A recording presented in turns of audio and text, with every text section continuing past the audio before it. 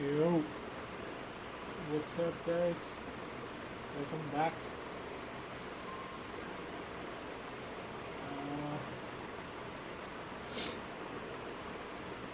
Okay. Oh, so the new scenario is up, which is not something I'm going to sign up for. I'm going to stay here for the 4 weeks, and then I'll go to the other new scenario that is going to come in October. Mm,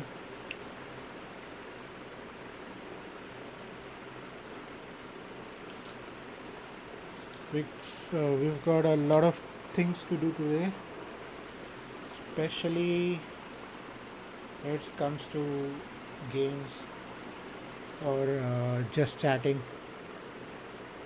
Champions.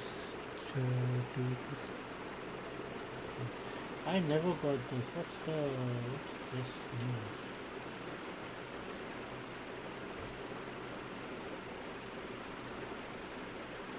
Sign up information.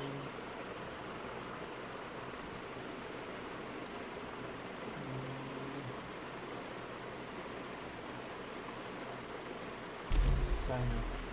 Oh, okay. So I can sign up for the upcoming scenario from here only. Okay. So this is coming.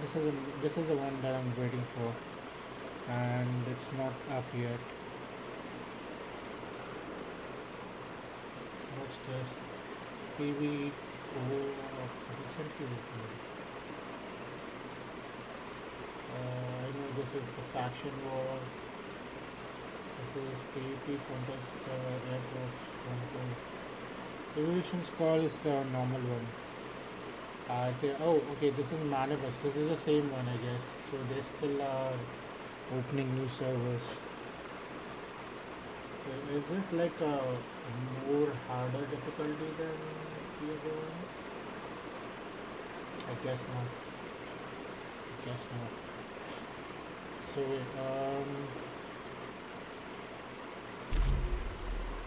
I want to sign up for this. So, let's see. I think this is going to be for like 27 days. So, like almost 4 weeks. So, I guess the server will also be up for 27 days. Then. Okay. Oh, I should take a screen.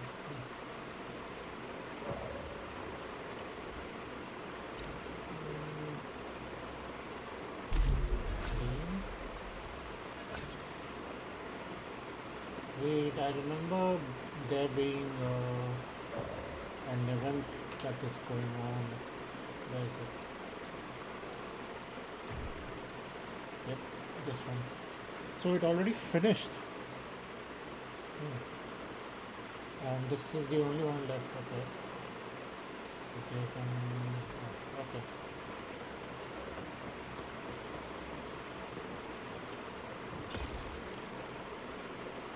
Orange juice.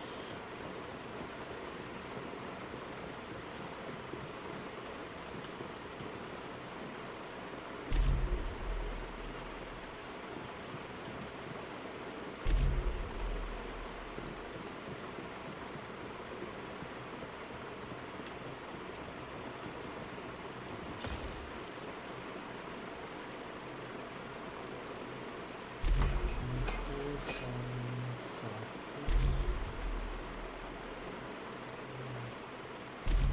oh yeah, this is the capacity, right?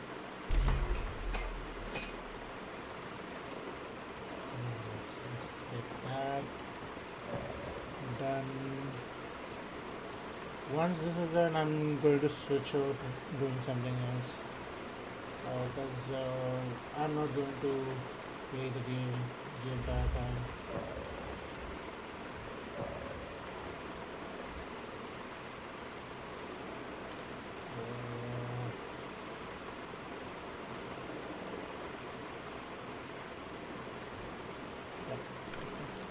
I'll take the stock room and then we can go on to reacting to a particular video that I was watching earlier.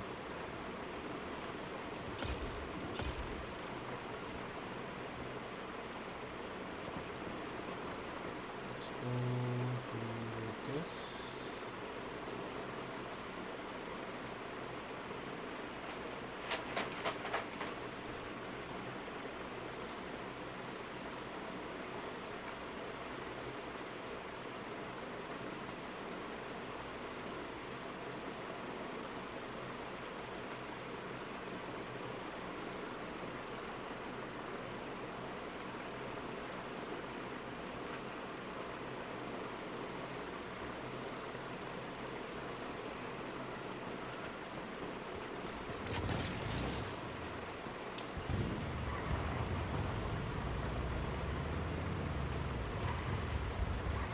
Nice, still buggy. Still buggy, bro. Still buggy. Ooh, okay. So they did update the UI. Hmm. And it's slightly less laggy than, but again, it's not that much. It keeps lagging again and again. Oh, come on. Give me some shurikens. Oh, come on, dude.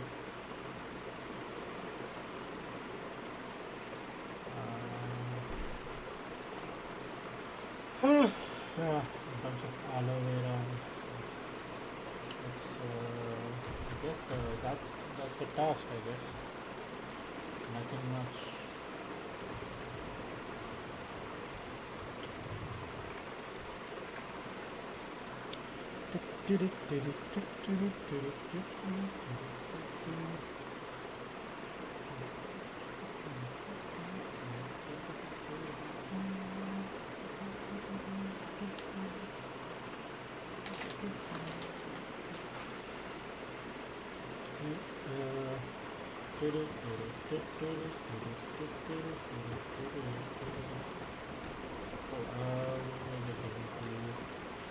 Yeah, I'll deposit the loot and then let's switch over to reaction.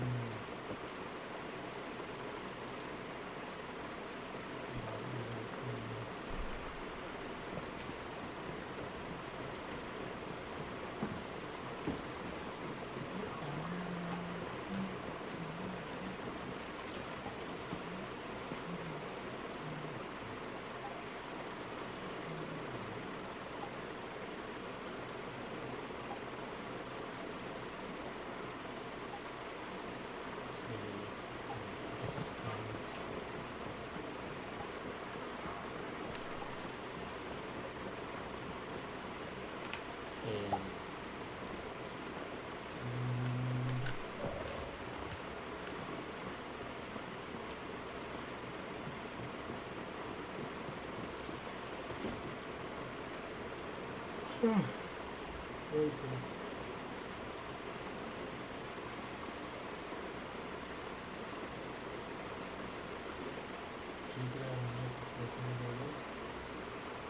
I for a moment it was some sort of a code or something.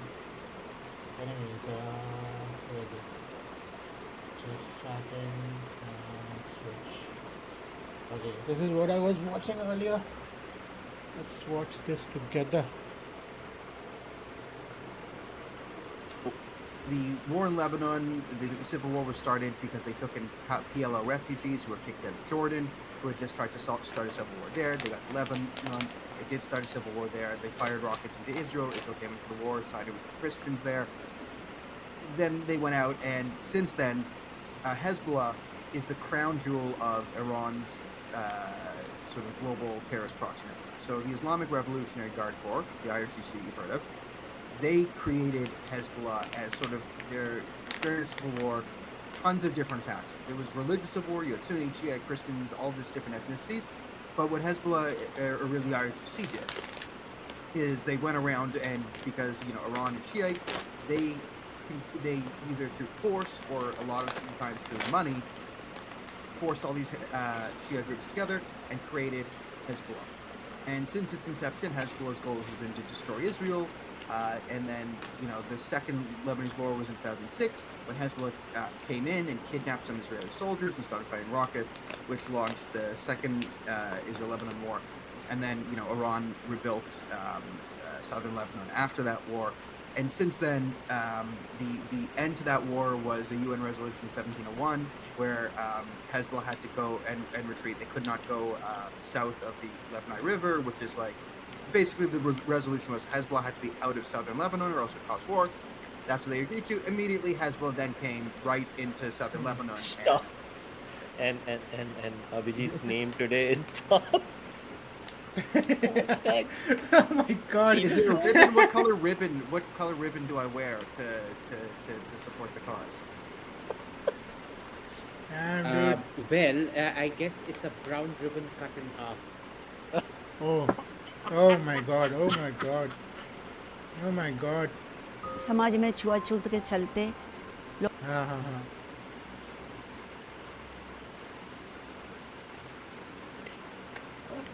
All right, Abhijit is here. So yeah, so complete your point, and then I. Okay, ask so I was question just going over the Abhijit. history of sort of Hezbollah. So so that was 2006, and then since then, yes, Hezbollah's been in the south where they're not supposed to be according to the UN. But does the UN have any power? No.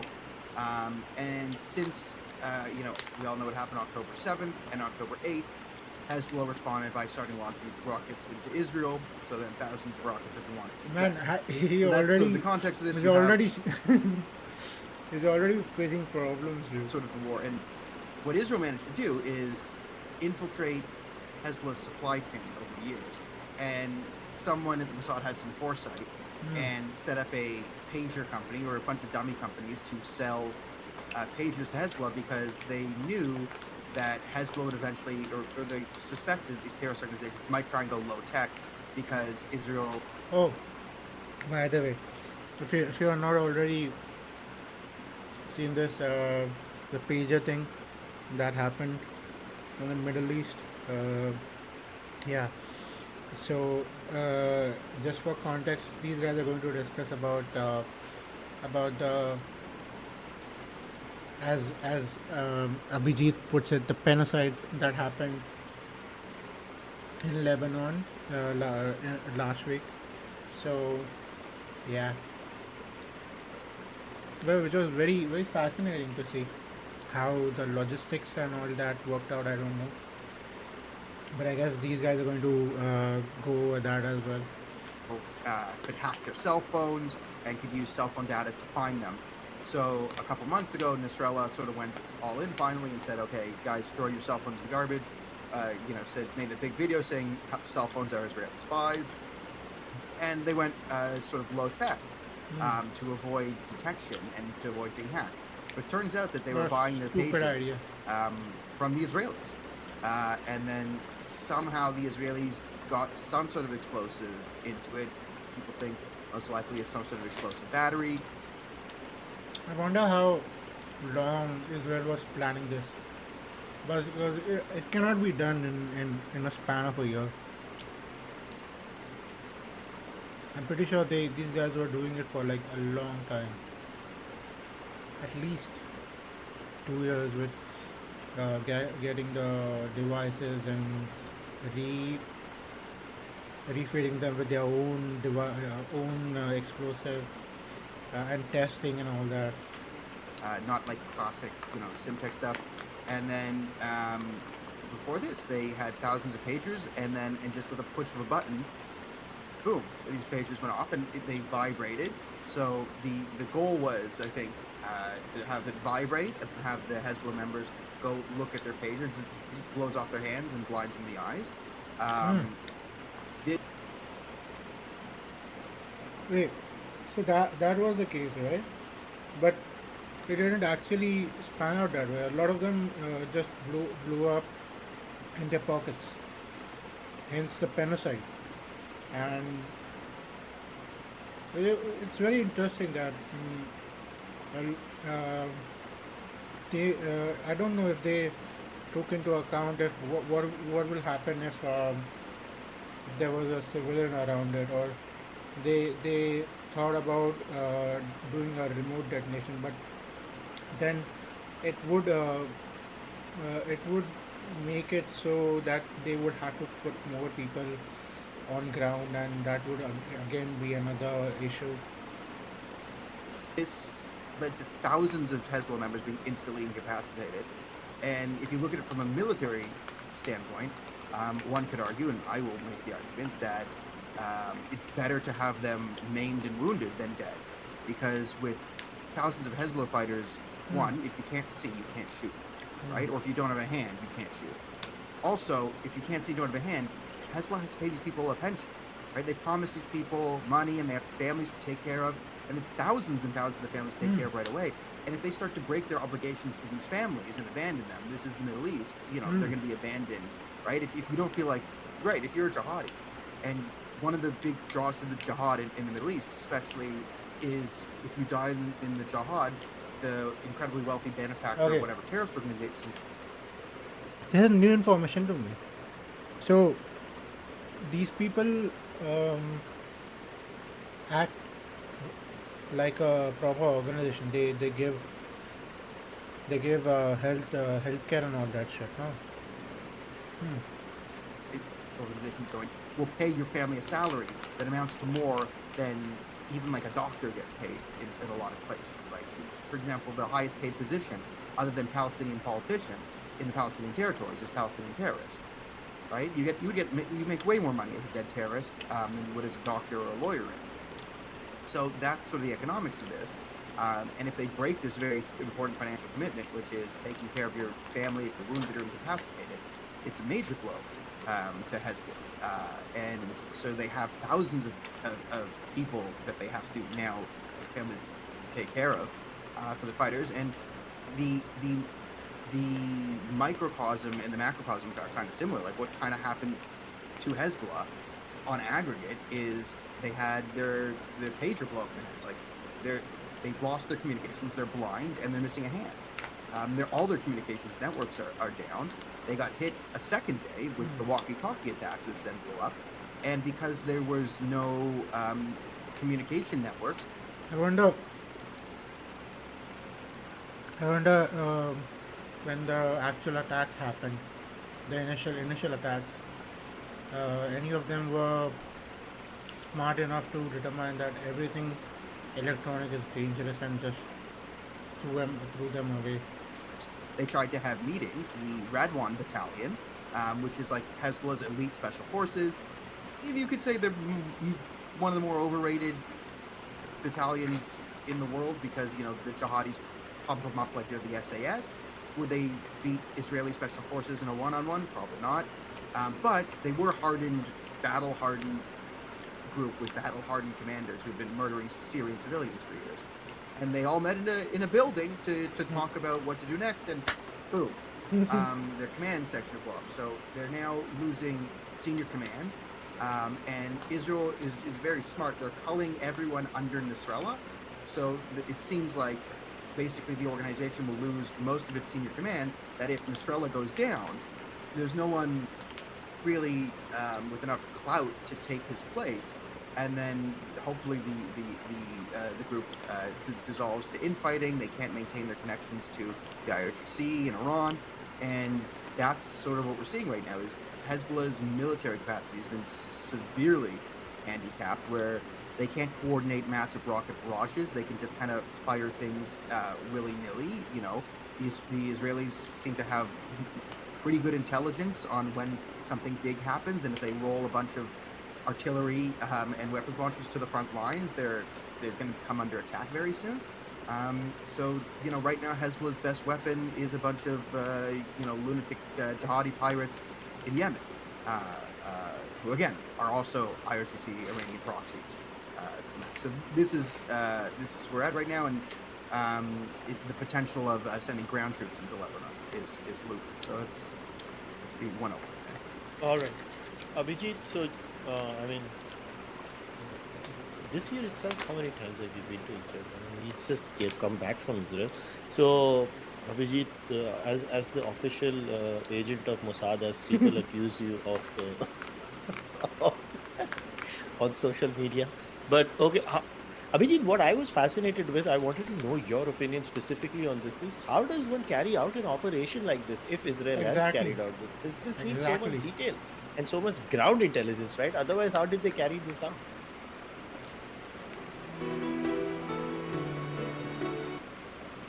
Yes, I will donate one day. It was in April, and I got back the day before Iran launched strike where nothing really struck. They only killed an Arab kid in the desert, an Arab Bedouin Muslim kid in the desert, and nothing else. Now, this probably took about 6-7 years to set up. Okay, See? because it was See what I said? Not a one day problem, bro. It cannot be done in a year. It cannot be done. It's just impossible. very systematic, slow. The Israelis don't do things. They adapt very well on the battlefield, but they don't do things in a hurry. They put a lot of traps, double traps, triple traps, redundancies in place over a period of time. Think of it almost as a time bomb, right? That you weaponize it as and when required. Now, one of the stories floating around is that Israel decided to detonate these bombs because it got compromised. Somebody picked up the fact that these the pagers had explosives planted in them. I don't think so, and I'll tell you why. Had they known that, the message would have gone across immediately across the Hezbollah. Yep. It wasn't done for that reason. This was done in a And very they would have calculated used the same fashion. pages to Now, send them remember, messages. the main thing here on 7th October was a failure of human intelligence. They had Yep. this whole thing called the concept, which was AI driven, right? Where they were certain that even small inputs into it would predict. Hold on, I'll be back. I need to get something from the kitchen.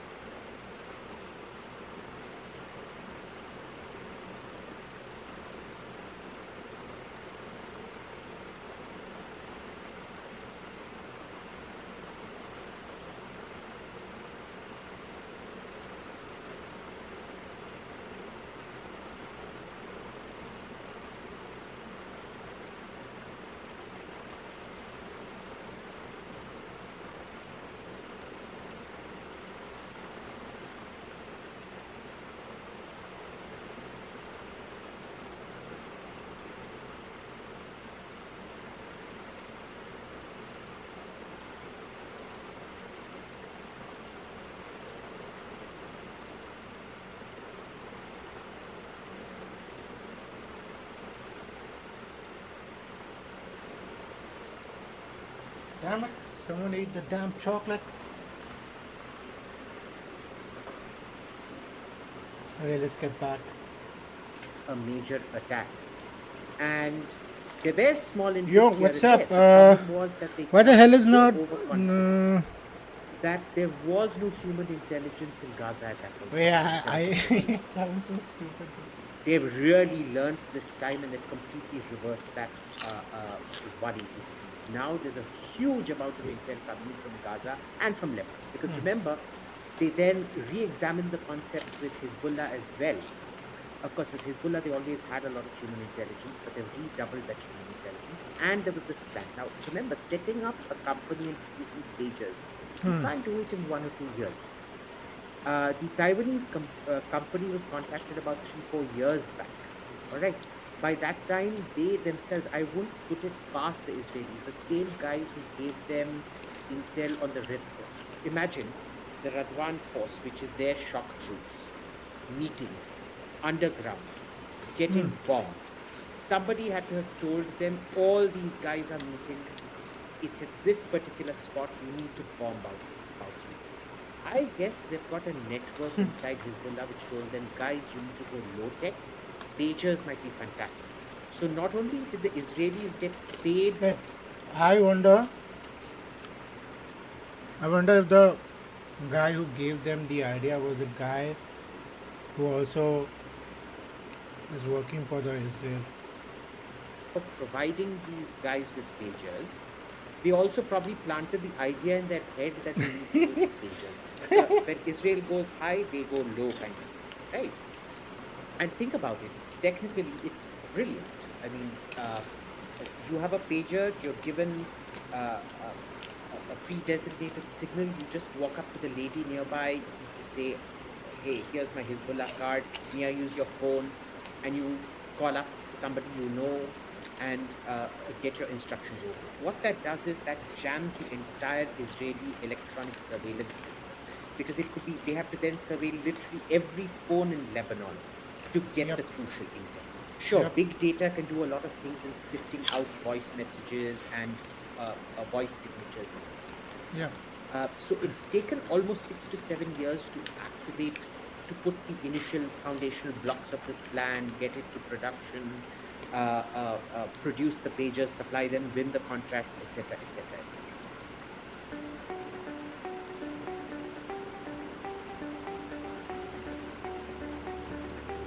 Oh, come on. Number one. Number two, the second crucial piece of intel that they got was a lot of these pages would have been given to people who were not on the Israeli organogram of Hezbollah. They would have known about, say, 1/3, maybe even 2/3 of all the Hezbollah members, the middle command and the lower top command. Remember, apparently 3 of Hassan Nasrallah's own bodyguards were killed that day while they were with him, Oh, apparently. So so wait. it They only had pages given to certain people were not higher ranking. So I wonder if the higher rank ones are still being tracked. they would have had a good idea. I mean, the higher rank one act as if they don't own the fucking thing. That's a different matter. But I wonder. But they wouldn't have gotten all these guys. And all of these guys were given pages. I bet you Israel was monitoring every single hospital. They'd hacked every single security camera in every single Lebanese hospital, and they were looking at who is coming in. So they would now, if the inputs into this were intelligence genius, the outputs that came out of the attack were even more intel genius, because now you know exactly who these guys are, what it was, where they lived, what they got. And of all things, why did the Iranian ambassador lose both his eyes? What the hell was he doing with the Hezbollah purchased pager? That was And so notice good. even more importantly, this is why I keep saying I strongly condemn Israel. Stop genocide. Abhijit Hashtag. needs to get a better connection. What the hell is Stop that? genocide. Hashtag. Oh my god, this guy. Why aren't the Iranians raising hell over their ambassador being blinded? Remember, they launched that attack on Israel the last time I was there in April. When their embassy, part of their embassy in Damascus had been bombed. here the ambassador, no less, gets blinded in an Israeli bomb, and the Iranians aren't doing anything about it. So, They're as so someone who, embarrassed. They so, don't want to answer the question, what the hell was that ambassador doing with the Hezbollah pager? Because Exactly. this operates on the belief, it is plausible deniability. Like Israel today can genuinely come out and say, we don't know who did it. Maybe Daffy Duck did it. Maybe it was internal sabotage within Hezbollah. Maybe it was the next guy who wanted Hassan Nasrallah, or somebody who Hassan Nasrallah had promised marriage to 20 years back that took this out in a revenge plot or something like that. The Iranians can't do that because he was caught with a pager that blew out his eyes. He was seen at the hospital with his entire front of his face bandaged Damn, and all bro. of that coming out. So it's that typical, I keep saying this. This is why chutzpah is what in India we call chutzpah. Is a Chutzpah. Hebrew word. It's Yiddish, no? Yeah. But anyway, whatever it is, it's a Jewish word for a reason. yeah. So there's another element to the Iranian stuff. This is where having a lot of Iranian social media influence and being an honorary Iranian helps. You think the memes are hardcore in Indian Twitter or in English Twitter? You haven't seen Iranian Twitter. They are having a field day, they are going so hard. Now, there's an element to it. Like, this is humiliating, okay? Again, many of the jihadists believe that you go to heaven in the middle of jihad, 72 virgins. Oh. A lot of the big selling points is you join a jihad, you're told if you go into Israel, you can take the Jewish women that you capture for your pleasure. They belong to you. It's What? a bit of a psycho. To get That's your that's new. dicks blown off. Never. Kind of embarrassing. And really, really, really, really, really. Okay, that's new. I never heard of it. Also, this entire thing about 72 virgins. How do you know that your ding dong can still ping pong in the heaven? You getting me? How do you know that your ding dong can do ping pong in heaven? Is there a hadith written? Is it mentioned in the Quran? How do you know that? Undermines your credibility in the Arab world. Okay? The Saudis do not respect anyone without a hit. You get yours blown off, it's that. The other thing is the ambassador. Who is IRGC? You're the ambassador to Lebanon from Iran. You're an IRGC. Okay? He lost his office. What the regime has been doing since their new step to sort of quell protests is they learned in 2019 when they just started massacring. They killed like 3,000 people in November. When they were dead, people angry, right? So what they started to do is they realized, okay, if there's bodies coming out, then Amnesty International is going to criticize us, but we pretty much have human rights organizations on our side because they're focused on Jews or India or America or what else. They started blinding protesters, right? So hundreds of Iranians have lost their eyes in the protests, and that's sort of the thing is like they're sort of aiming buckshots at people's eyes to maim them and blind them to have them. Because the thought is, if you blind them or scar their eyes, they'll be a walking reminder of why not to go against the regime. So for the last 2 years, they've been blinding people as a symbol of, this is what happens when you come against us. This is strength. You are blind. Now they're ambassador to Lebanon. His eyes blown out. So there's the reason Abhijit went out. But also, if you make a big stink about this guy, and you have to say to your people, our ambassador to Lebanon got his eyes blown out and he's now blind. Oh no, feel bad for him, right? All the propaganda they've been doing of like, look at these losers without eyes who are, be scared.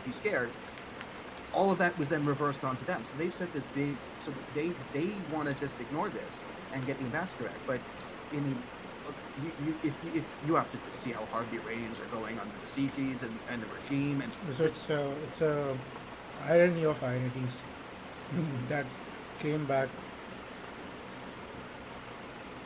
to bite them basically.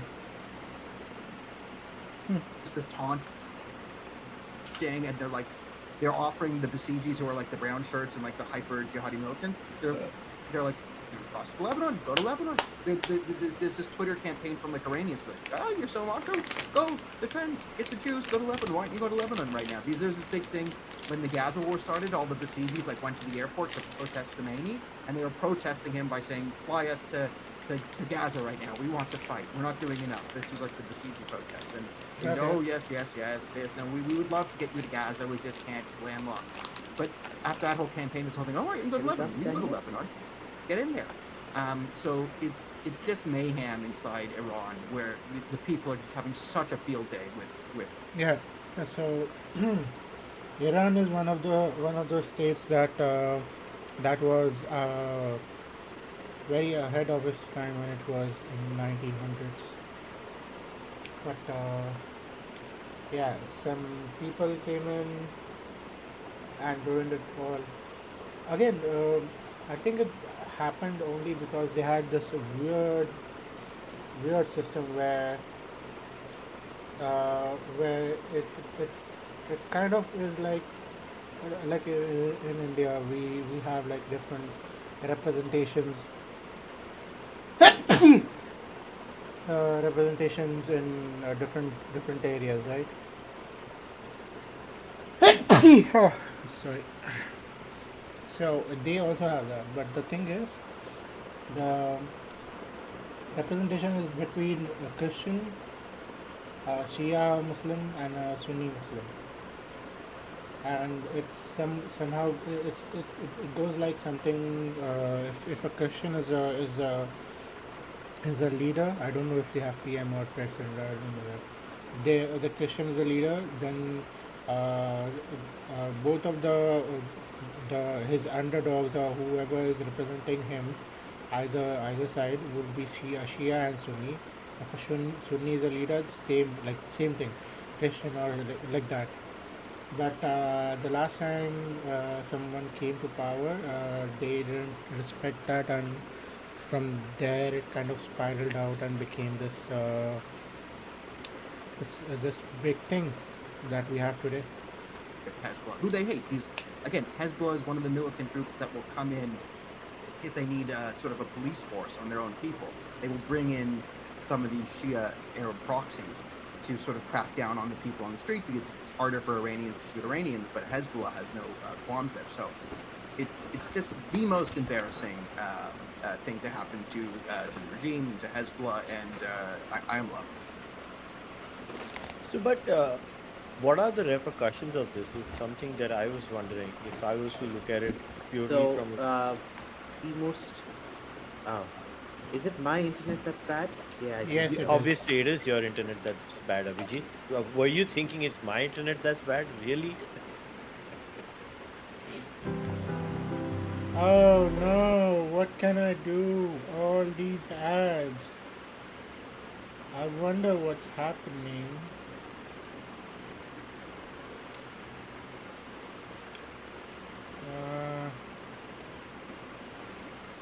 Okay.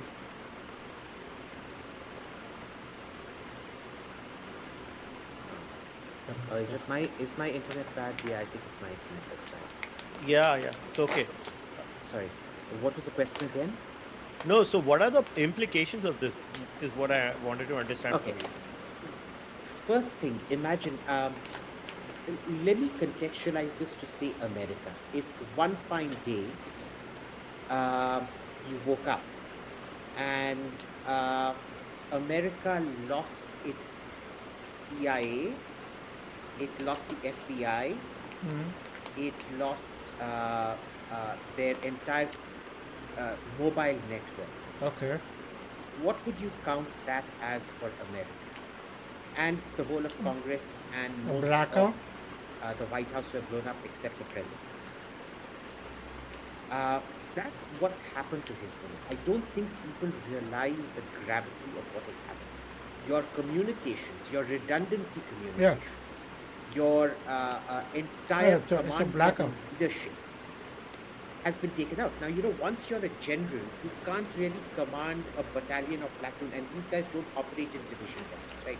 Terrorists operate at platoon levels or sub levels. Your entire military experience built up over 15 to 20 years has been wiped out.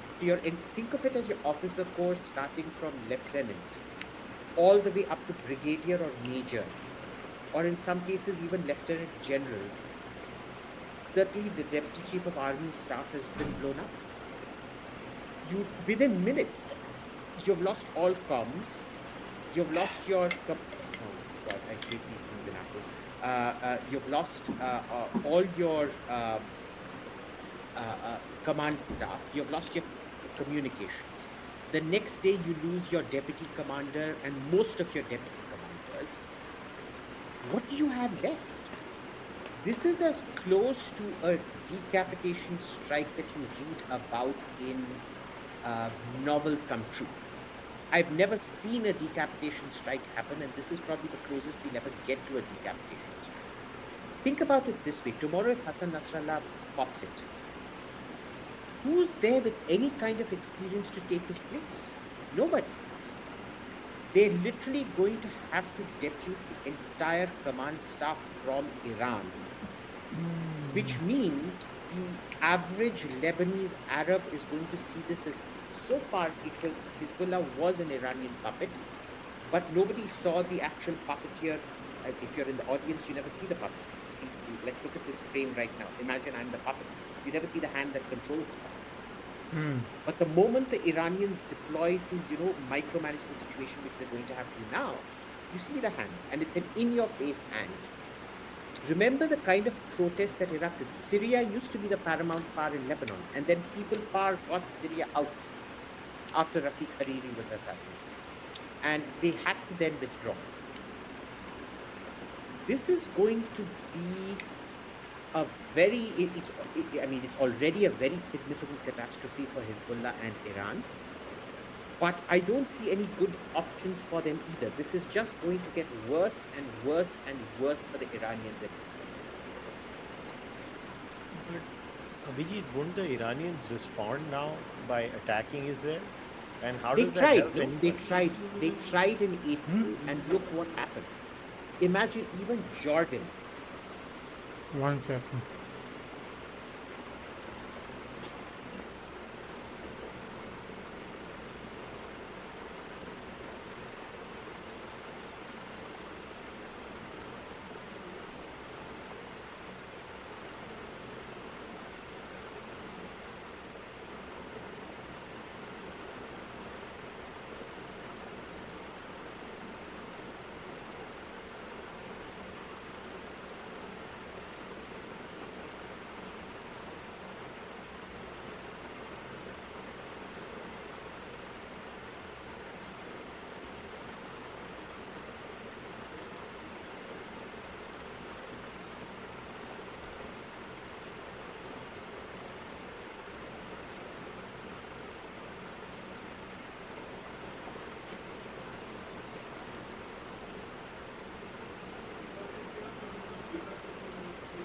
Okay.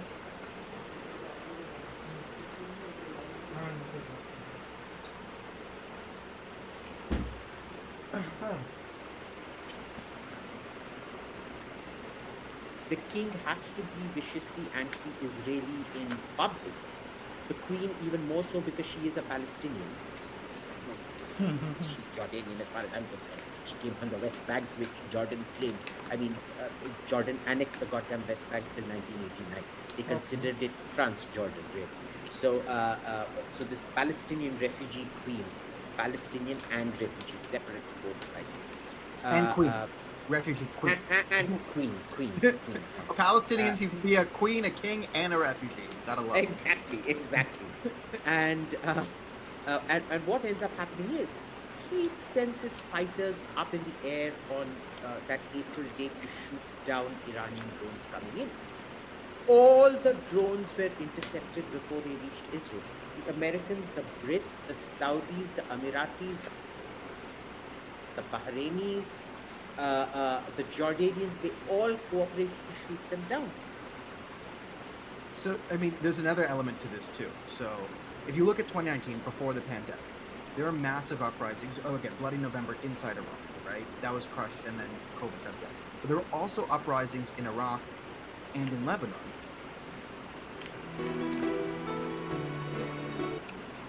Mm-hmm. Basically, Iran, Hezbollah, or the shit. Like, so there was massive civil discontent towards these organizations.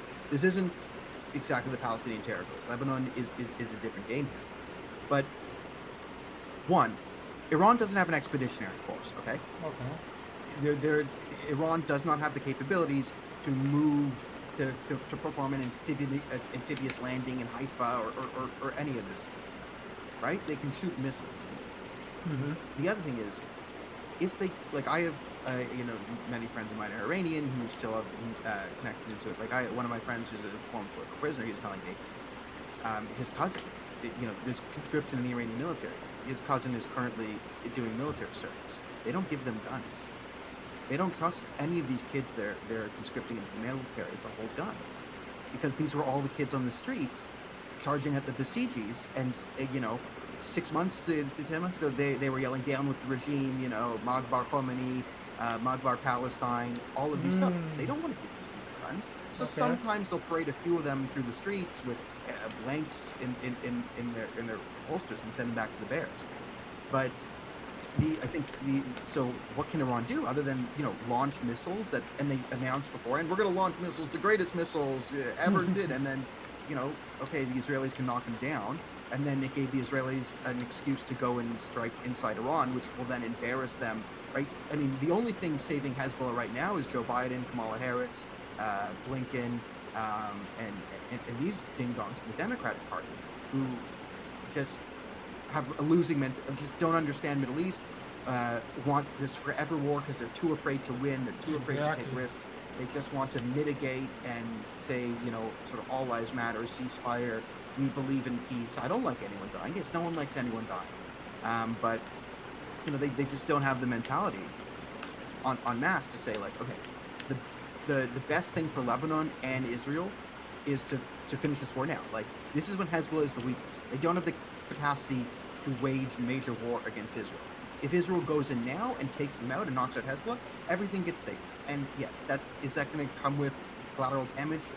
Yeah. But it's a well-funded terrorist organization that's been at war with Israel for the last 40 years. And if you let them rebuild themselves and gain their strength back over the next couple of years, you're going to get a much, much bigger war than you would if you just go through now. Well, they're decapitated.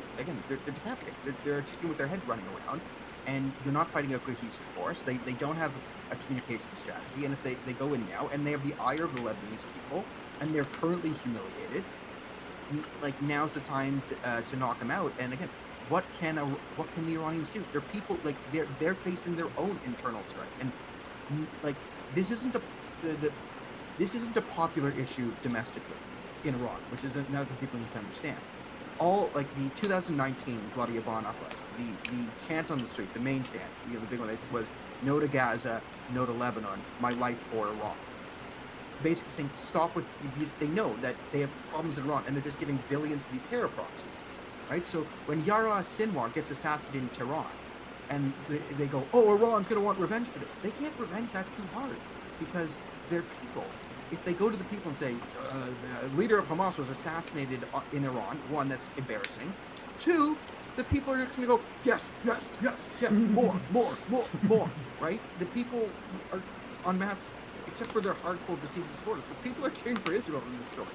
So if they go, oh, we must avenge Hezbollah in Lebanon, the people are going to go start memeing them and making penicide jokes and eye-blind jokes. So it's not a good, narrative strategy. They have to maintain this sort of like, I mean, Khomeini's having a meltdown on Twitter. He's like a crazy woman whose boyfriend just dumped her, and she's just going off at 3 a.m. Yeah. Yep. That's very cool. I saw a lot of tweets coming from his account. saying, I'm fine, I'm actually doing great, and this. Hezbollah is victor. Like, Khomeini's just having a full-on meltdown because he knows he can't do anything, but he has to keep beating his chest because his audience is now international guys. But then I have a question here. Can they manage, let's say, both sides. On one side you have No, Hamas, and no. on the other side you have Hezbollah. How do they manage both Hamas and Hezbollah on each side? So okay, Abhijit, but is Israel ready to manage Hamas on one side and No, Hezbollah? no, no, no, no. That that would be that would cost a lot to do that. It would cost a lot. On the other? Absolutely. Look, they did the smart thing. Since 7th October, Okay. Hezbollah, by the way, is the one that started attacking Israel on the 8th of October in solidarity, quote unquote, with Hamas. Okay. Uh, there were many reasons for it. You know, Hezbollah was seen as the superior organization, better trained, more likely to pull off this kind of attack. In fact, if you search YouTube, about 10 years back, Hezbollah uploaded this video of a plan to attack Haifa and northern Israel, which was exactly this. They would come into Haifa, inflict, which is the northern part of the northern port, the Adani port, really, inflict massive casualties and take hostages and use them as bargaining tools. This is actually a Hezbollah. Which, by the way, are still being held. A lot of them are not yet released. So it's safe to assume most of them are dead, Plan that or Hamas most of them are trafficked or something. executed. Okay. Now, what has happened though is Hezbollah felt they had to show solidarity, but more importantly, they had to re-establish themselves as the bigger, more superior organization. And Israel waited. Since 7th October 2023, it's almost going to be 1 year. It's been at least 350 days now. They've launched 9 to northern Israel. What? And Israel has responded very minimally in the north. Because Israel's entire plan was that they're going to finish off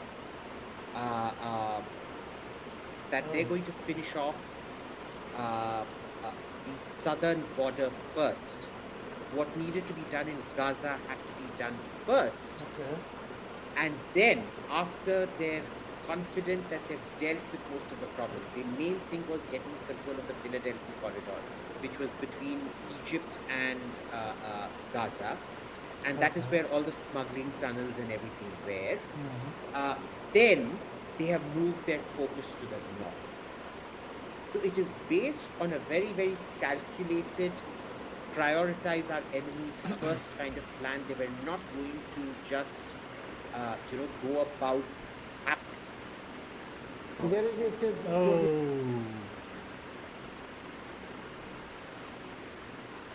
YouTube is being generous today, Did on giving me all the ads for charity. the northern front, finished off the southern front, and now it's mostly mopping up operations in the south, where they've refocused to the north. Yes, Yahya Sinwar, who's the current, de facto head of Hamas in the south, has not yet been caught. I'm sure he's gonna meet his very, very sticky end fairly soon. But for now, the focus is now on Hezbollah.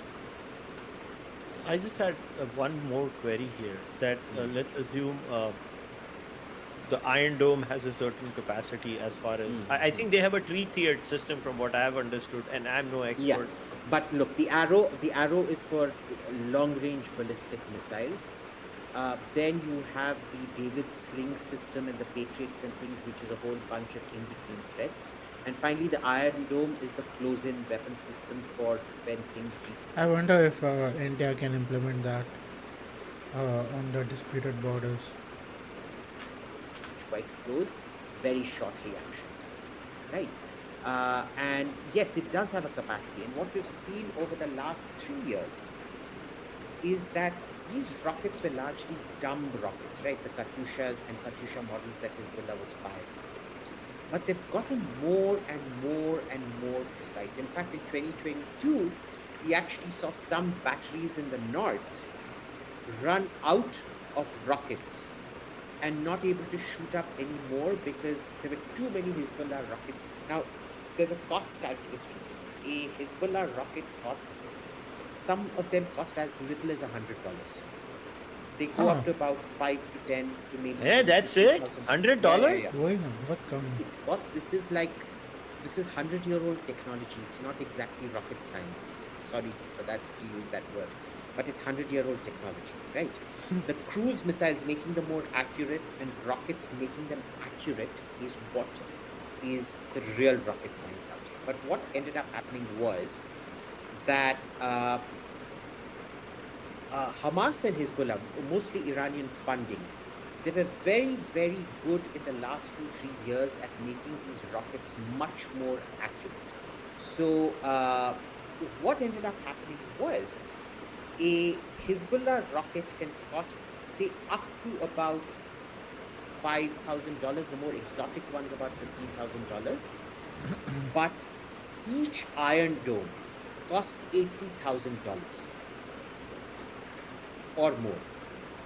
The problem, now you see the economics problem out here, right? Most of these Hezbollah rockets that they fire are more like about $50 to $500 kind of shit. So what ends up happening is there's a huge imbalance, and the way the Iron Dome compensated for it was it had predicted inputs that all of the rockets are going to miss.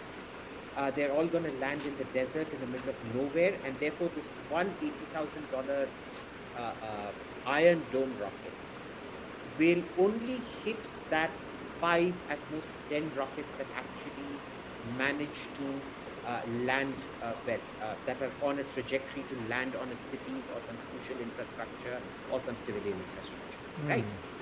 And that made perfect economic sense till about 2-3 years back. And that's when the sort of tide started turning on these rocket attacks, and the number of casualties increased. Which is why, Kushal, we need to remember the whole of northern Israel, about a 25-kilometer strip, has been evacuated. There are 70,000 people. Now imagine 70,000 people in a country of 9 million. That is a huge percentage of your population. Exactly. 25 kilometers in a country that's just 150 or maybe 200 kilometers north to south is a huge part of your land that has been left unusable. It's a huge part of your population that's displaced. And you know, Israelis in these kibbutzes up north, kibbutzes and moshavs and cities up north, they have a great sense of community. So communities have been fractured. Kids have been living in hotels or worse for the last year or so, going to schools with completely new people, growing up without a sense of community and things like that. And you know, we were talking to people from Kiryat Shmona, which is one of the one of the communities in the north that has been forcibly evacuated. And they were telling us, you know, it's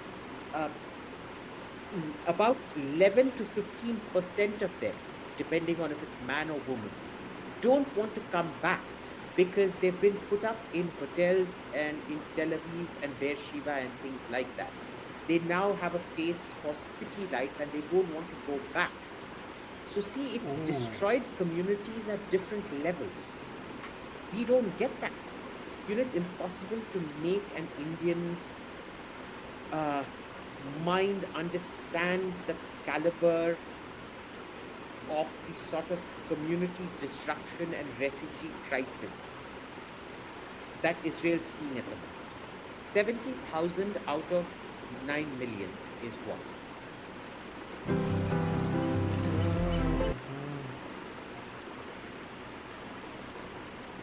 A bunch of super chats that's going over here.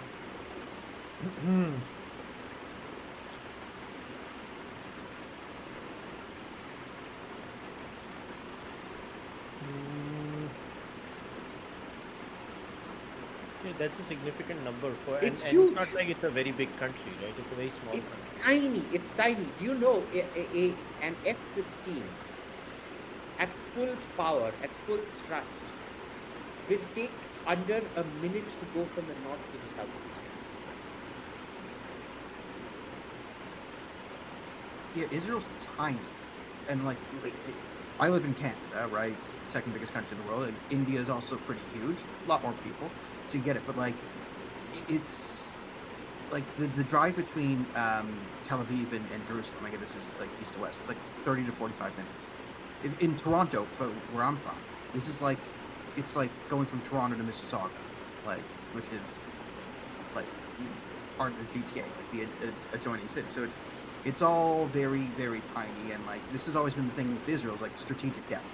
It's always a question in Israel's military. What's the strategic depth of Israel is minimal, right? It's this thin, you know, and like, you know, from north to south. That's the big part, and you know, you get there, and again, it's like a 4-hour drive from like the very southern tip of Israel to the very northern tip. And again, it's less than an hour from like east to west. This is, you know, it's tiny. So when you have Hezbollah rockets, you know, pushing the people out of the north, you get a massive problem. This also explains, if you want to know why will the West Bank never be a Palestinian state, it's the high ground, it's the hills of Judea.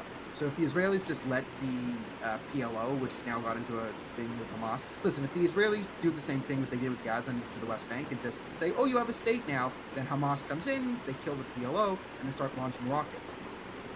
No one in Israel is safe because they have the high ground and they can just hit everywhere in Israel with low-grade rockets. Keep the Ben Gurion airport would be under constant artillery barrage.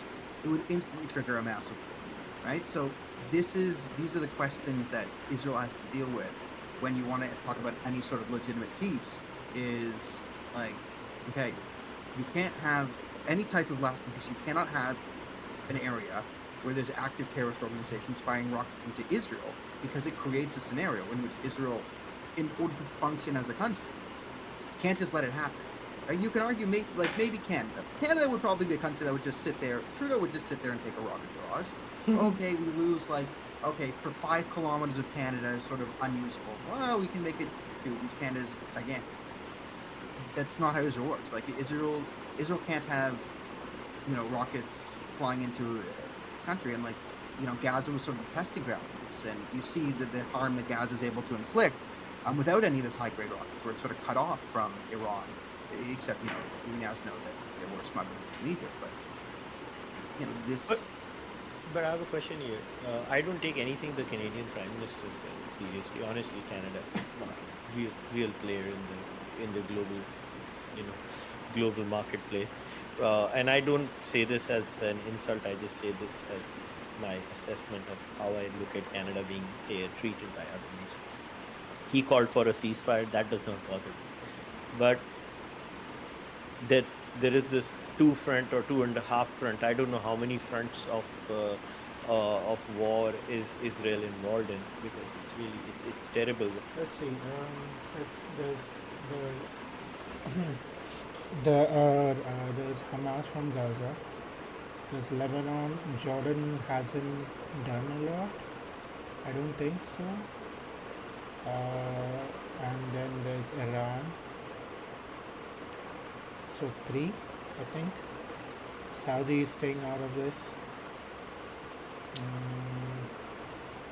Yemen hasn't done anything. So I think 3. What Israel has to go through, and it's also terrible what the other side that is in constant war with Israel has to go through. The human life cost is just terrible overall. Yeah. But considering America does matter, and now there is constant pressure on Israel, Daniel, and I want both Daniel and Abhijit. First, Daniel, you can come, and then Abhijit can come in. The American elections are around the corner. Yep. Now, Donald Trump has taken a very different line in his campaign, but the Harris administration, and I'm not talking about the Biden administration, This because will Biden decide might a be lot many of things, things. but Biden's clarity on Israel was far better than Kamala Harris's clarity on Israel. Yeah, she's going to fuck Now, it up. how dude. does the American election impact all of this in your view? I'm pretty huge, sure she's going to impact. destroy it. Like I was saying for the last year, okay, and because like there's 2 types of, well, 3, the ones who are 3 types. There's the crazy ones who are Jews for Hamas, but in the larger community, like the overnight, there's sort of 2 types, okay. There's those of us who want Israel to win the war, and those of us who just want it to be over, right? My mom's side of the family, oh, I can't, I just want it to be over. No, turn brain on, really engage with the problem and realize, no, Israel needs to win. Other side of the family like that. So I've been trying to tell this faction and explain to them, the war is not going to end until after the U.S. election at the earliest. Oh, come on. Come on, dude. Why? Because What was that? Democrats are in power and they're not providing any viable win scenarios to the Israelis. The Americans, and under Biden, don't That's want the true. Israelis to win this war. They want a tie and a peace.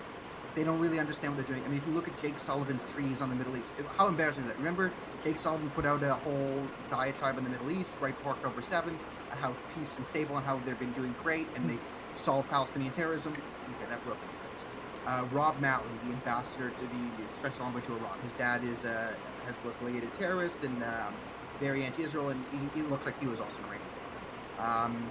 The Iran experts in whatever. It's shown that there's a couple people who had security clearance in the Biden administration were active spies for the Islamic Republic of Iran. They didn't fire these people. They're still there. They're still going to secret meetings. They're still being briefed. The head of Intel, Madar Bitar, like the Muslim brother, it's a Muslim Brotherhood member who gets these security briefings and gives them to Biden in the morning. So Oh, yeah. this The Muslim Brotherhood is basically it's like the secret society of for the Muslim people. They don't come out, but they work from the shadows, and they change. They usually push propaganda more than anything. this is sort of the Democratic Yeah. Party right now. And while Biden, in whatever mental capacity is left to him, yeah, he has history of being more like America and Israel have a friendship. A lot of people overestimate this. There's a famous quote from Menachem Begin in the 80s that a lot of Jews use again, like, I am not a Jew with trembling knees. I am a proud Jew with 3,000 years of history behind me, blah, blah, blah, blah, blah. Who did Menachem Begin have to tell off when it was a Western politician just attacking Israel for, going after Hezbollah? Joe Biden. It was Joe Biden who Menachem Begin delivered this quote to. So there's that, right? So the game theory for the Israelis, I've always said, is listen, if you want Trump to get in, you don't want to settle this war. And this is before, Biden took over. It was always, you don't want to settle this war if you don't have to while Joe Biden's in office, because he's not providing any viable win conditions to the Israelis, right? You want Trump to come in, because if the Trump comes in and you actually have a pro-Western, pro-Israel American side who will let you win the war, right? Trump will let the Israelis say, okay, we're going to take a 1 kilometer buffer zone in Gaza. We're going to take control of the Philadelphia border. It's going to be backed by the Americans. He's going to tell the Europeans to shut up. They're going to do that. So because they take a square kilometer of land from Gaza, the Gazans will understand we lost the war because we lost land. That's how the Middle East works. That's how people think. You can pretend that people in Gaza are really UC Berkeley students and they're all transgender. They're not, right? And then you have the Biden administration and the Obama administration, which has had a historical record of appeasement of Iran, the JCPOA, right? Again, taking sanctions off, right? They're letting the Iranians' economy come back to full capacity by loosening sanctions to let them basically give their oil to Venezuela, so Venezuela sends the oil and sends the money back to Iran. They've empowered the entire IRGC network to come back in. There's people within the Democratic Party who are philosophically pro-Iran because they believe that the best I can say is it's like the Obama disease, where I am so great, I am so narcissistic, I am the best. I will hug the Ayatollah. I will hug Khomeini. I will just give him a big hug, and I will impart my pure Obama power, my wisdom, and my kindness onto Khomeini. He will be my friend, and it's just Netanyahu and these Israelis who are ruining my plans for world peace. This is the mentality of the Obama administration. So the Israelis, if they can, like, okay, they'd rather wait for Trump to potentially get it. Now you have the disaster rate. If Kamala wins, things are going to get a lot worse for the Israelis because Kamala will be worse than Biden. Because, Yep. the rank and file of the Democrats are bad. There was something the president had talked about. Kamala Harris sent a message when Netanyahu was coming in to meet with Congress. She's the head of Congress. She's the vice president. It was her job to open the thing. She went to go dance a couple things over. Like she sent a message that like I'm not there, right? She's also sent a message when she shows Waltz over Shapiro, like I'm on team Hezbollah, right? It's Hezbollah Kamal, as I hope Trump says one day. Wait, And what? so the Israelis now have to like go like, okay, are we gonna have to do this without the Americans? Like, because if it's Kamala, then it's okay. Israel's on its own, and we'll have to figure this out on its own. And they're just gonna you're gonna see it. They're just gonna start ignoring the Americans. But if Trump comes in and actually provides a viable win condition, the war can end a lot sooner because Israel can win. Israel's not going to settle for a tie. And listen, Netanyahu knows this is the last thing he's ever going to do, right? It's win this war and then you're gone. Like that's his job. And his thing is like, does he want to retire in shame, or does he want sort of the Golda Meir treatment, where he had to retire because something bad happened? But when we all look back at it, we go, okay, Golda got us through the Yom Kippur War, right? You know, Bibi wants to sort of, oh, he took out Hezbollah, Bibi blew him up, Bibi, right? And then he can set off into the sunset and keep his reputation as sort of the great defender intact. So Israel wants to win the war. It's just the Democrats weren't going to provide a viable win, so they now need to see like, okay, Democrats are going to pussy out. if Kamala gets I'm in, pretty then sure they just they're have to going win do the that. war sort of militarily, And ignore this is everyone, just and going to then get dragged on and on and on and on. I mean, even if they kill off a good percentage of the terrorist population, right? It's not guaranteed to be a permanent thing, but it will be enough to keep a lot of these organizations in check. But if this just keeps dragging on and they somehow recover, the organization somehow recovers, this will be problematic. Yeah, it will be problematic. force their own conditions on Hezbollah or on Lebanon, and that might get very, very messy. If Trump comes in and says, okay, we're going back to, our enemies are our enemies, our allies are our Okay. allies, we're going to strengthen relations with the Arab Gulf states and the Saudis and the UAE, and they'll come into the Abraham Accords. And listen, it's the Middle East, so the Saudis will pour billions of dollars. We're going to put a Saudi puppet in the head of Lebanon instead of an Iranian puppet. That's the new status quo. And we're going to take the crown jewel of the Shia croissant on the Mediterranean. We're going to take that away from Iran. We're going to give it to the Saudis and their proxies. Okay. And the Israelis will be happy with that, right? If the Saudis take control of Lebanon, the Israelis will be like, okay, that's a win for the Israelis, okay? Saudi control of Lebanon, a Saudi puppet, that's a win. Right? They'll take that. But the Biden administration is antagonistic to all these different forces, whether it's out of, foolishness, spite, infiltration, who knows.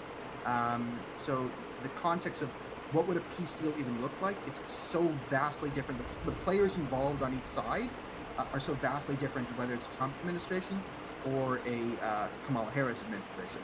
So for now, I think the Israeli strategy is just until November, just decimate Hezbollah. They have the advantage. They have Hezbollah completely on the back foot. They have all the momentum. If it seems like the plan, and the plan probably should be, is just I mean, there's I don't get. I mean, killing every single one of them will be impossible because it's not the people, it's the ideology that pushes people to do these things. And again, ideology, lack of education, understanding of the entire world, and all that. And then getting into groups, getting into like getting into that environment just amplifies those things even more. no one is president of the United States right now. There's no president of the United States. Okay. While the president's asleep or in a nursing home.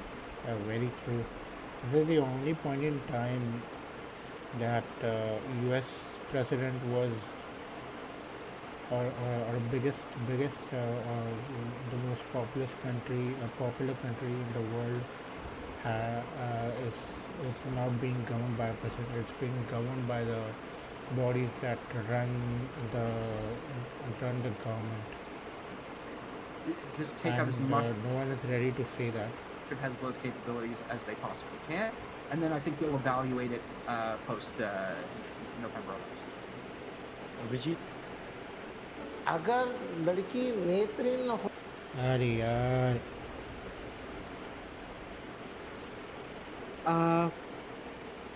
You know, a lot of my liberal Jewish friends in America are clutching on one line that she said at the DNC, okay which was, "We are committed to defending Israel."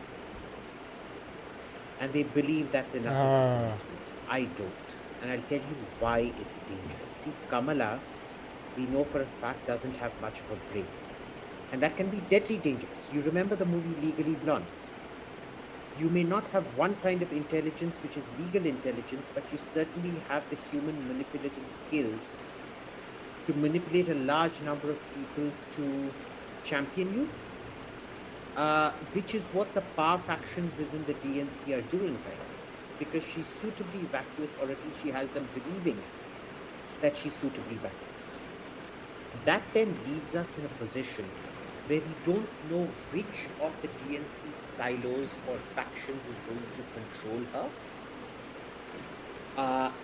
And specifically, what will the CAIR and other Muslim pressure factions within the DNC control her? yep So with Biden,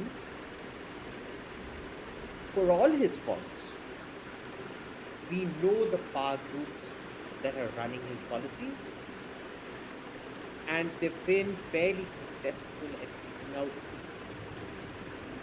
a lot of loonies from very, very important districts. Let me contextualize this in terms of India. You can't prevent that jackass of an ambassador they have here, Eric Garcetti, from making a fool of himself. They can't prevent him from inviting every little liberal podcaster and comedian, stand-up comedian to the embassy and project them as the next gen leaders and things. But you tell me, Wait, has who Jake is that? Sullivan or Anthony Blinken or Secretary Austin dropped the ball ever on India? No. People will then come back and say, oh, well, Anthony Blinken released that USCIR, the Council on International Religious Freedoms report on India. Well, he has to.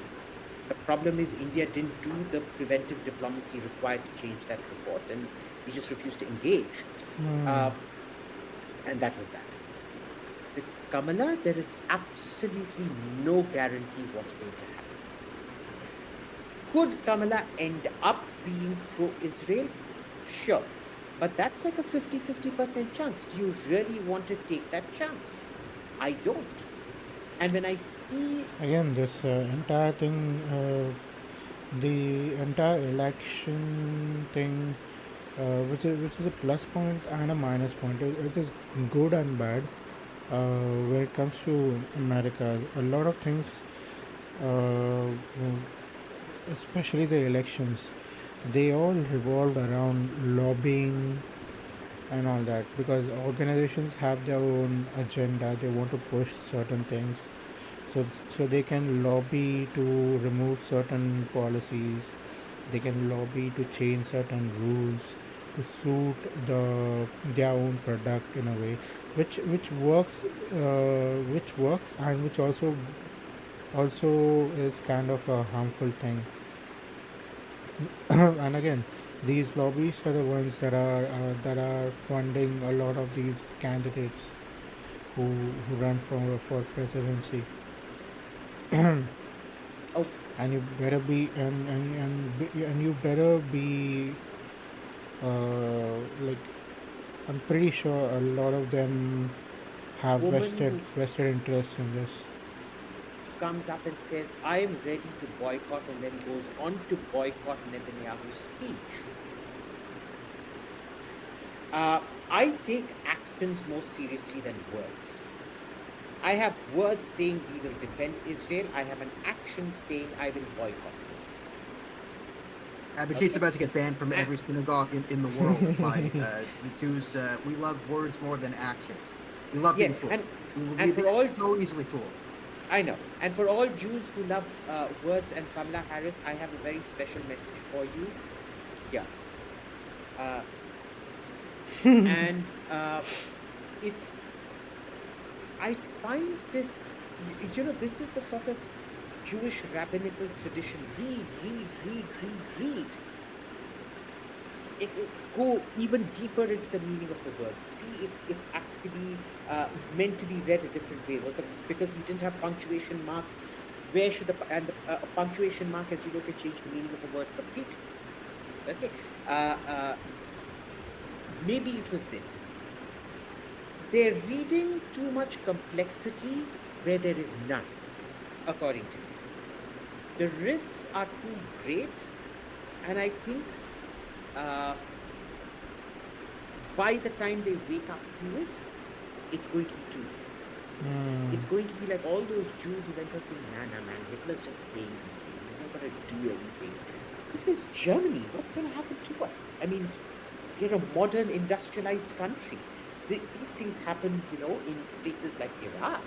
They happen in places like Russia and Ukraine, which are backward little shitholes. They don't happen in modern Austria-Hungary. They don't happen in Germany. Of course not. And look what happened. This woman is going to be a disaster for Israel, is my take on that 50% probability. Maybe I'm wrong. I think it's Maybe a I'm five. wrong. I think. Listen, I think you're wrong when you say it's a 50-50. I think it's a 5-95. I think 95%. That's yeah. That's like. I mean, yeah. Read the tea leaves. Like she boycotted. I just love. There's someone in the chat going Quran 582. So hilarious. Okay. Also, when applying Pakistan PP third and fourth verse. Fourth verse. Oh, okay. Okay. Oh, I see. Someone is. I just love the fact that people in the chat are fighting on their own. Oh my god. Wait, search YouTube what? Ola equals Ola Uber is gay with profile Momo. What with profit Momo? What?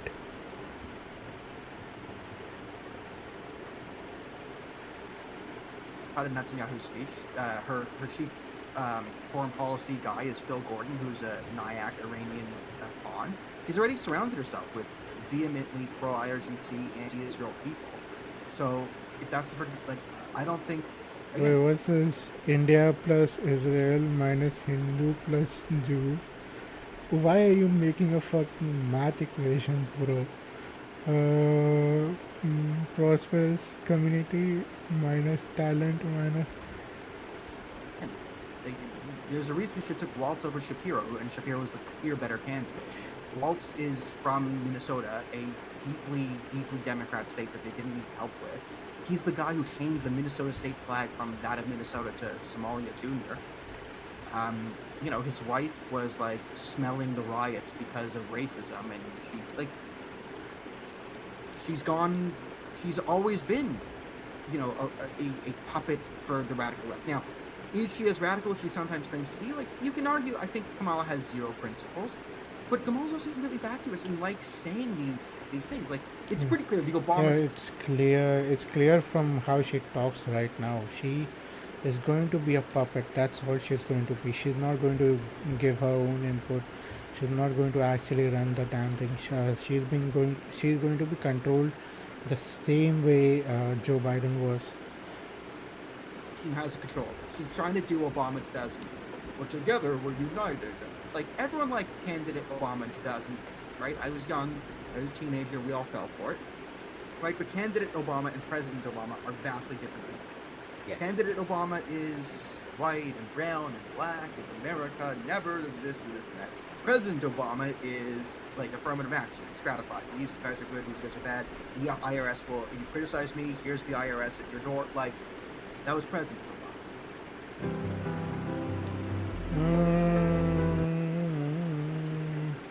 Yeah.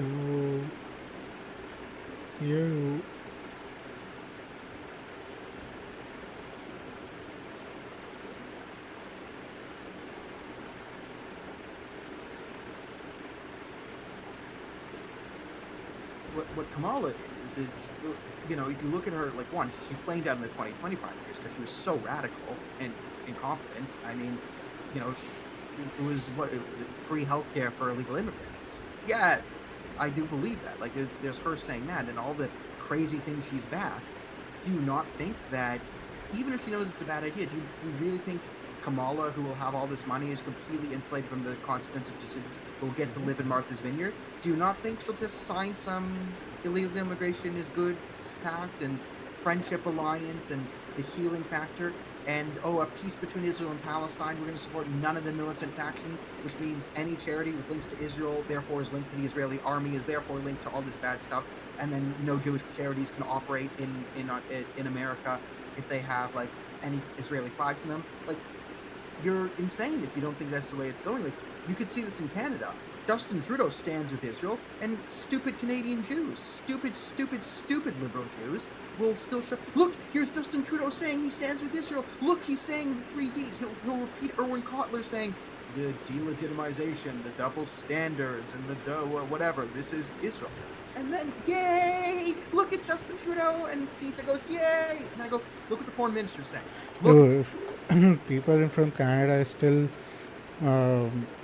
still supporting this guy is like baffles me, dude. How can you be so blind? the foreign minister, Melanie Jolie. Just look at her. Oh, yes, we must worry Israel's assault on Palestinian civilians, and we renounce the people of Lebanon and their pagers. Like, look at the foreign ministry. And the JNF, one of the oldest charities in Canada, the JNF lost charitable status under Justin Trudeau during the war. They took it away because they continued to capitulate to the mobs outside. And the jihadis, there's nothing that will satiate this mob of jihadis on your streets in the West. Nothing short of bombing Tel Aviv will make them happen. And then after you bomb Tel Aviv, you will have 2 weeks of peace until they realize the new thing is bomb Washington. Yep. And then, okay, maybe if you install a global caliphate, there'll be peace. But then the next part is the jihadis will then kill all the communists and homosexuals that were with them. So that's the next phase of the war. Then once they're all dead and we have a full caliphate where everyone's been forcibly converted to Islam, okay, then there Which might Islam? Which Islam? Well, Sunni and Shia. Okay, then they'll kill Oh yeah. This is another thing, dude. each other, right? And then right after they kill the gays, then they'll kill each other, and then there'll be more and more sub-factions. So when there's one jihadi left on Earth and everyone else is dead, there will be peace. It's essentially, where these things are going. So, but we continue to capitulate in Canada. And the Liberals know they're not going to win, and they're sort of making investments because there's two prominent left-wing parties, and Greens too, but they're now sort of vying for, they've been importing tons and tons of people from the Middle East. This was even Justin Trudeau's open strategy in 2015. He did an interview with Arabic newspaper saying he's going to prioritize bringing in people from Muslim countries. He said that to Not just Muslim countries and Punjab. right.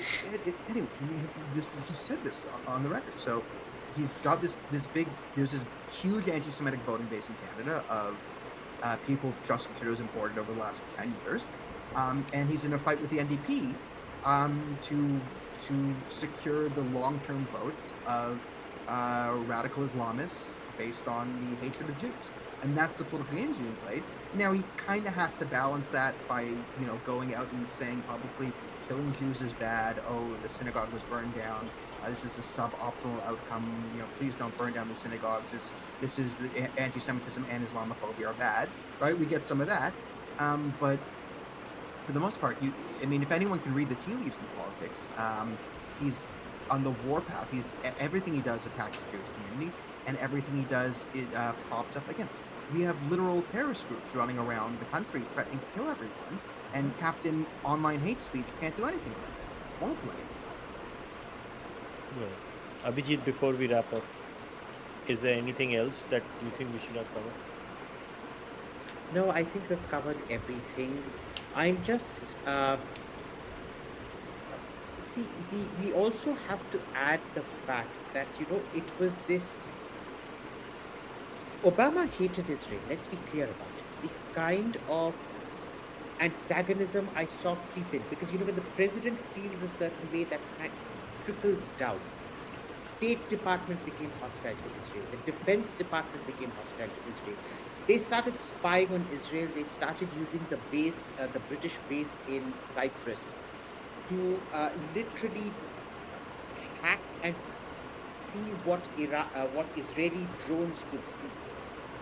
That was how much mistrust there was. This is the DNC core. Now, Biden's been able to keep that in check to an extent. But if Kamala comes, this is the same bunch of people that signed the JCPOA, what's called the Iran nuclear deal, which removed sanctions on Iran that had nothing to do with nuclear. Those were terrorism-related sanctions that were removed in lieu of not giving up nuclear weapons, but pushing down the nuclear weapon sunset to about 10 to 15 years. All right, they kicked down the problem.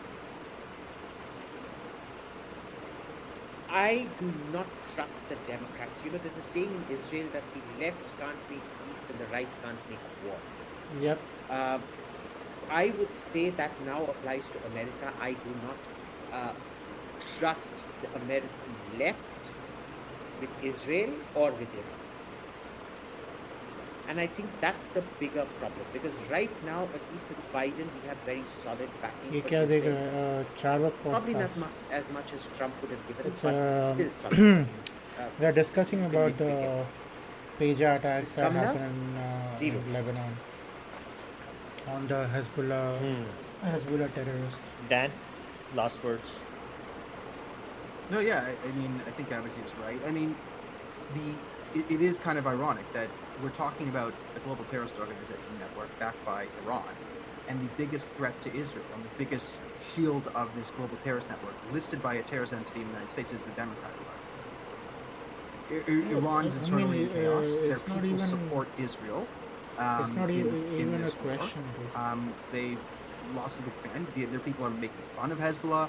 Everyone's making fun of Hezbollah to get your dicks blown off and your eyes blown off. It's hilarious to the Arab world. It is. It There's is. there's not a lot of pearl It is. clutching, single cat ladies, as Adrian would say, in Saudi Arabia, going, oh no, don't do that. So this is the massive event. I mean, the fact that Israel pulled I this off foresee a is lot of memes really that are amazing. going to come, That they a lot of found a shows way that are in going a to use loophole this. where the Americans and no one could really veto this, and they just managed to basically the biggest knife at their throat was Hezbollah in the north, where when I now have family members who will come to me for what's in Iran instead of the news because they don't know. And when Iran was attacking Israel back in the day and sending all the missiles at them, that's like, is this the big one? I'm really worried. And I said, the big one, if there is a big one, it means a land invasion from the north from Hezbollah. Yep. I mean, Hezbollah's flinging rockets and land invasion from Hezbollah. If they're going all in, if it's the attack, it means Hezbollah's coming in from the north and trying to push. That knife at Israel's throat has just been taken away. The crown jewel of the IRGC. I wonder what It was their Israel's first next move and will be, because biggest and most successful they cannot intimidating just terrorist group with the they cannot just sit by now. They will have to move and make they will have to make the next move, because a big chunk of the enemy is immobile at the moment. So I wonder where else they are going to go and attack. Rodwan What battalion. what are they going to do Sharp next? special troops. Boom, gone. It's all up in smoke. So Israel's really done an amazing job, outmanned, surrounded, back against the wall, to pull off what I This can never be okay. India can never do this. Not because we are incompetent in any way. It's just because we don't have enough of the resources that Israel has and enough of the backing that Israel has, despite being on not so good terms with the US or the West in general. They still are able to fight wars and still are able to defend the land that they come from. Which India, I mean, look at the north. We are already losing some of the land we have to China. And again, this kind of sets up a new kind of precedent for like warfare in general. Like I don't know if the if I don't know how difficult it is to get get the pages and all that and implement the device and make it boom. All those things. But I wonder if that can be re you know like if that can be re-engineered in a way to suit and suit some like I mean it I don't know if it can be re-engineered by other people or other organizations. If it can be, I wonder if Hezbollah or one of the terrorist organization will try it on Israel. But again, Israel has a good information network, so they will already be on top of it. I think India should take something from this.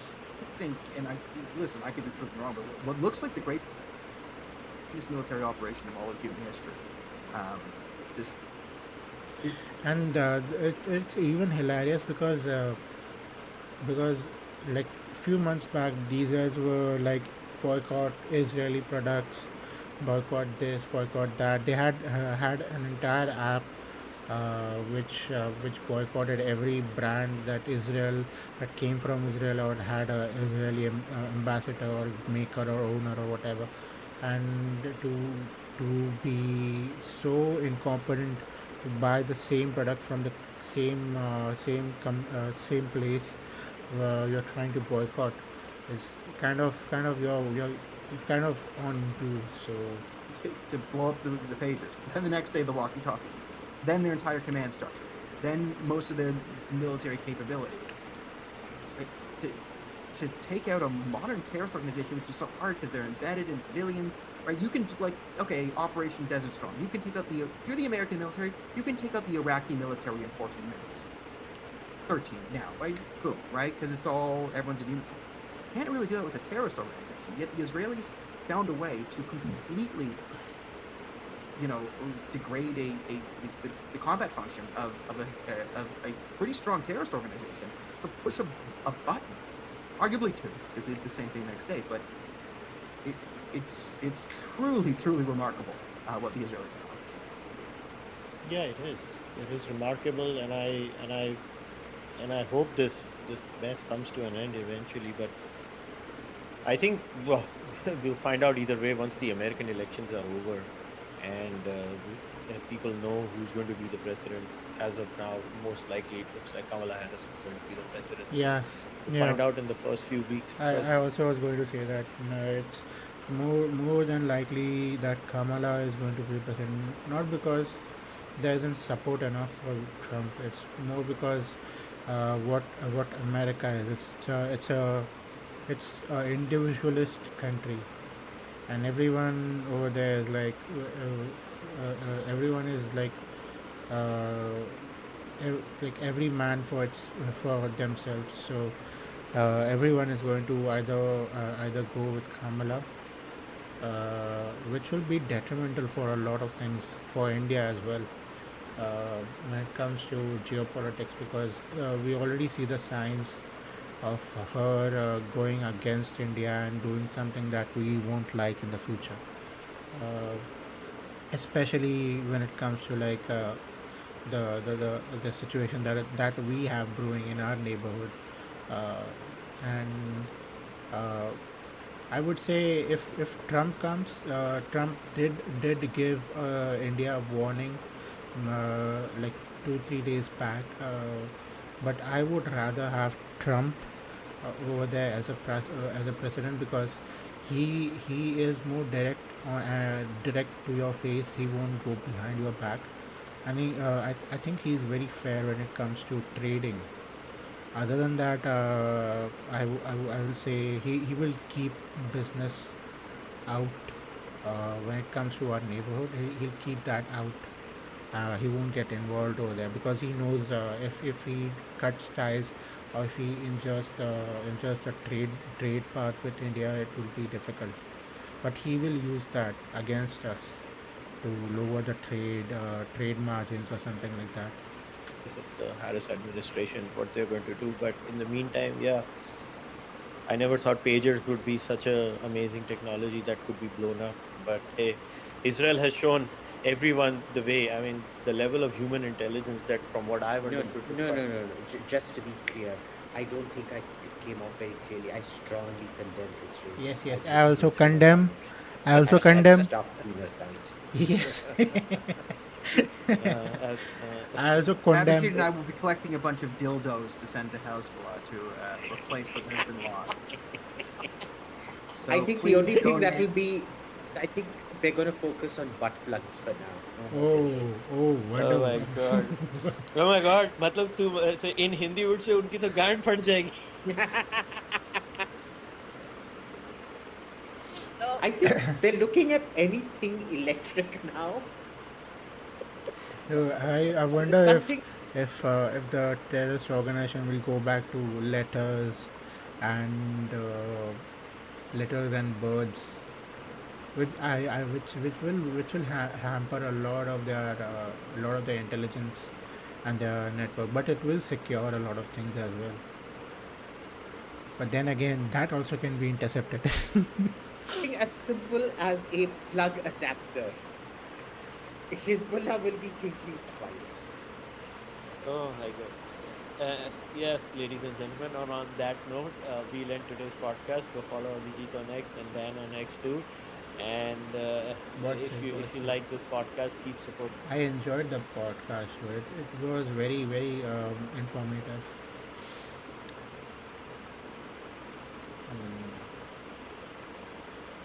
Especially the the comment section, dude. The people in the chat who were like fighting each other. Anyways, let's go back to the game, do something else.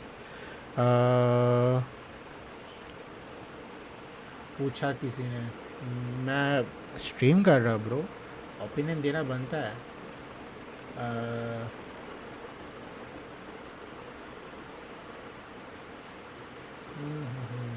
चलिए बाद में करते हैं, video back to game.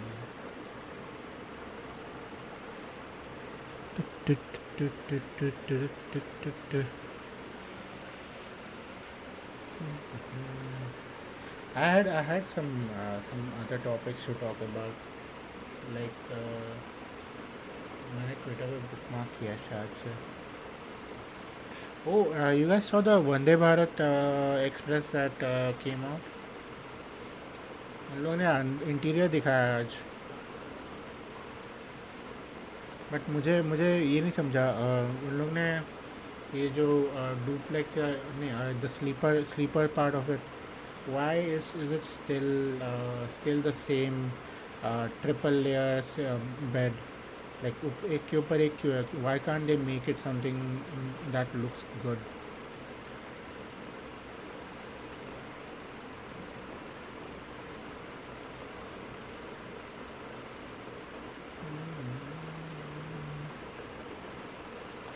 Okay.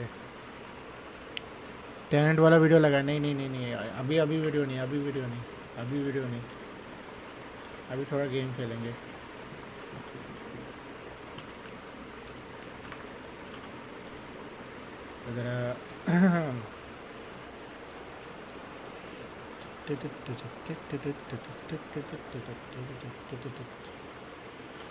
Okay.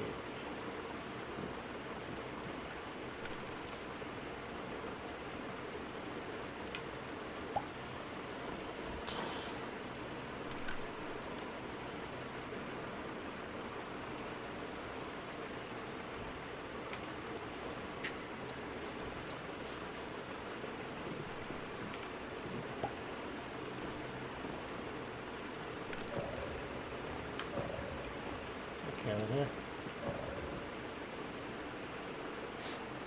On public demand, तू अकेले demand कर रहा है और 3-4 लोग डिमांड करेंगे तो ठीक है, पर 3-4 लोग है ही नहीं यहाँ पे। इनविटेशन कोड यार, इसको ये कभी आएगा, ये कभी आएगा, ये कभी आएगा। मेरे को एक नया बिल्ड भी बनाना है यार, बिल्ड भी करना पड़ेगा। मे बी नेक्स्ट सीज़न ही कर लूँ भाई।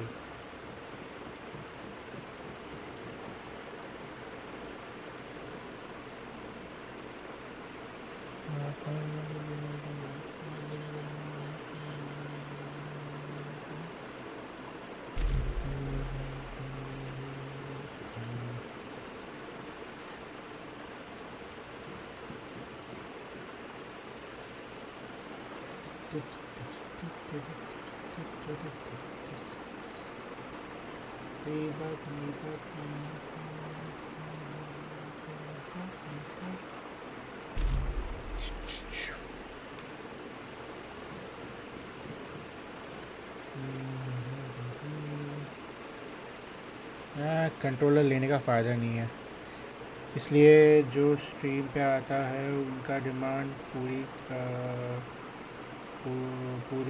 करो, नहीं तो वो भी नहीं आएंगे।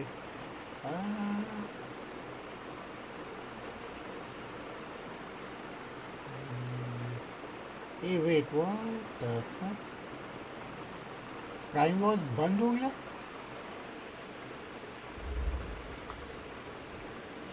मुझे लगा प्राइम वॉच चलेगा और 2-3 दिन।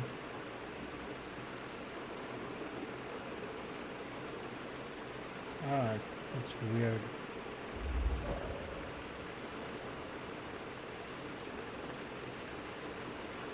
सर्वे के लिए 300 करोड़ में, ओके।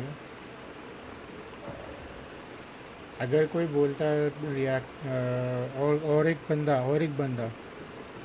चाहिए मुझे यहाँ पे आके बोले कि भाई लगाओ कुछ, ठीक है, फिर मैं लगाएगा।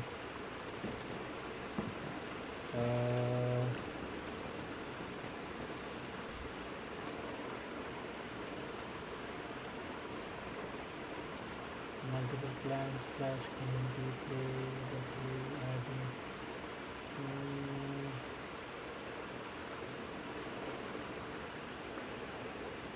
if one more guy says कि बाबा हमको चाहिए वीडियो, तो I'll put it on.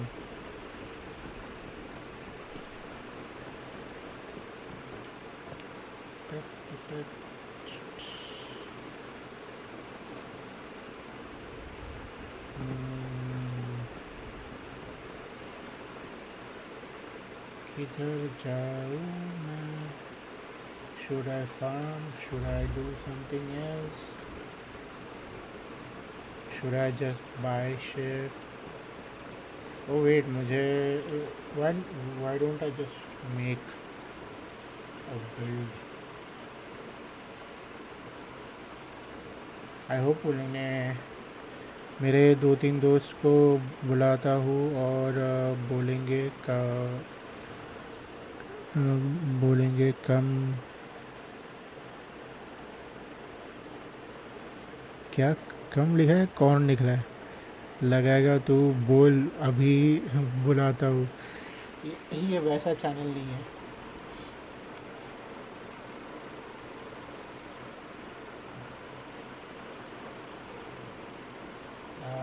मेरे पास 20,000 है, 20,000 फॉर दिस गुड आइडिया।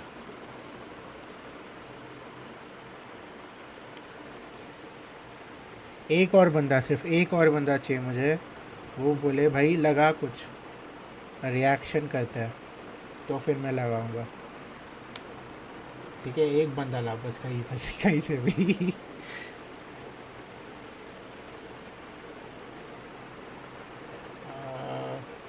ठीक है, ये तो मस्त है, इसके लिए तो मैं ये ले भी लेता हूँ, ठीक है। फिर आता है ये रेनेगेड मेरे को देगा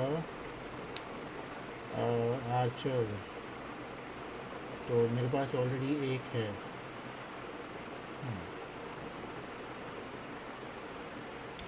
मेरे पे ऑलरेडी एक है right.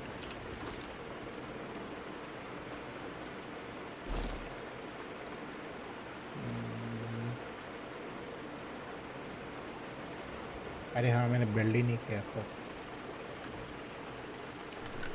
Okay You know what, मैं एक बिल्ड देख ही रहा हूँ। Why not just let me just check that out.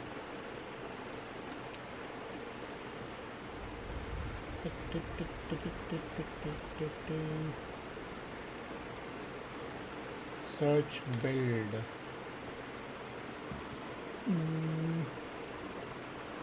क्या था नाम इसका? बिंगो। बिंगो।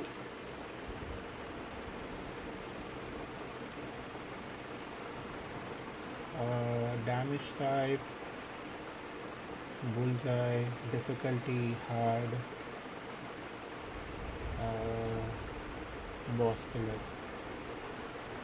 Yes, मिल गया। Bingo version 2. Tenant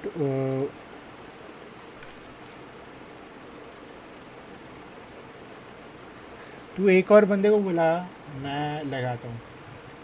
We just need one more guy. Okay, we just need one more guy. ठीक है, तब तक मैं मेरा नया बिल्ड बनाता हूँ। 3 piece renegade, 2 piece Bastille 2 piece इसलिए। ओके, बैस्टिल का 3 पीस क्या करेगा? Stay crouch and immobile for 0.5 seconds to enter Bastille state and grants 40% weapon damage. Ooh, that's good. अगर ये 3 पीस कर सकता है ना तो बहुत सही होगा।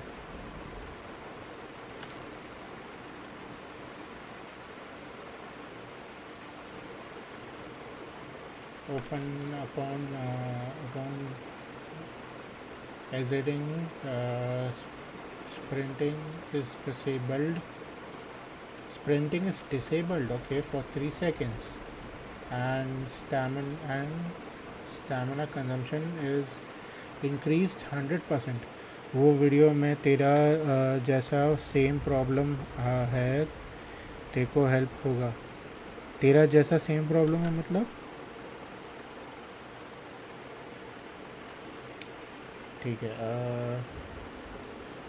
3 पीस, मुझे एक गारंटी पीस यहाँ पे चाहिए। सो 3 पीस यहाँ पे आएगा और 2 पीस, और काश और एक आर्मर रहता और एक बस, तो मैं बैस्टिल ही ले लेता, क्योंकि इसका 40% weapon damage is way better than week spot damage. Hitting enemy consecutively grants 1 stack of archer's focus, increasing the weak spot damage by 4%. ठीक है, up to 10 stacks, तो 4 10 40. Wait, so it's 40% weak spot damage, but weak spot damage is not the same as weapon damage. Weapon damage does more damage to the enemy than weapon damage does. So anyways, I'll have to buy 3 piece renegade and 2 piece bastion, because I already have a bastion. No way. 2 piece renegade and 3 piece bastion, because मेरे पास already है एक। ठीक है, ये हो गया एक, ये हो गया 2। ठीक है, ये हो गया 2। सेवियर, शेल्टर, बैस्टल का मेरे पे तो जिस प्रॉब्लम की वजह से नवी मुंबई शिफ्ट होने का, हाँ वो मुझे पता है, पर मुझे और एक बंदा चाहिए। I want one more guy to say कि भाई रिएक्शन करो, मुझे वो चाहिए, मुझे बाकी कुछ नहीं बता, क्यों? वो तो मैं फ्री टाइम में भी कर सकता हूँ। एक है मेरे पास, ठीक है, मैंने ये लिया है ना, मैंने पैंट और ये लिया, पैंट और हेलमेट। तो मुझे, और मेरे पे ये तो है, तो मुझे ये 2 लेना पड़ेगा। परफेक्ट। रुक जा फिर मैं लगाता हूँ, रुक जा फिर तो 2 मिनट रुक जा, मुझे खाली क्राफ्ट करने दे ये, और फिर मैं लगाता हूँ।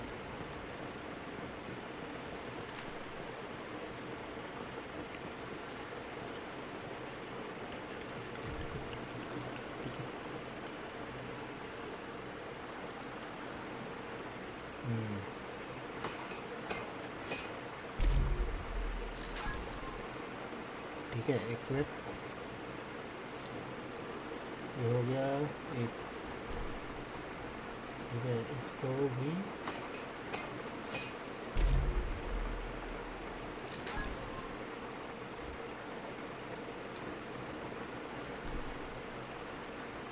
ये रेनेगेड,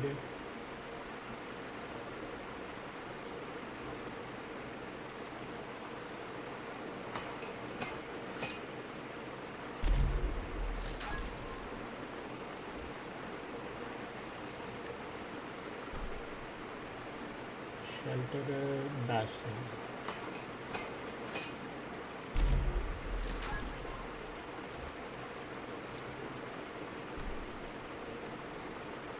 रेनेगेड, स्टॉर्म वीवर नहीं,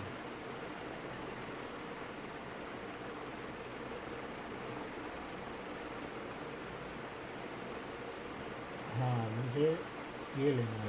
मैंने रेनेगेड और एक लिया था, एक सेकंड, कितना रेनेगेड लिया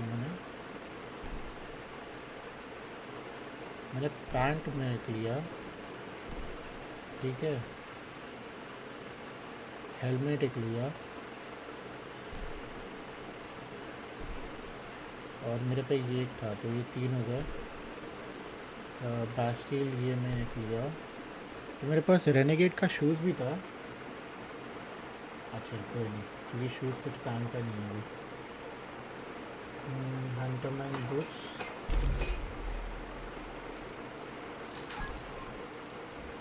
ठीक है, और बैशिल का मास्क।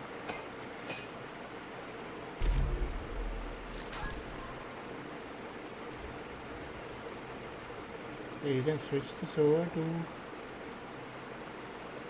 ये क्या है भाई, पहली बार देख रहा हूँ ये fibre, light fibre, pastel fibre.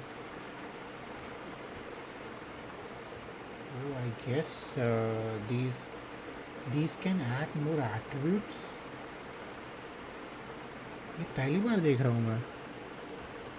3 की वीडियो है, तो 3 की वीडियो है, तो आ रही है। अच्छा 3 की वॉचिंग है, ओके। रुक जा, मेरा बस काम हो ही गया। अभी ये तो लगा दिया मैंने। मेरा PSI इंटेंसिटी कितना है, 640।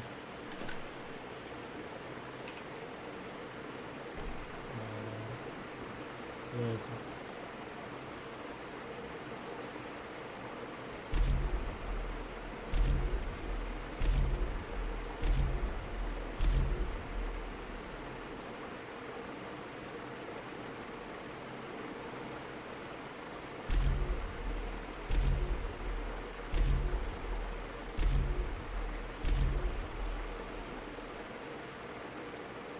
ये हो गया।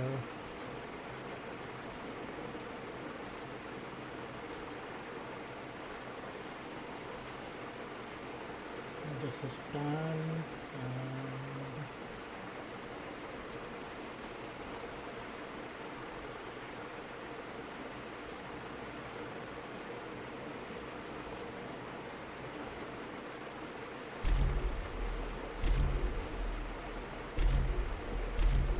And ये भी हो गया। और कौन सा था? हाँ ये।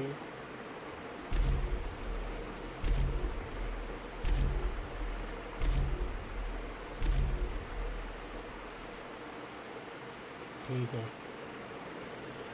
मेरे को जस्ट चेक करने देगा एक बार। सबका कैलिब्रेशन हो गया है ठीक सा। क्रेट टेनेंट 20K वाला, ओके ठीक है।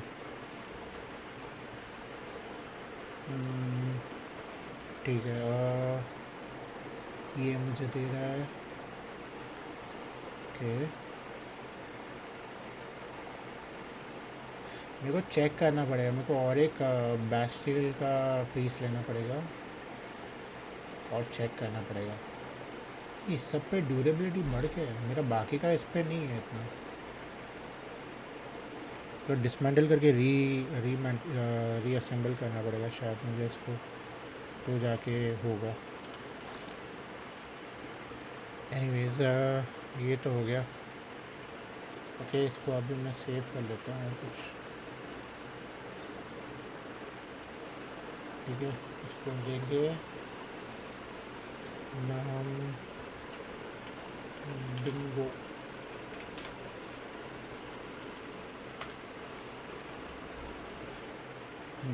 ठीक है, लेट्स सी। वीडियो का नाम है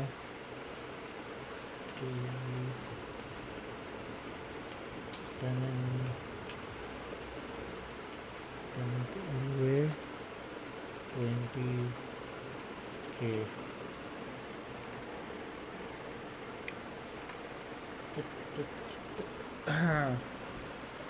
way better than New York. Okay, big statement. Let's see. किसी को Yes.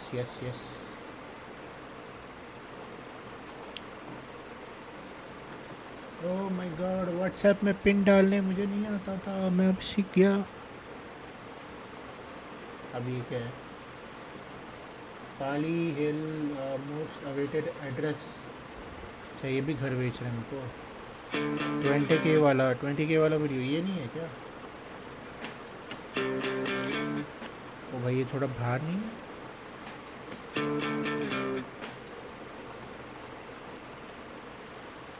ऐसा लिख के है ये 20K। अच्छा, ये 35 वाला था क्या? हाँ, ये वाला।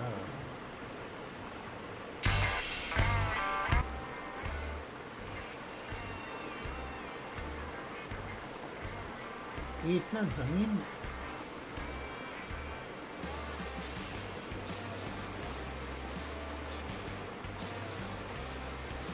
ये ऐसे बोलते हैं, इसको बोलते city planning.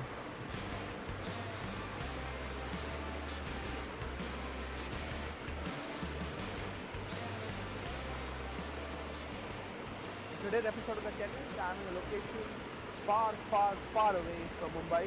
Yeah, always very further away. कुछ ज़्यादा ही बाहर है ये। Toll पे. First thing is that I heard your input. We have the same thing Far away.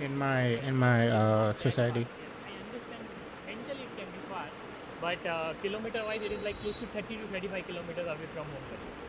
भाई तभी भी 2-3 घंटा तो लगता ही रहेगा ना? नहीं, 2 घंटा तो लगता ही रहेगा कम से कम।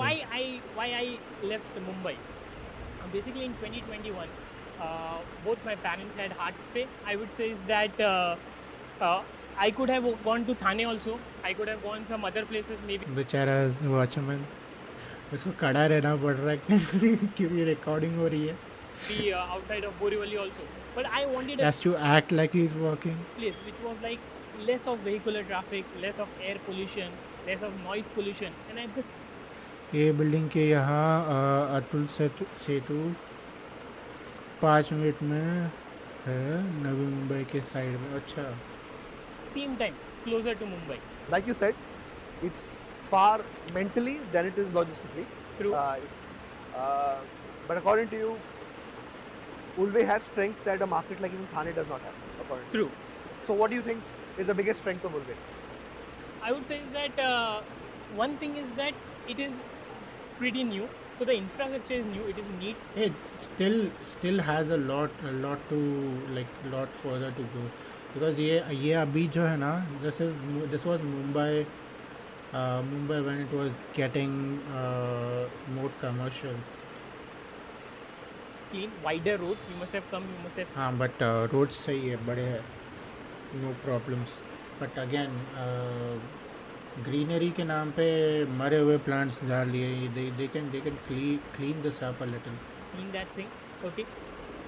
The second thing is that the connectivity. Again, I say, yes, it is a far away, but at the ये क्या गंदा करके रखा है pretty new, but at the इधर क्या हुआ? connectivity. Again, I say, yes, ये देख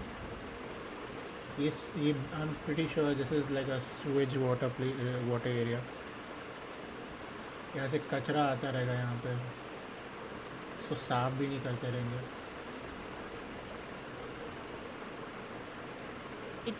it is a far away, but at the same time, it is And closer there are opportunities that people can do and change. also. Like Oh, so Atal C2 यहाँ से है so direct connection है ये तो फिर सही होगा. I work in Powai, so I take close to 1 hour 15 minutes to reach Powai. Okay. At the same time, since my parents are senior citizens, I wanted Powai में 1 hour 60 minutes. What do you say? minutes to reach Powai. Okay. I work. Yes, it is a far away, but at the same time, it is closer also. Like I work in Powai, so I take close to 1 hour 15 minutes to reach Powai. 15 minutes. Oh, okay. अरे भैंसो 1 hour 60 minutes भैंसो 2 घंटा बोल दे सीधा. But 1 hour 15 minutes is not bad. Not bad. 1 घंटा 15 minute में तो यहाँ से नहीं पहुँच सकता तू. Okay. At the same time, since my parents are senior citizens, I wanted something which is closer to a big hospital. So Apollo Hospital, one of the biggest heart hospital, and they only have one branch in Mumbai. It is here, just 8 kilometers away from here. 8 kilometers, it may sound a bit too stretch, but it is actually by drive, it is only 10 to 12 इधर rickshaw विक्शा मिलती है क्या? minutes. Hybrid. ये यहाँ पे ऐसा same system तो नहीं जो साउथ बॉम्बे एरिया साइड है दादर साइड है तो भाई रिक्शा ही नहीं अलाउ करेंगे. Work allowed means some days have to go to office. Right. So what is your frequency like? 2 days a week. So twice a week, भाई सिर्फ 2 दिन काम करता है ये लौंडा. you do the long commute. भाई मेरे को दे दे तेरा job. Yes. How do you Not commute? very long. Like maybe I travel by car or by Uber. So it takes like close to 1 hour 15 minutes Uber बहन की Uber नहीं. one side. What did your friends tell you when you told them I'm going to leave Mumbai और मैं जा रहा हूँ उल्वे? So the same reaction what you told that. First of all, I need to make them understand where Ulve exactly is. Okay, some thought that it is beyond Panvel, some thought that it is beyond Kharghar, but it is not. It is यहाँ पे personal vehicles चाहिए bro उसके पास ही का. अच्छा ये लगे रहता. Transportation इतना डेवलप नहीं रहेगा उनके पास. बसेस नहीं रहेंगे प्रॉपर बसेस नहीं रहेंगे और या बस आती भी नहीं रहेगी ये साइड क्योंकि आदिल से उसे I don't think bus are allowed to go because if it were the case then it would change a lot of things. Either they have to make a branch over there for transportation because अगर transportation नहीं आएगा ना यहाँ पर I'm pretty sure it will be difficult for people who are not in the same tax bracket, that is to commute from Mumbai to other part of the Navi Mumbai and all that. it's just like 10 kilometers from Belapur. Okay, so first I need to make them understand. Second, even they thought that it is very far away. But once they started visiting my place, they saw all the amenities and what it offers. They were like, you are staying in a resort.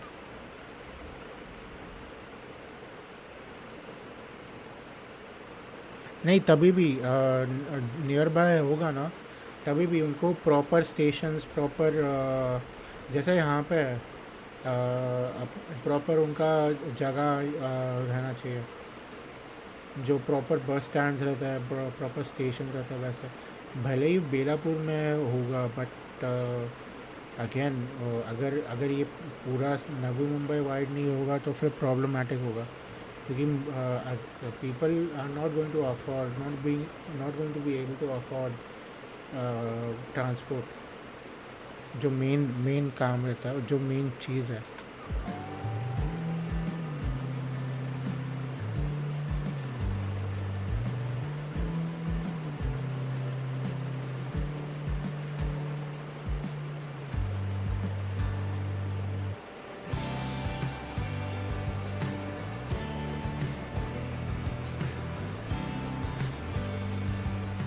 What is the one big appeal you see of Ulve, or rather this project?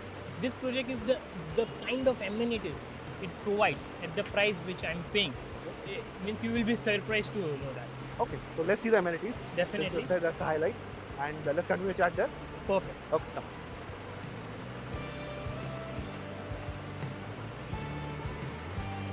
नहीं, 20K के rent में जो amenities मिल रहा है, I am pretty sure they are good, but again to 20K you're paying for a lot of things over there,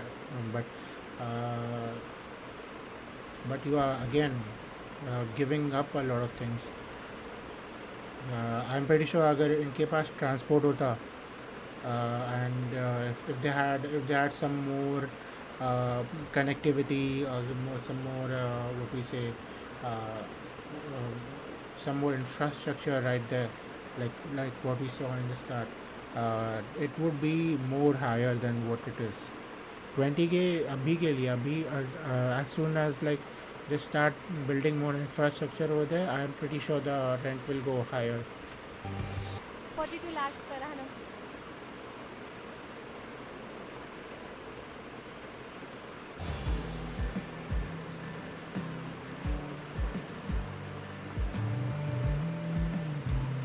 So Akshay, you said amenities brought you to this project. True. What are the sort of amenities that are there? I can see some of them, including this pool. Man, I wonder if any Indian ever uses a pool as an amenity. Is it even plausible to have a pool in a society complex? What's the key amenity over here?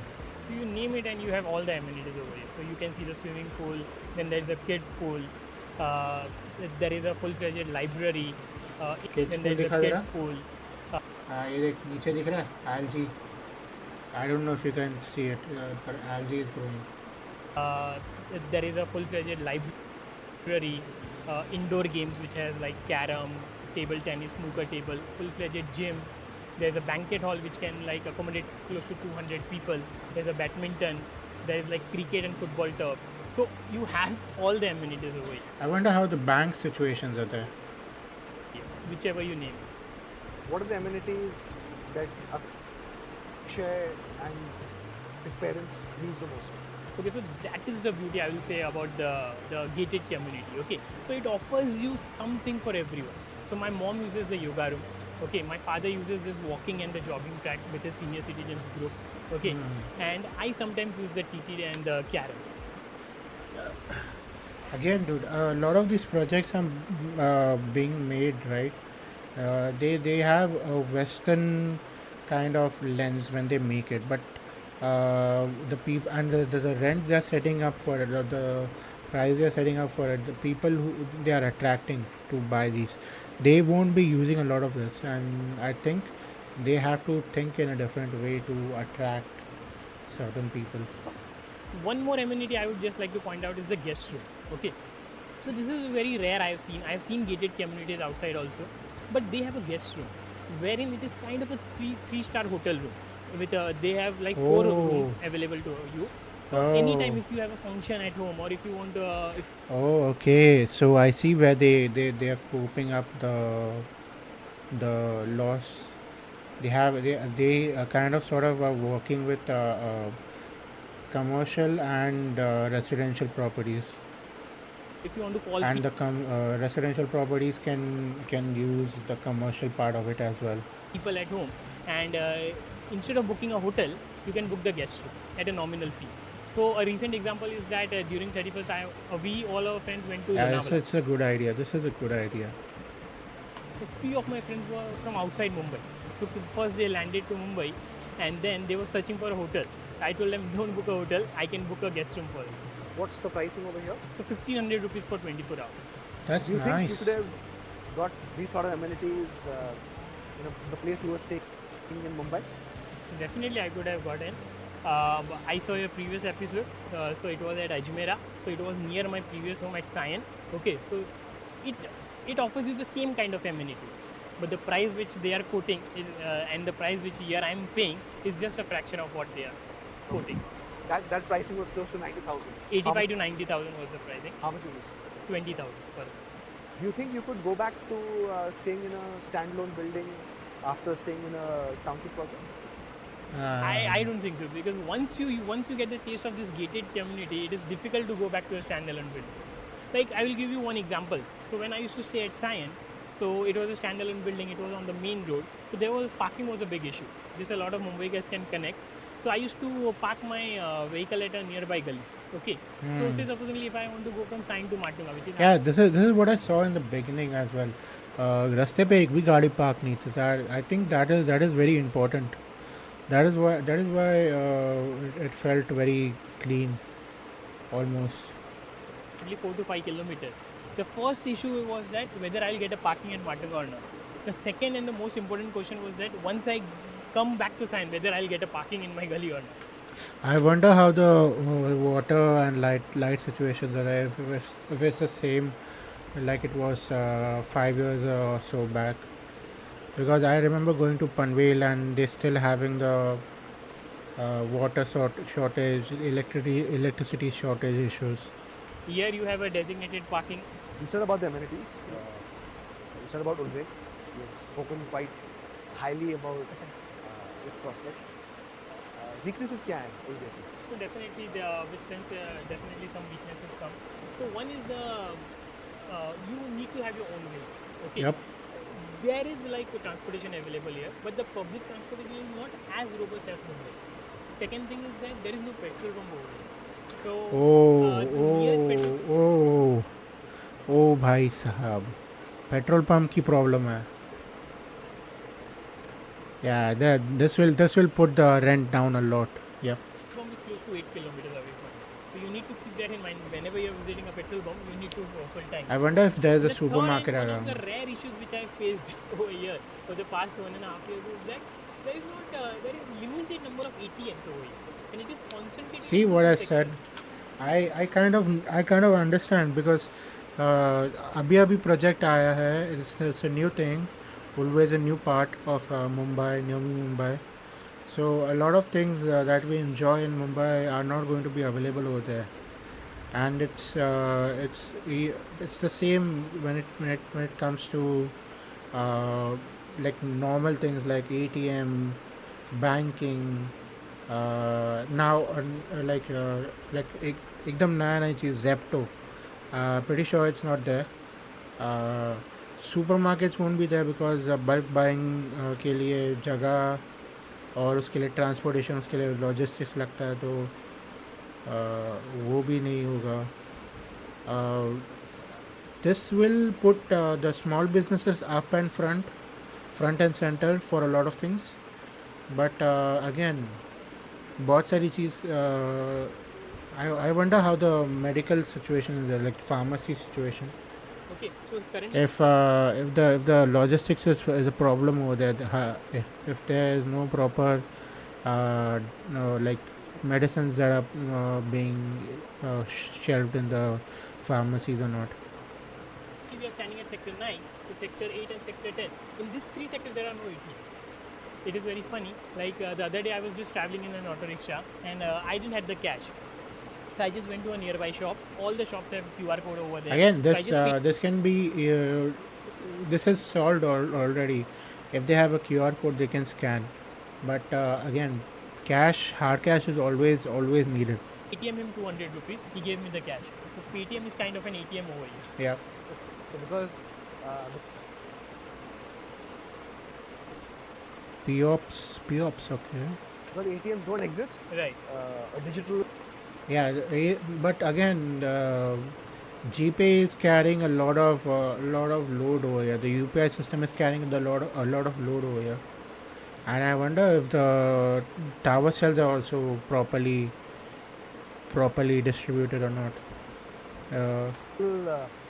Fintech player has become the sort of substitute for an ATM. And apartment wise, this one is the same size as your nearby petrol pump 8 kilometre पे है. यहाँ पे बस 10 minute में cover होता है. ओ okay, then it's nice. अगर 10 kilometre में कवर हो तो ठीक. apartment. No, the Mumbai apartment was a 2 BHK was close to 600 carpet, and here it is like close to 750 carpet, 2 BHK. Okay. 2 BHK, So you're 750. upgrading the Yes. apartment size as well. Okay. So can you see the apartment? Definitely, let's go. Okay, let's see. It's 11 Ah, o'clock. Time to catch the lead. Sprite and chill. What? Two-factor authentication to protect your chat from hackers. By the way, my account got hacked yesterday. My Instagram, my what is it? My Steam and my Discord as well. Had to reset everything. I hope it won't. Okay. I'm So checking this up is, on a lot of things, Akshay's but I hope it doesn't upgraded come back. residence It was a phishing attack, I think. in Olve. Right. Okay. So why did you choose The corridor area is good because यहाँ पे traffic नहीं होता. Train नहीं होता है तो बढ़िया. नहीं, अभी ट्रैफिक नहीं है ना. Once people start coming in, right? Once people start pouring in, which I don't think they will, because a lot of essential amenities, like not in the building. I'm saying the area wide essential things are missing over here. So they will have to make a decision on whether they want to make this somewhere close to what LA or most of the US cities are, like very big, and you can't walk anywhere without having proper transport on your own or public transport. I wonder if they will do that move. But if they do that move, that would be problematic. Then because a lot of people don't own vehicles, they would not come over here. So this will become area for like luxurious people who can afford luxury, and I mean that will also put it like above the market, and it will rise the price. Yeah, that's one way to look at it. But let's see if people once start pouring in, if they put down a proper transport area, and they correct a lot of these problems. Okay, so this is Akshay's. Because I'm pretty sure the traffic control system is not good as well, because इतना traffic नहीं है over there, first, and second इतना traffic नहीं है तो they don't know how much problems are going to arrive once it becomes a proper full-fledged city. Residence in Olve. Right. So why did you choose this apartment? It should be a decent size. This is like close. Hey, it's a smart apartment या फिर वो मजाक के लिए लगा के रखा है? 750 square feet. The one we saw yesterday was like 1400, right? For like what, 30,000 something. To 750 carpet area. One was that I wanted an apartment in this society only because of the amenities which it offers. And why this apartment? I saw like close to 3 to 4 apartments before choosing this apartment. But this was like very good Vastu wise also. So that was one of my considerations. Of course it So was. Vastu as well as the amenities. Right. So you said you saw I'm pretty sure the rooms, like the bedrooms, are going to be very small in this one. only 2 or 3 apartments before finalizing this. Yes. So you had a very narrow filter that I want only select number of projects. Right. Why is that? Because of the amenities. So 3 BHK, 33,000. Yeah. That was big, so gated communities, there are a lot of because again, You're getting 2 BHK for 750 square feet. It's decent. It's not bad, but 20,000 2 BHK 750 kind of doesn't go well. But 3 BHK with 1400 square feet for the 33, it's very good. Gated communities in Ulve, but the kind of amenities, like as I told, the guest room, the yoga room, only a few projects offer in Ulve. So what part of this apartment gets used the most? The living room only. my mom, my dad, they watch TV a lot, It's not very furnished. I guess he's just moved in. so that is why the living room I think. So this is the living room area. You can see that compared to a normal Mumbai house, it is quite big. It's an L-shaped living room. And What are you I talking was about? मेरा living room इतना बड़ा है. talking to you about this 40 square feet balcony. So you can never imagine having a 40 square feet balcony. But it's nearby Atal Setu, bro. Just 5 minutes drive. I understand that, but I'm not arguing over there. I'm arguing the fact that the transport is going to be a difficult problem over here. Okay, not every if we want people to migrate over here and settle down, they will have to put down a public transport nearby, stations nearby, and then connect railway to the main part of the of Mumbai, because I mean a lot of businesses are already in Navi Mumbai. That won't be an issue. But again, the transport question comes up. In Mumbai. So balcony was, in a way, part of the deciding factor. Right. Yeah, the other balcony we saw was bigger than this one, right?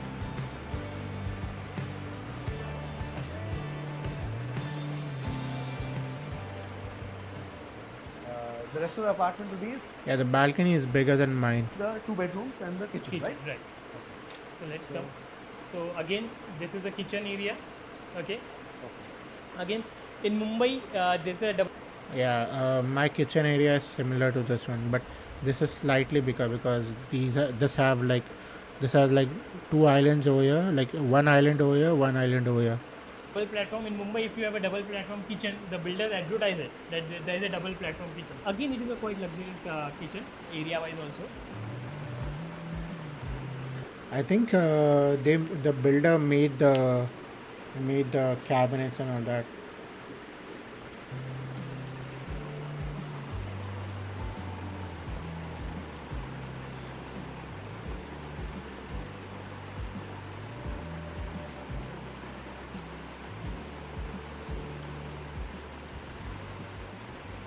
Coming over here, this is first common washroom, a decent size. I won't say very big, very small, but a decent size washroom.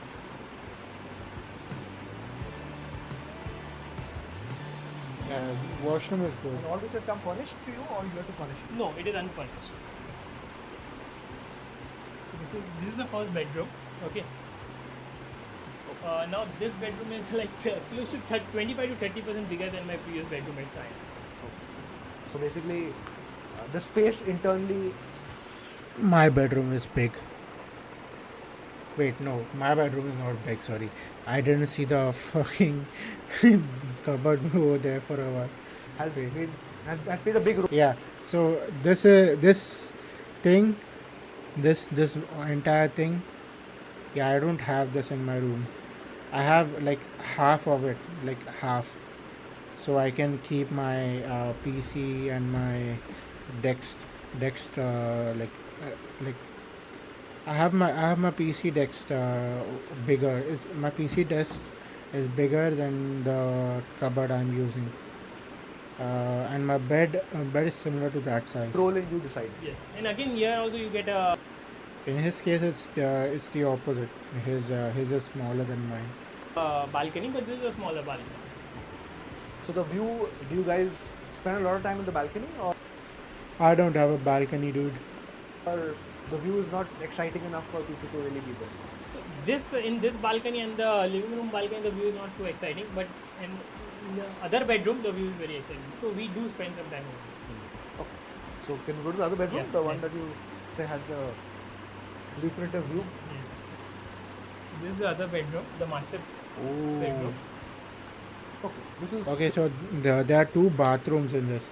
I think the last one we saw didn't have 2 bathrooms. So spacious. this is Yeah, good. this is very like this is again like close to 40% bigger than my previous master bedroom itself. So basically, it's the size of your living room there. Yes. So the master bedroom here is the living room. Yes. Again, it is attached with a washroom.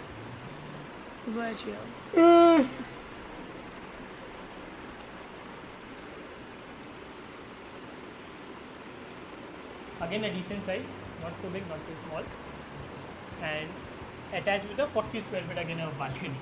So very big balcony. Okay, but here the view looks much better. Yes.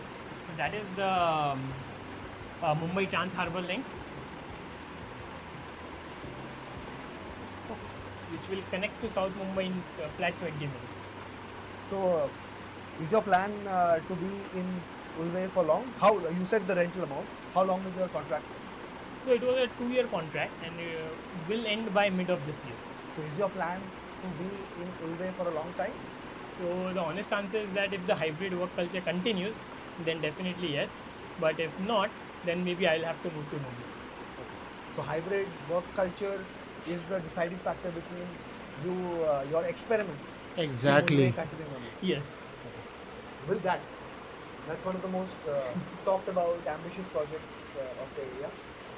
Does that become a game changer for you? Not for me, because my part of office is at different part of Mumbai. Okay, but yes, definitely it is the biggest ceiling project in Mumbai, in India, I would say. It will be a game changer for people who have offices at South Mumbai, maybe Churchgate, Nariman Point, or Lower Parel. It will solve the connectivity issue, but for me, the hybrid is the main issue. If the hybrid continues, I'll stay over here. If not, then I will have to again go back to Mumbai. Okay. So, on that note, thank you, Akshay, for speaking with us. This is an interesting market. Many people have heard about it. Yes, Ulve's claim to fame for long has been the airport coming up. yes. We don't know when that will happen, but this thing seems Yeah, That they like it. Ulve will need to put in a lot more than what it has right now. Tamil. Right. So, thank you for being on the show and explaining us Ulve and your housing. As soon as they clean up a little bit, like the streets, then put down transport, petrol pumps, medical centers, and then maybe 2 or 3 what is it, Costco's or like shopping areas. I think people will start pouring in, especially people from South Bombay area, because it's clearly close by. So yeah.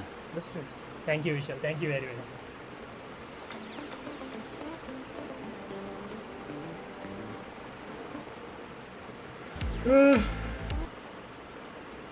Yeah.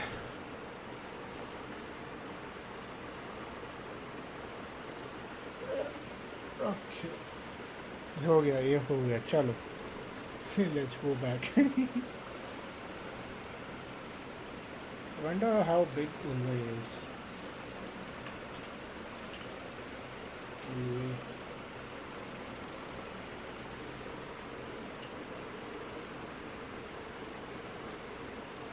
Yeah. So over here. Yeah, this is the Atal Setu, right? Okay. That's Ulve.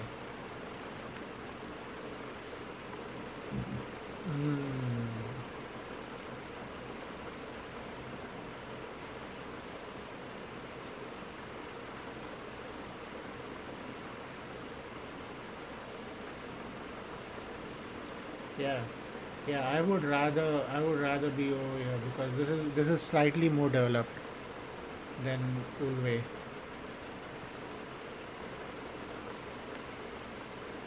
This is a slightly more developed part than Ulve because and there would be a lot of things over here.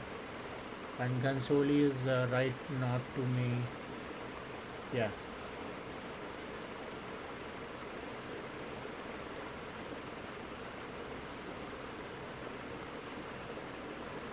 Wait, where the fuck is Airoli?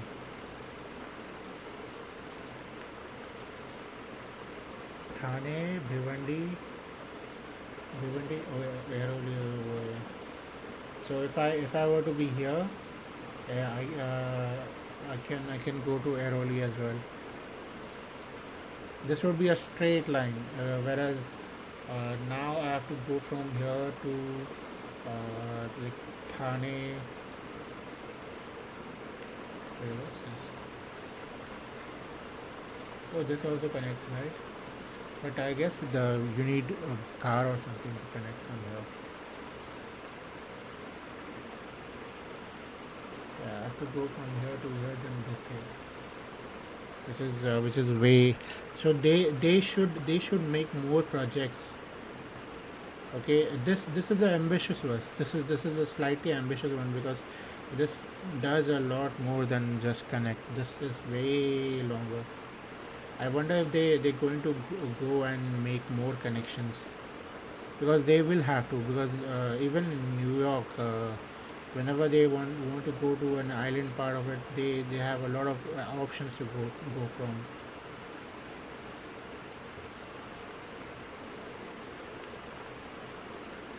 And we have like three or four bridges that connect this side to this side. Yeah.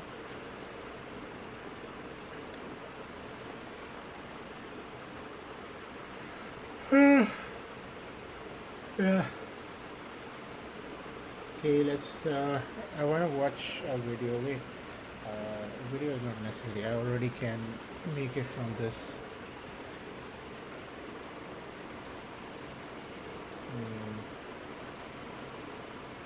Let's go back.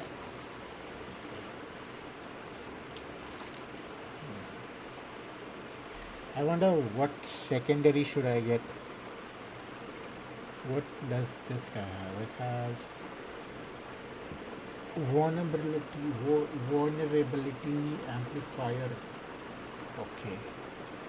Vulnerability amplifier.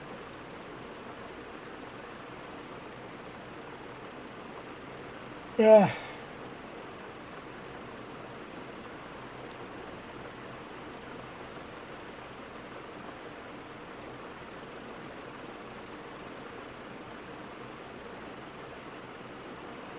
Someone has rated. Okay, your builds can be rated. Wait, I want to check if my build is good enough or not. Are my builds? Oh, someone did rate my build. Oh wait, I can just rate myself.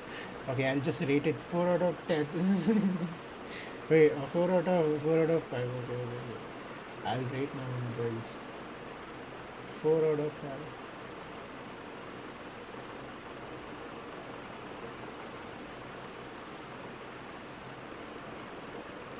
Hey, a lot of my builds are rated like 3 out of 5 stars. The hell! I need comments, bro. They need to add comments.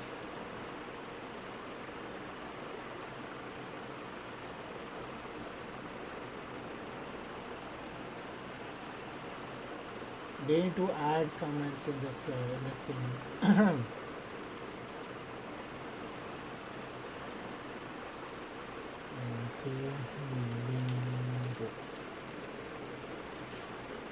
Vascular.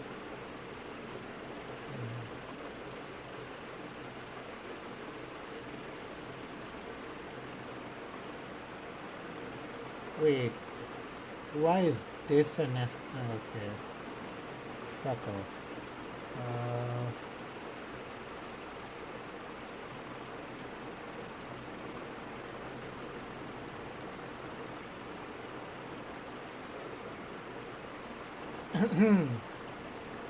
Okay. Start priority is damage, weak spot damage. Okay.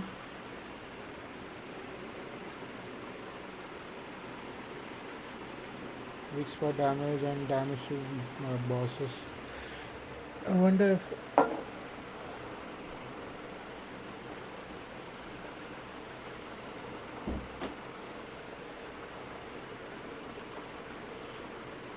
I want to see a video on this, dude.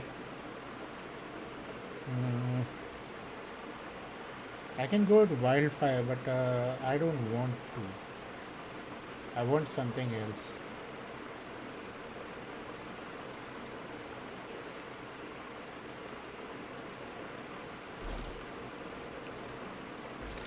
Okay, let's go with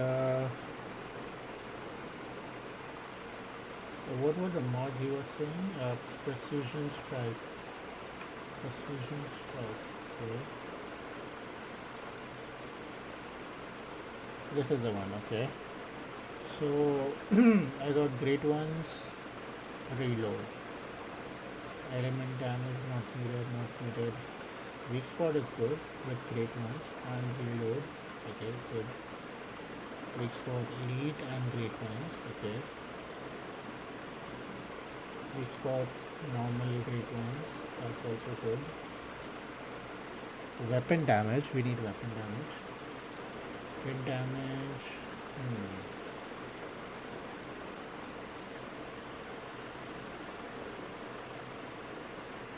Wait, I need to watch a video on this. Okay. Bingo build once human. Who made it better?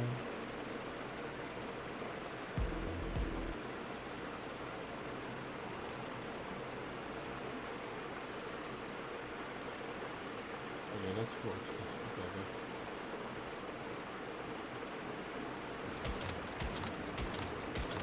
So 75k per hit.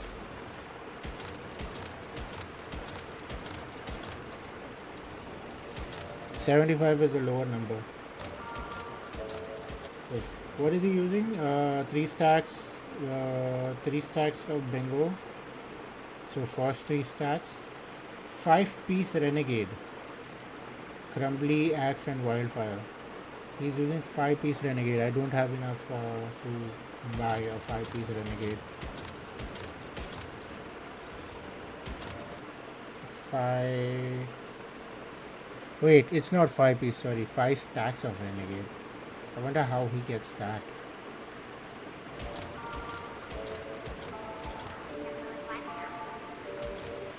Okay, bingo 3 stacks, pretty much. None. It goes to 50. It almost goes to 50. Ooh, 52.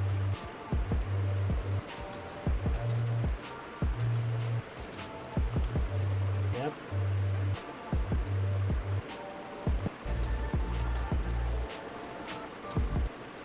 Show me the PvE part.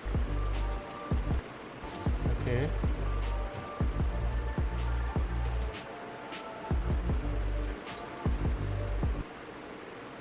He used what? Wildfire, okay.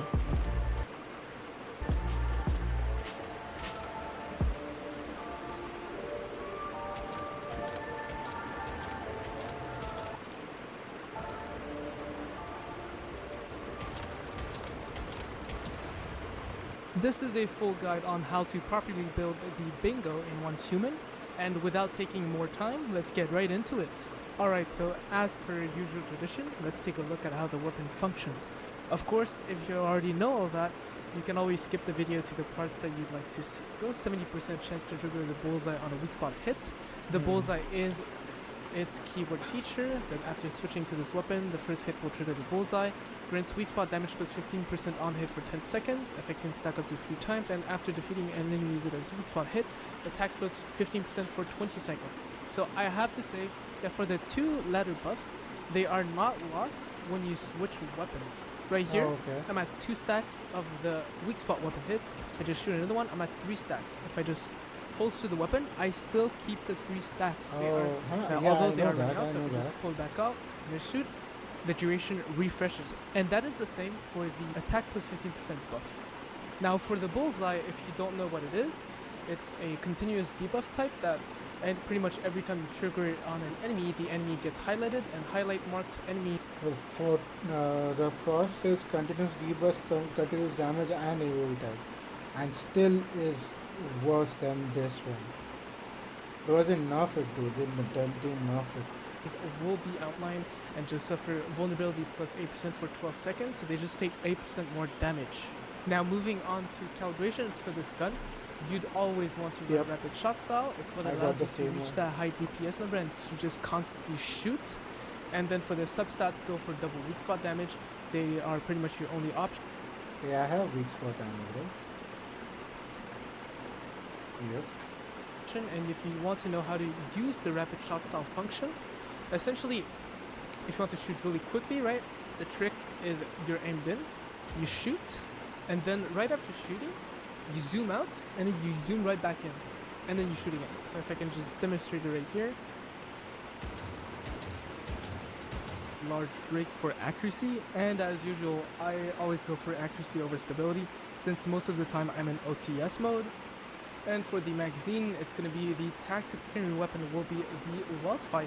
It can also trigger the bullseye on itself, and Okay. it can also allow you to get the weapon damage plus 25% for 10 seconds. Now for its calibration, you can run either precision style or rapid shot style with X2 weak spots. It doesn't matter too much. And of course, you can always pair the bingo with the Doombringer, but if you want to learn more about that weapon combo, I'd recommend you to watch my Doombringer guide, since I would talk more about the Doombringer / bingo combo in it. Then for the melee weapon, run the long axe for its Fortress Warfare buff after performing a heavy attack, which gives 20 content Fortress Warfare beginning the heavy attack animation. So if I do this, I will get it in a second.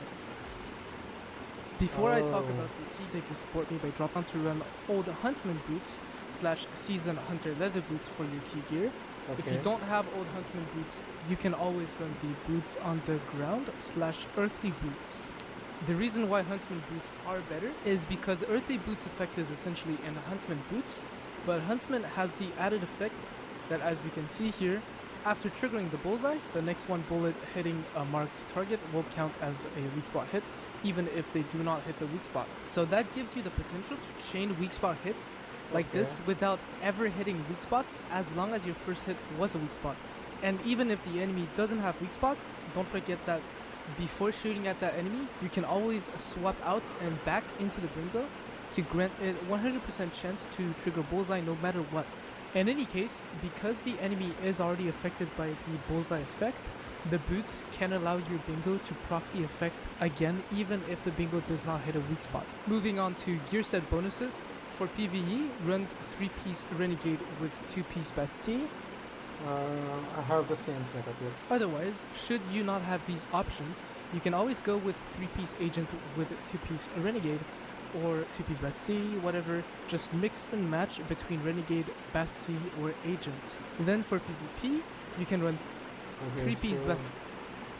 I have 3-piece Renegades, right? Yeah, 3-piece Renegade. And 2-piece Bastille. Okay. And 2-piece Renegade as long as you crouch to shoot. Otherwise, you can run 3-piece Savior with Renegade, and there's just plenty of other options as long as you choose, or mixed and match between Bastille, Renegade, Agent, and Savior. It's really up to how you want to play your bingo. Now for your substat. Savior also has what? Savior? Where is it? What's the Savior? Is it here? When HP is above 70, 10% weapon / status damage. When it's below 30, automatically use the least potent activator in your backpack. Okay. After using activator, movement speed, all damage is 20% and cloak. Oh, okay. For 2 seconds. And it gives you a lot of things, and 20% damage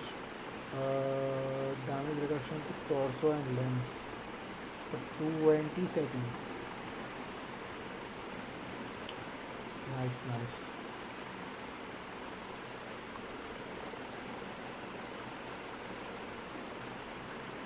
That's priority. Straight up don't get resonance suffix mods, they are useless for this gun.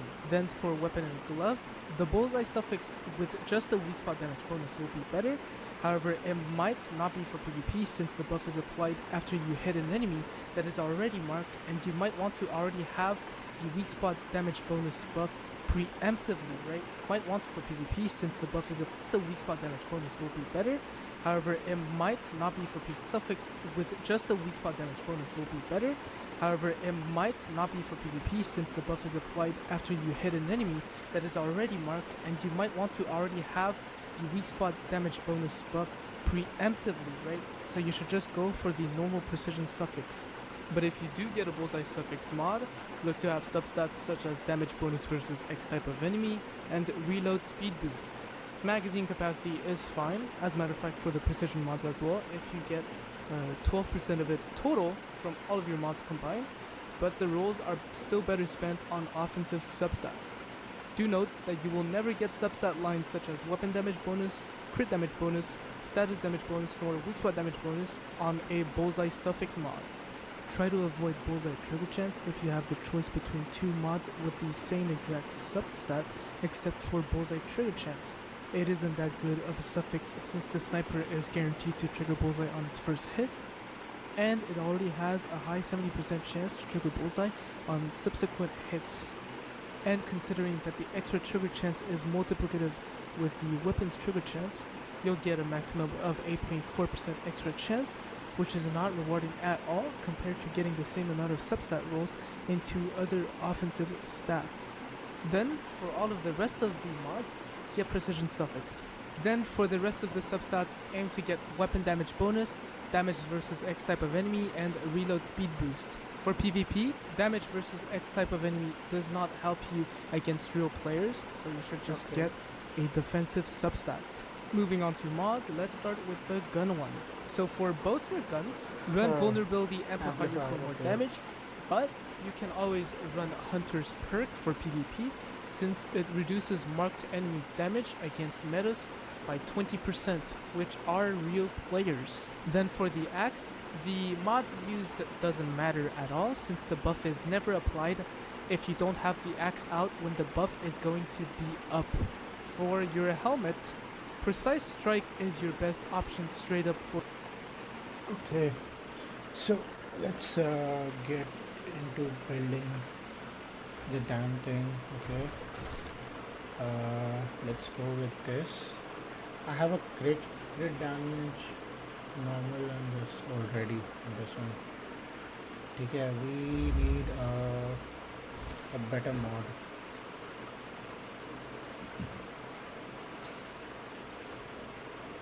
Bullseye, right?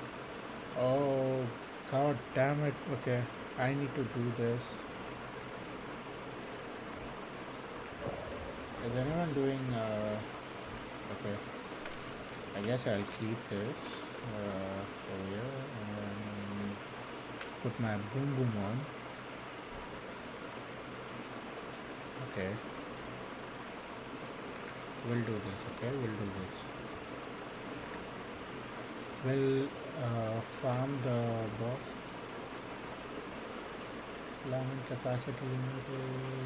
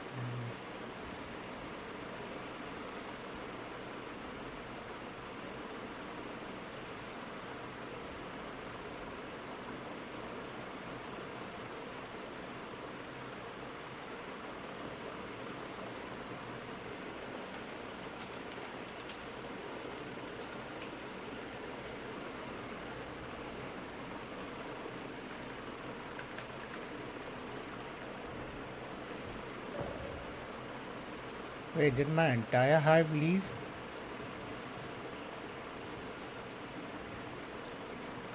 Oh wait, these guys are already here. Okay. I thought they left already.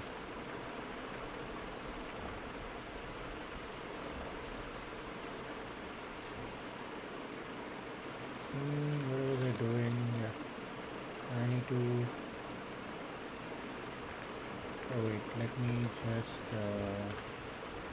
repair my armor. And then we can go and farm.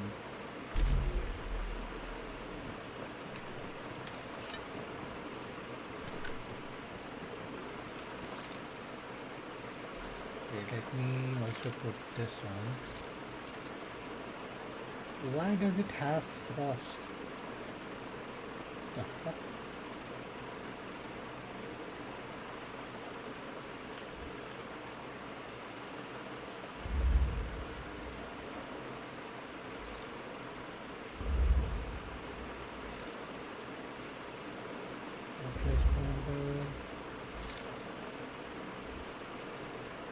Okay, can't upgrade this, I guess.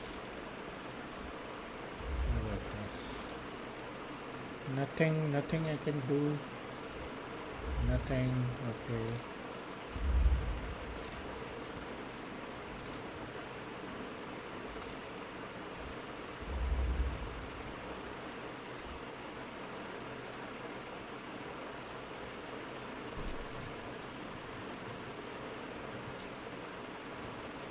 Oh wait, why can't I see my hive? Oh, I see they already moved. No wait, let's see. Group created. Why is oh wait,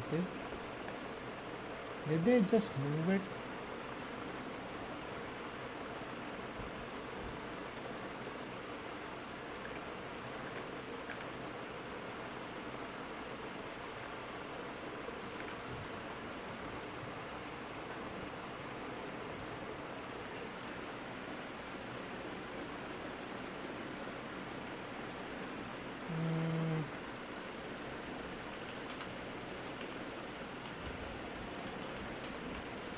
Yeah.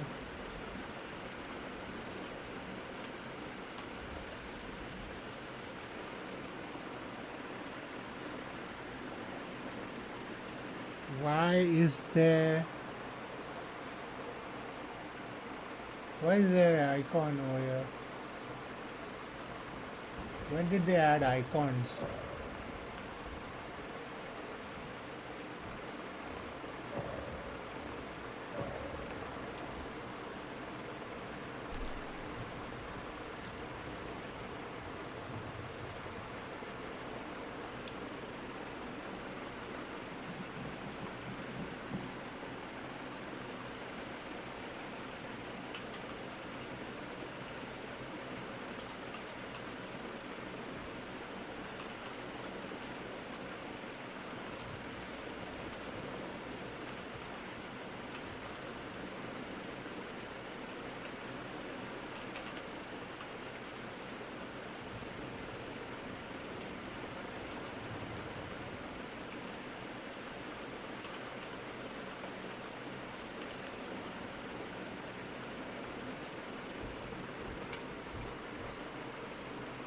Hmm, 7K. That's good.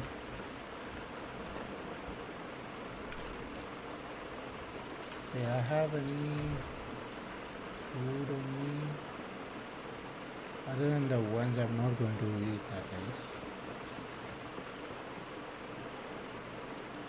Wait, 59 of them? Okay.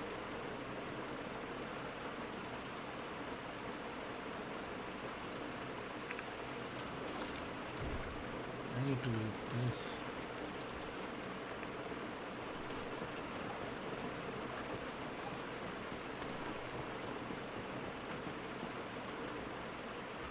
Let's go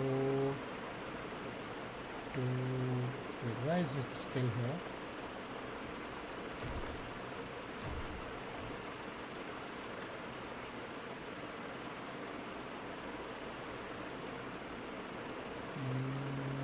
Spider.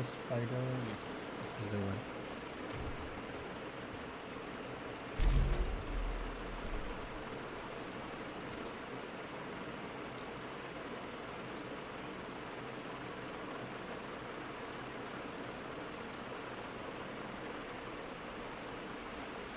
Achoo!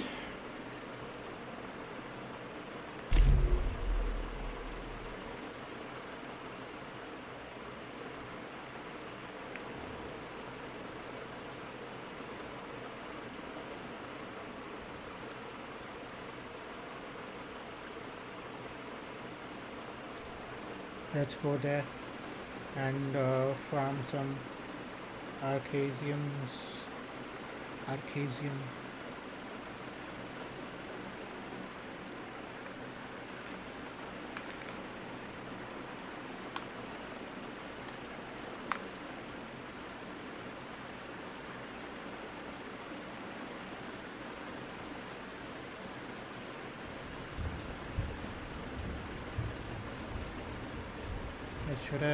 Should I put on? Okay, you have to. Okay, wasted my damn thing. Okay, let's put this on.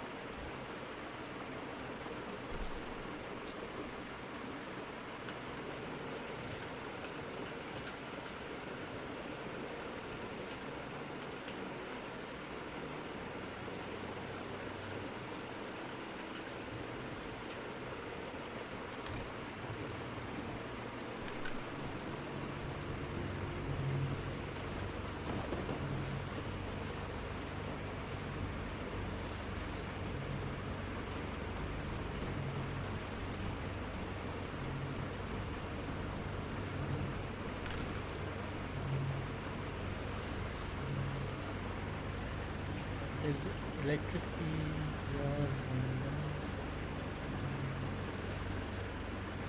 you can literally farm that thing and get high levels of it.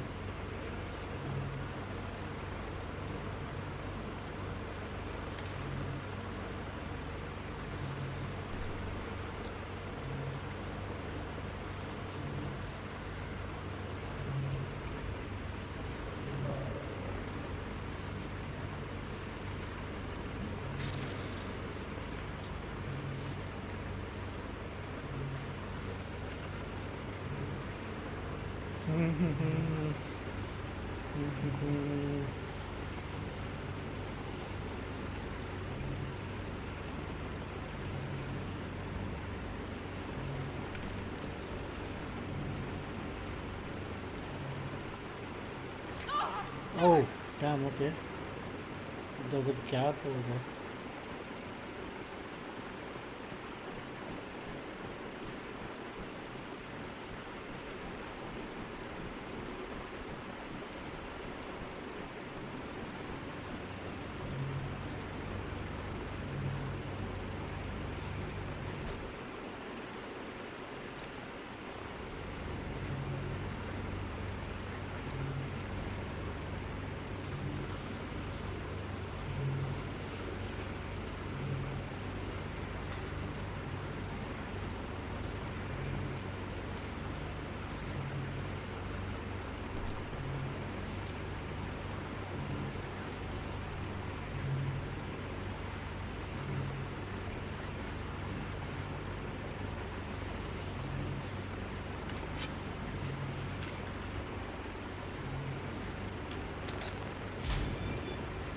Lava mob.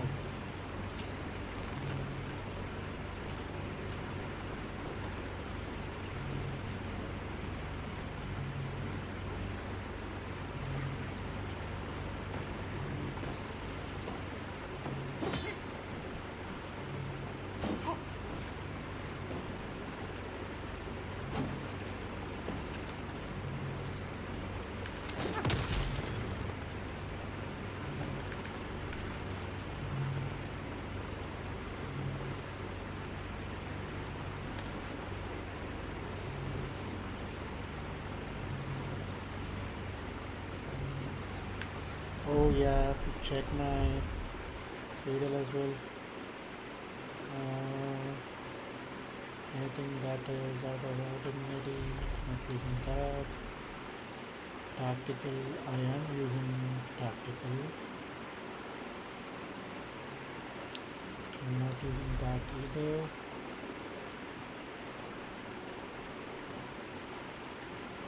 While okay.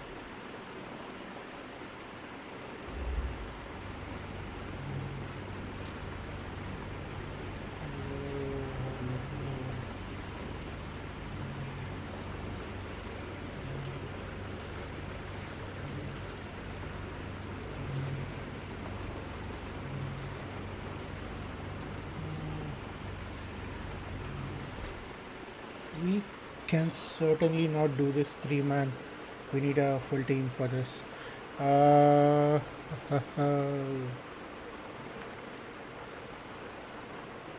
wait, how did she get that shape? Dude?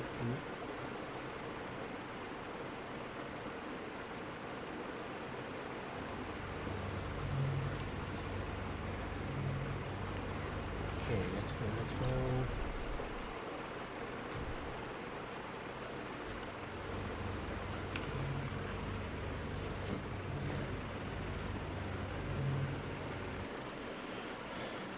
Her character is shaped like an hourglass. How did she do that?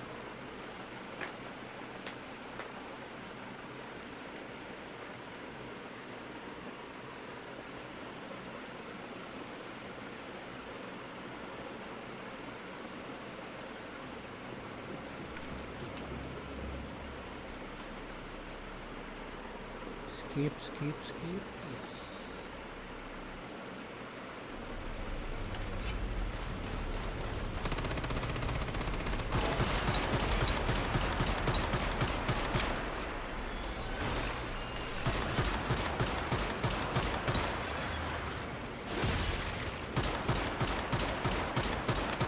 Wait, why is it not showing up, dude?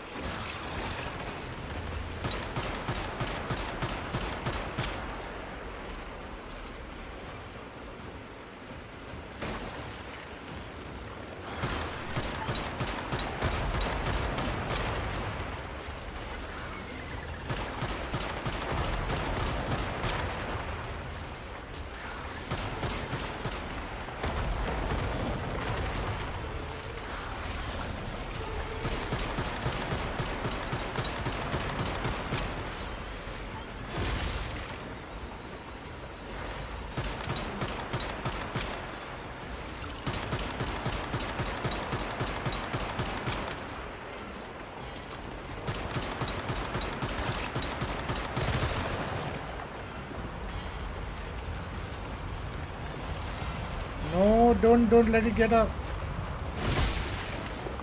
Okay.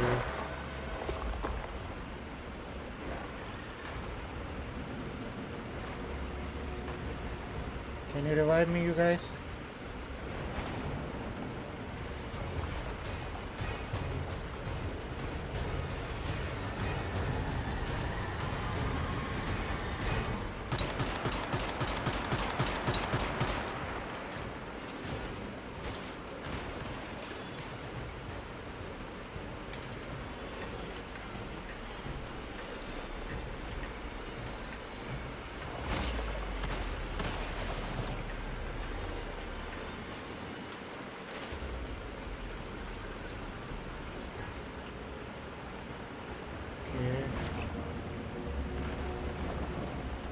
These guys have like some sort of resistance to, at least one guy has.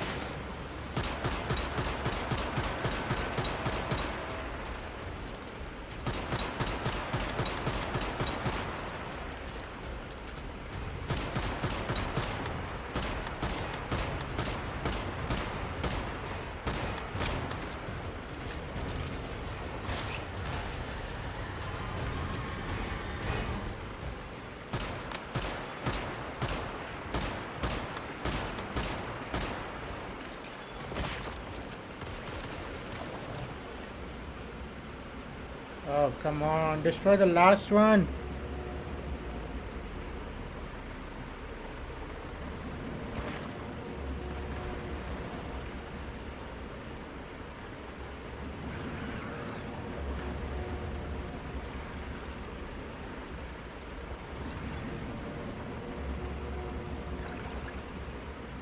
Y'all wanna revive me or not?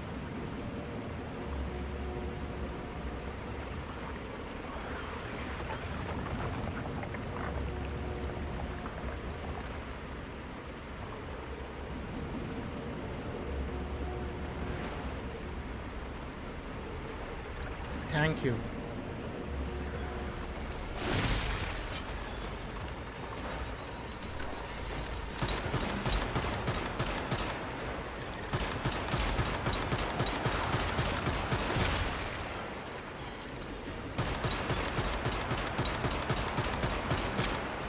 Yeah, this is not good for the damn boss. Ah, god damn it, dude! How the hell am I getting killed so easily?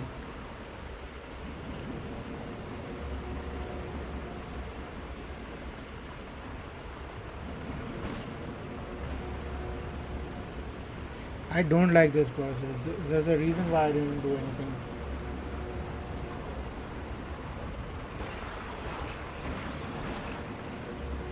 Just kill that bitch. Dude.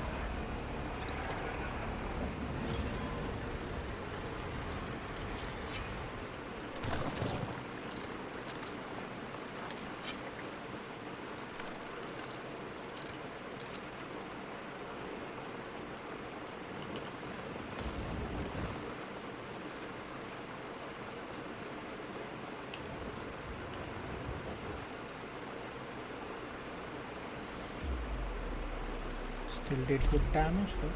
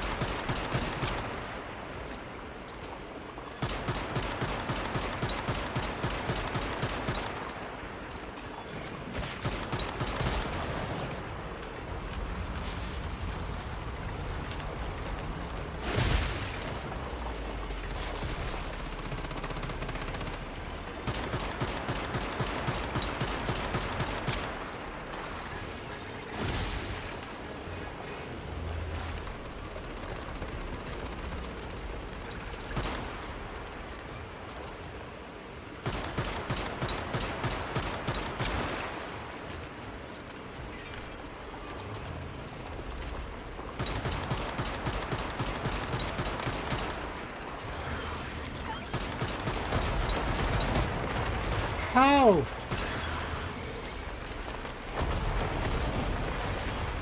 Why? Why me? Leave me alone. He's deliberately targeting me, bro. This is discrimination.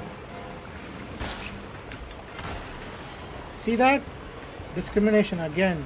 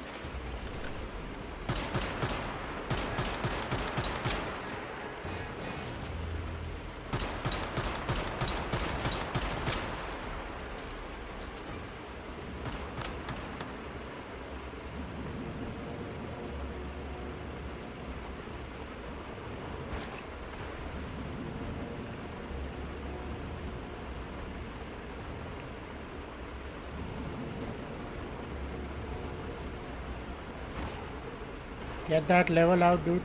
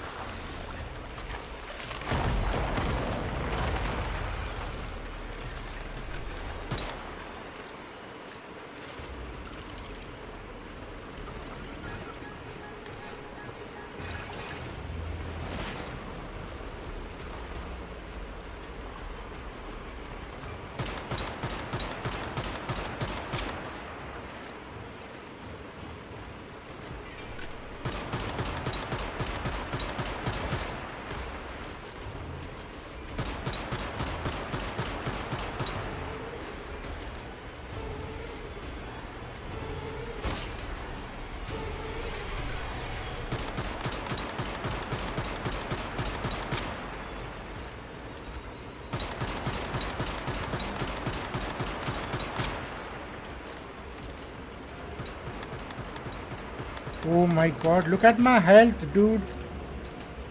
I am going to die.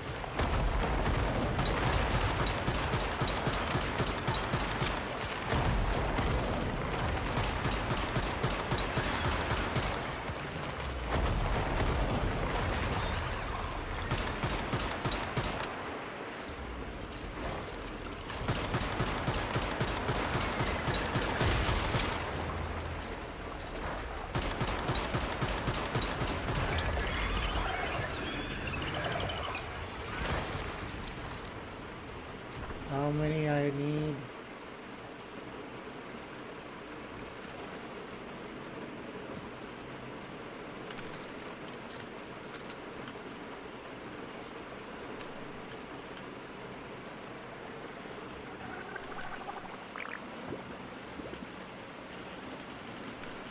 Oh god damn it, the lag.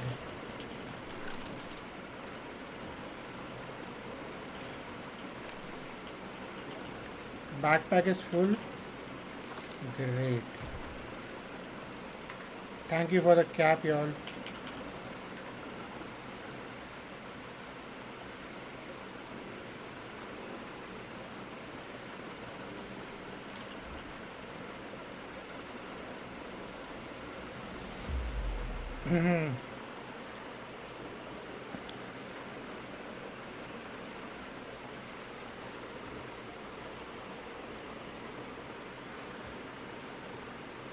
Thank you for giving me a cap.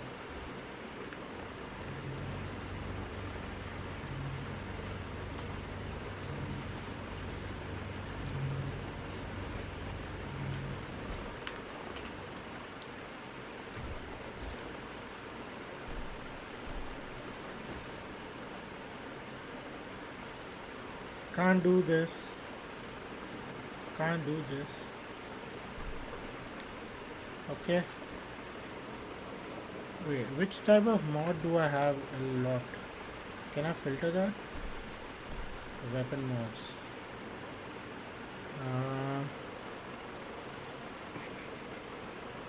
Enhanced, lock, unlock.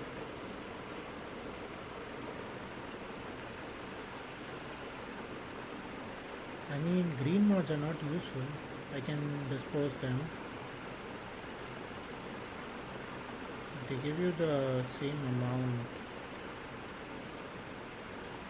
and only have like one. Okay, I can throw out green mods. Green mods I don't use. I'll get some area, with some more space.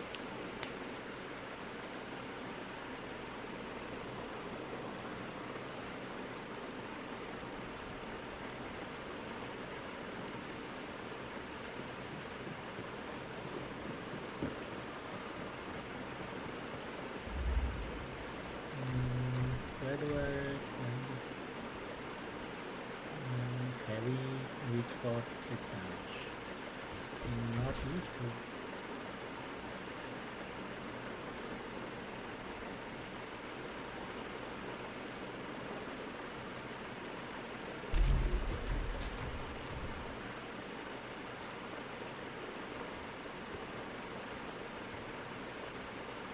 Purple mods are good.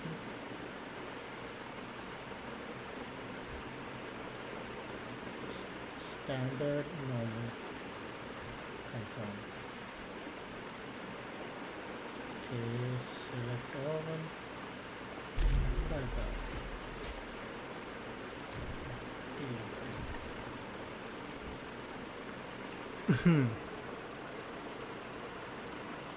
Let me check how rare are.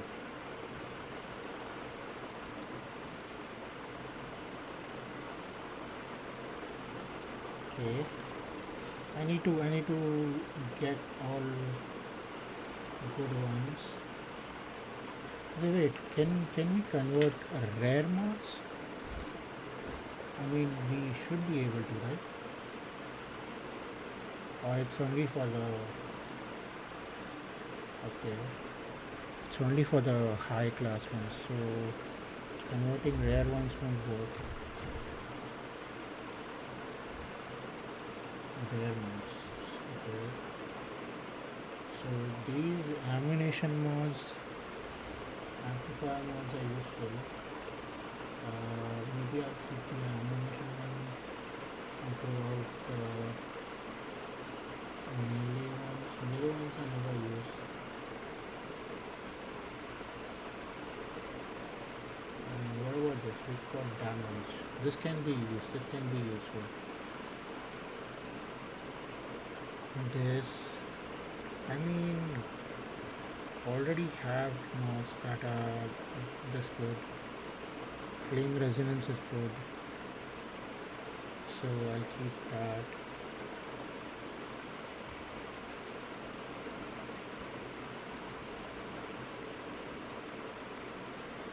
This is also good.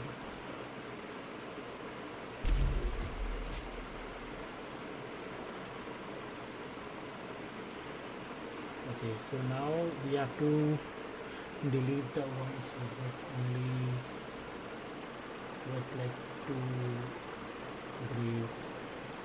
These are not very useful.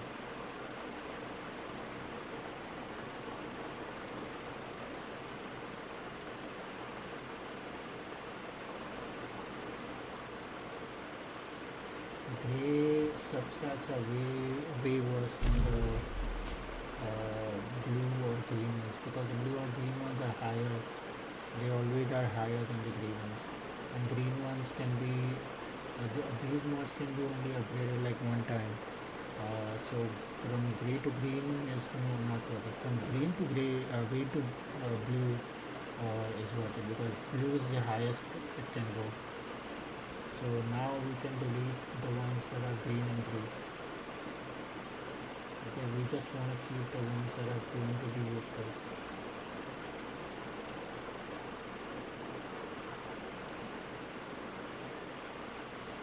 Crit damage, not crit damage. I hope I have crit damage. No, I don't have. I have to check that. Okay, weak spot damage. And this is like simple, so it's not very complicated. So I guess this will be Yeah, I can remove these. I have to keep this one. Okay, talent. Okay, hit damage. So this one goes. I have two options, okay. The weak spot, so weak spot can go.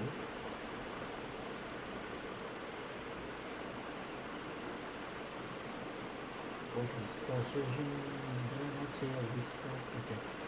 Weak spot is these are the normal ones, so it's not useful. These can be.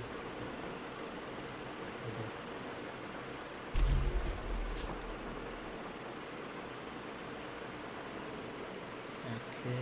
Okay, what else can we remove?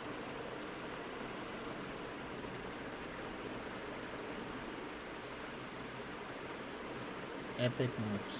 Let's check epic mods.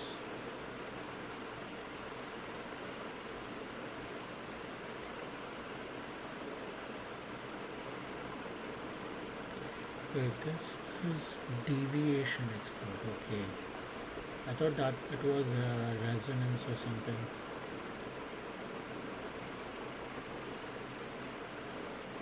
Oh my god, I have so many epic mods. Okay, so we can start by filtering out.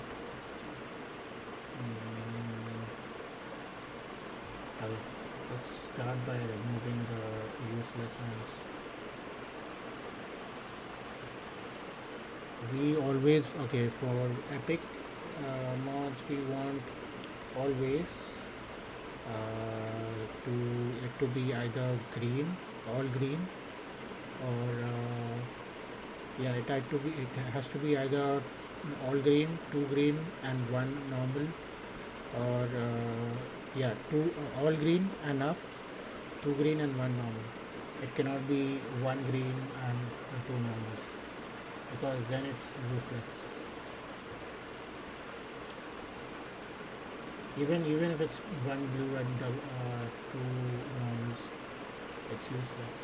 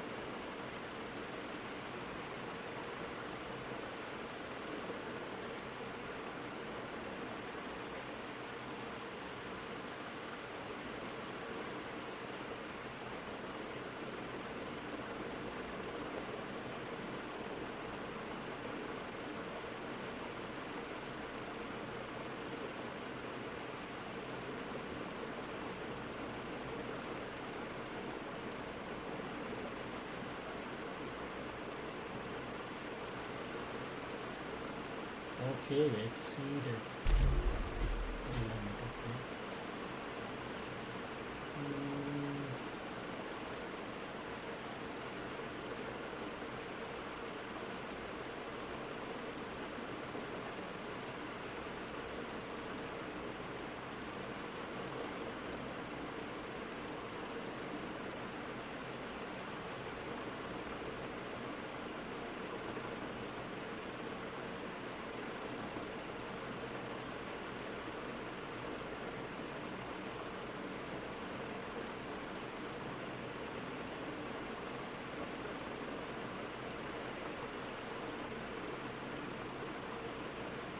What's this?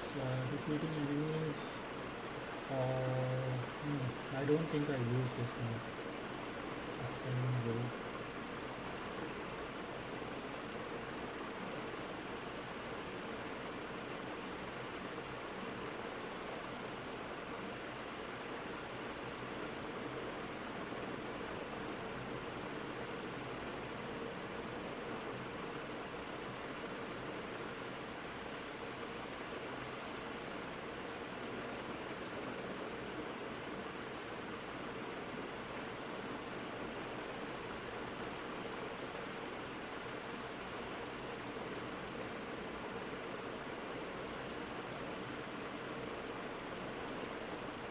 I'll remove this. Okay. So what else?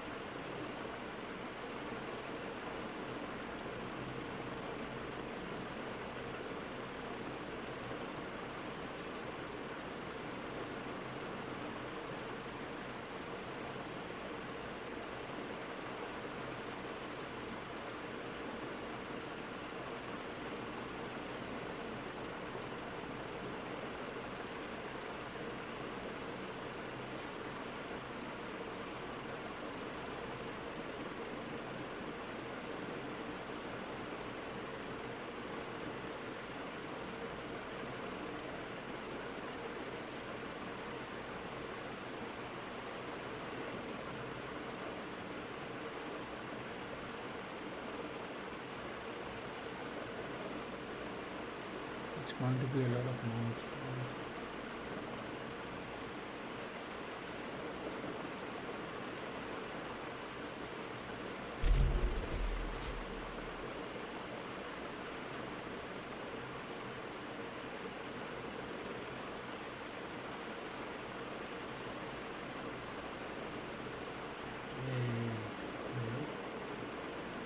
This is done.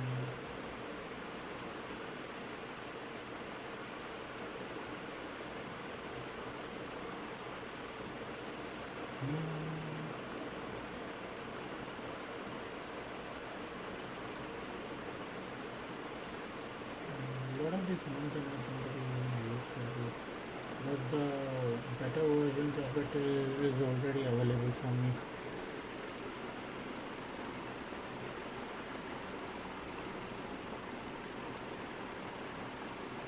Those are the gold ones that I use. Gold ones are always they come with high stats, better rolls, and more rolling chances. So I would rather use that than this. This is good for like early game and all that.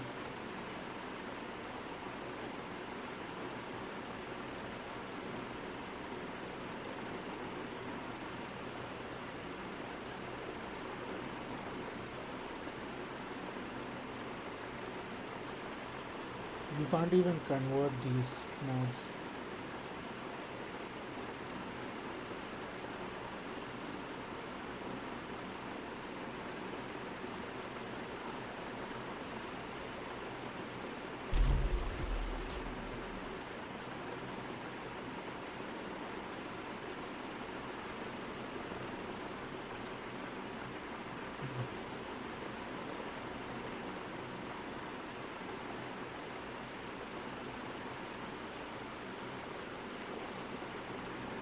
This is annoying, dude. This is very annoying, right? It's been rolled one time and it's already worse.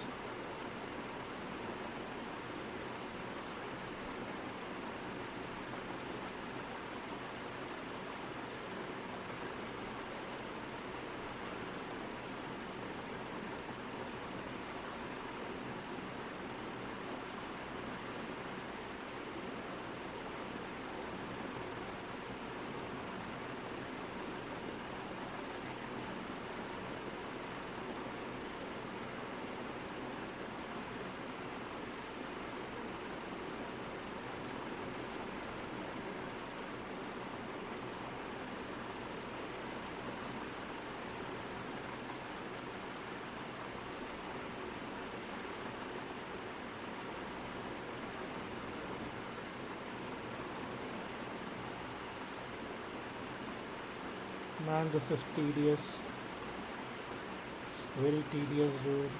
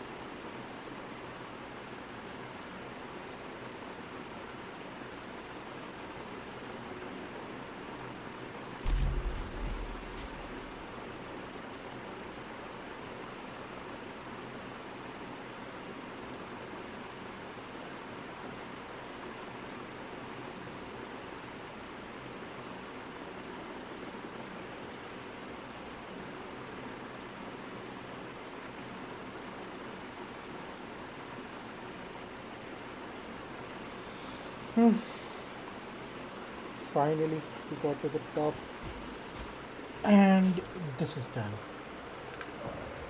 Okay. Let's clean this. Ouch.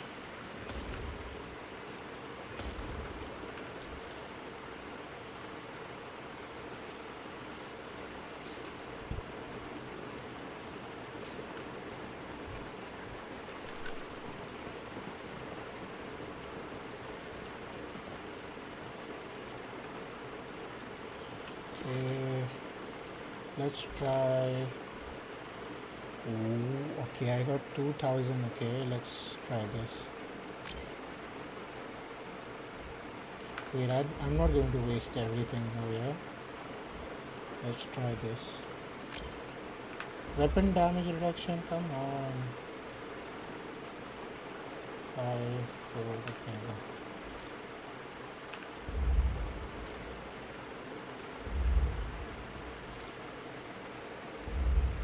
Okay, let's try on the not this.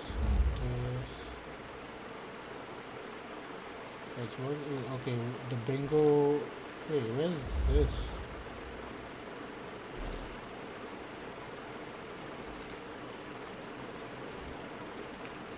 Why does this have? Oh, okay, cause wait again. Why the hell does this have? Oh. I've never rolled on this, okay.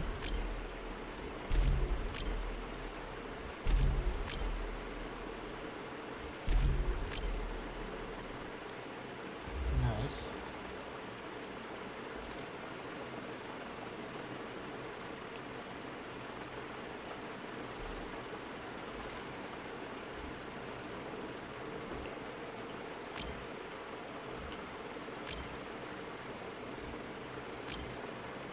Status.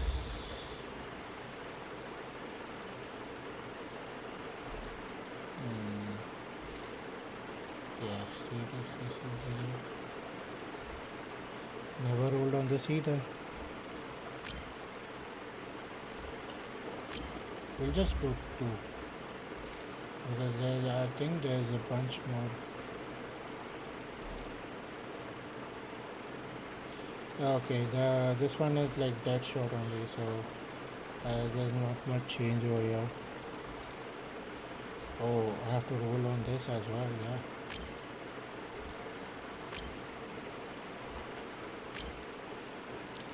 Weapon damage reduction. Weapon damage reduction is everywhere.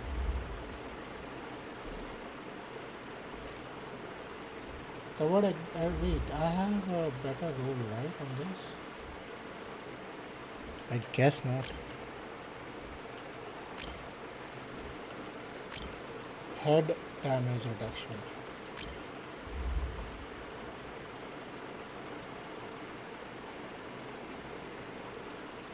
Okay. Kind of want to see my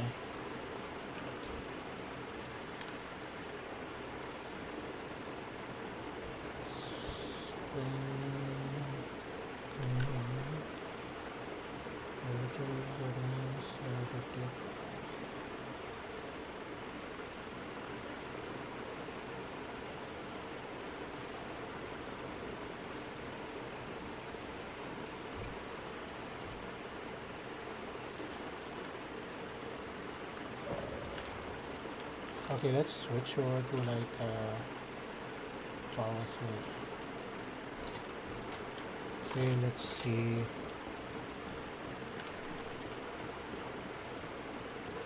We have ammo, right? We have ammo.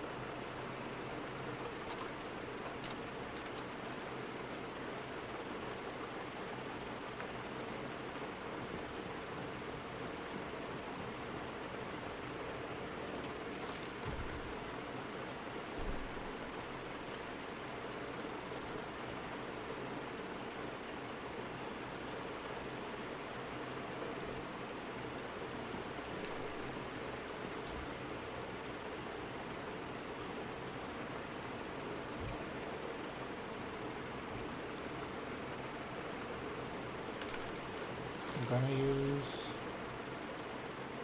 this to spread because this will be difficult because bingo doesn't okay, so the boss doesn't have any sort of like hey, what was my this damage to elites?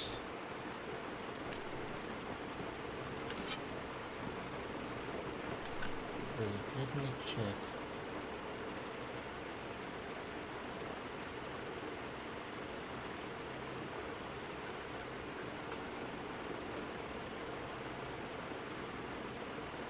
My bills. What was the okay, so I do use dog for this one.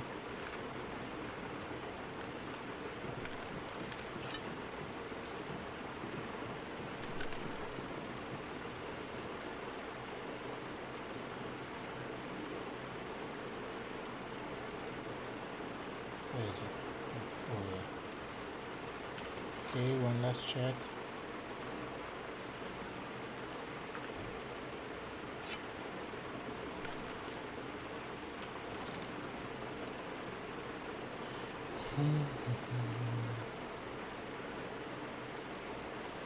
Where's my status damage is 87.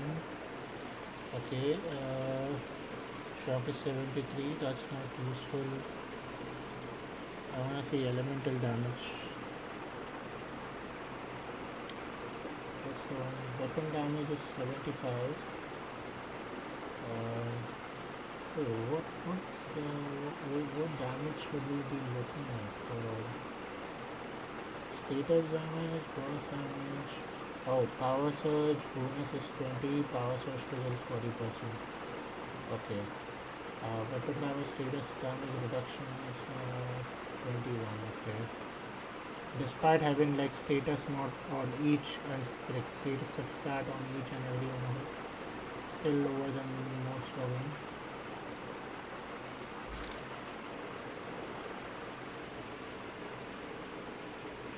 Okay, whatever, chalo. Let's go and do the boss encounter over. What do I exactly have to do to get this?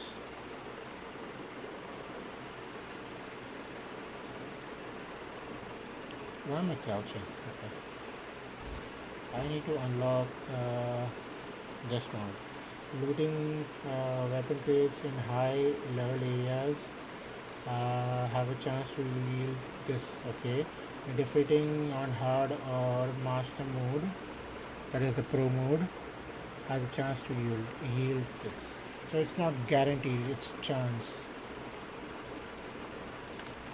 Which they should change it for sure. Because no one wants to leave everything on chance.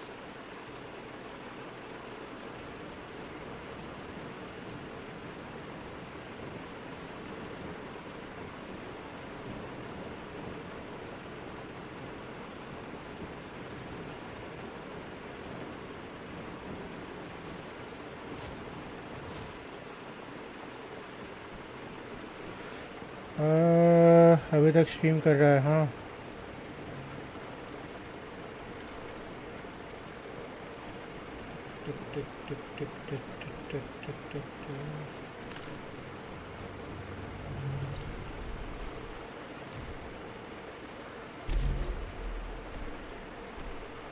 Is there anyone doing this thing?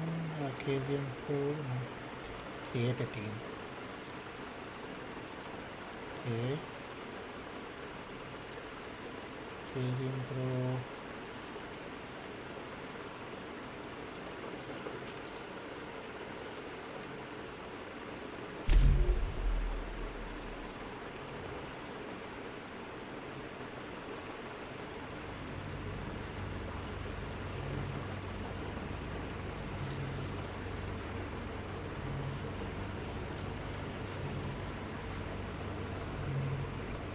मैं खाना खा के BGMI खेल के भी आ गया okay good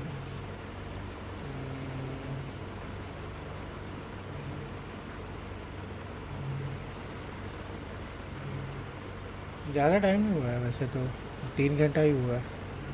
3 घंटा नहीं, सॉरी 4 घंटा हो रहा है। मे बी मैं आधे घंटे में बंद भी कर दूँ।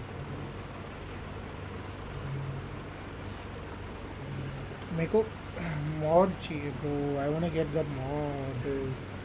यो हू तरुण, तरुण आ गया है। मॉड चाहिए हमको, मॉड मॉड मिल जाए तो भाई।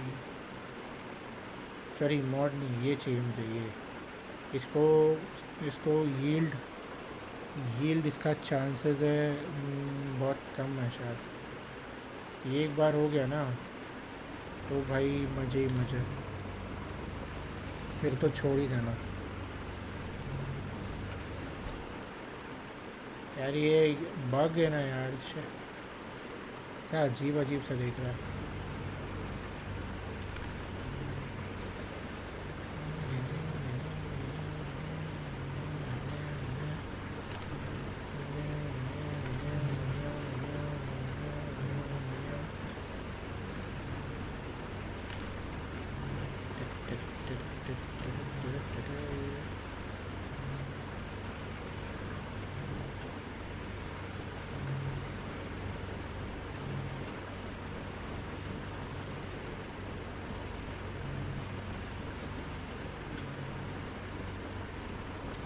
क्या चल रहा है ब्रो, क्या चल रहा है?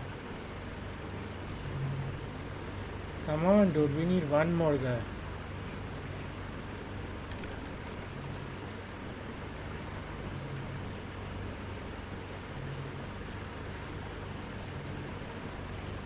वे मैं क्रेडल चेक नहीं किया ना अभी तक।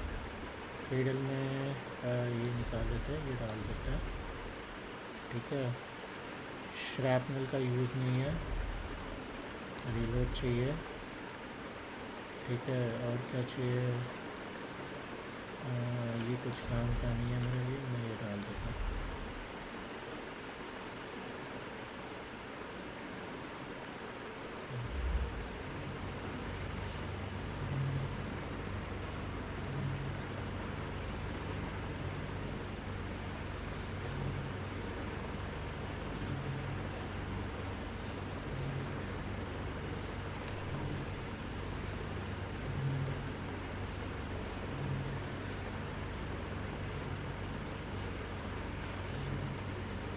You don't have to convince me, bro. I'm not gonna go.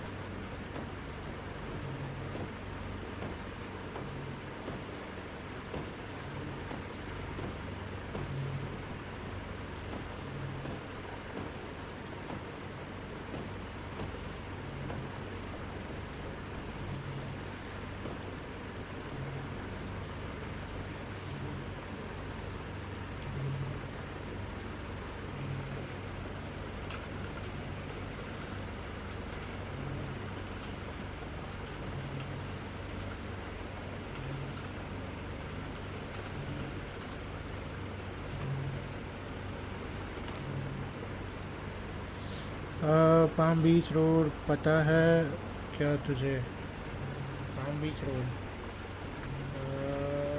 सुना सुना सा है यार।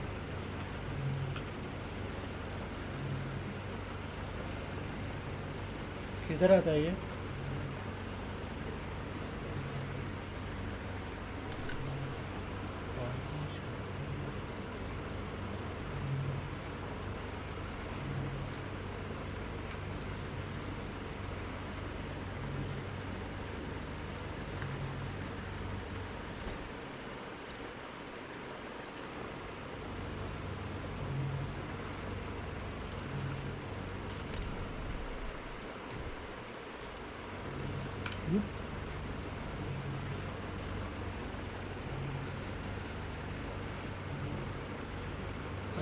Vasai Navi Mumbai, Vasai Navi Mumbai, on beach road, Vasai Navi Mumbai.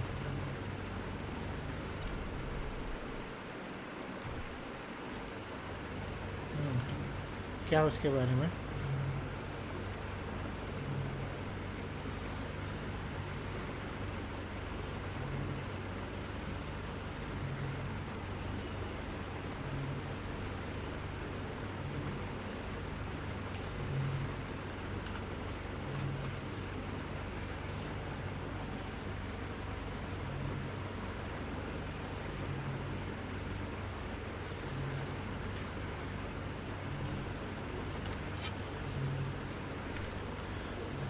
Vasai से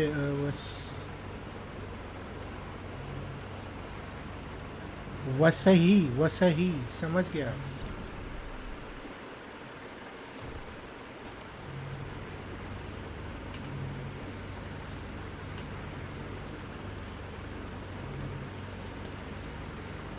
जी नॉट हियर।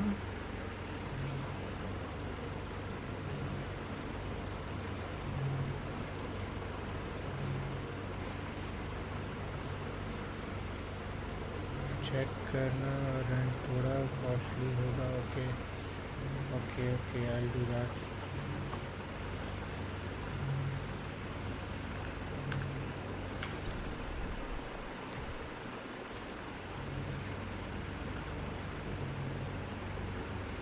अभी ये मत, अरे यार एक बंदा चालू हो गया, एक बंदा छुतियागिरी कर रहे थे।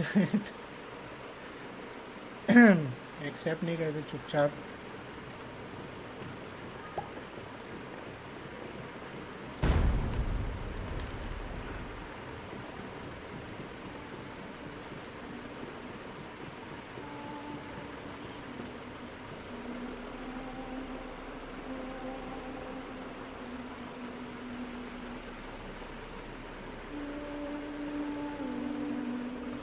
चल यूट्यूब लगा, अभी बकचोदी करते हैं। रुके यार, तू मेरे को फार्म करने थे मॉड्स, फालतू में दिमाग में खा।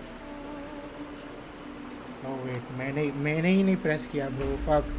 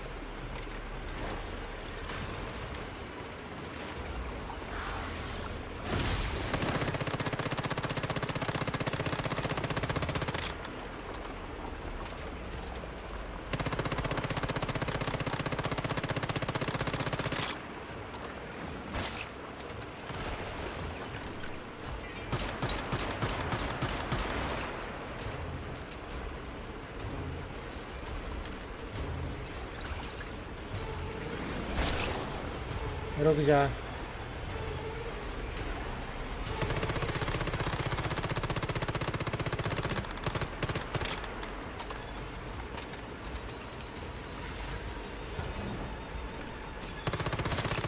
क्या वेस्ट कर दिया ब्रो मैंने।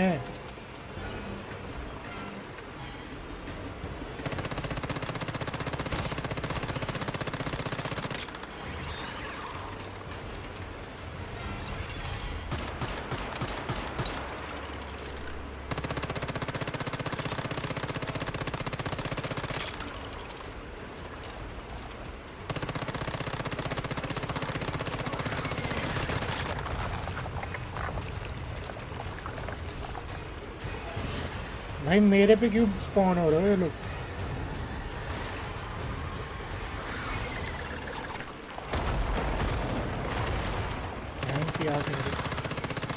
नहीं दिखा तुम लोग को। सुन, मैं 5 साल पुरानी वीडियो भेजूंगा, स्टीम पे देखना। ओके, स्टीम पे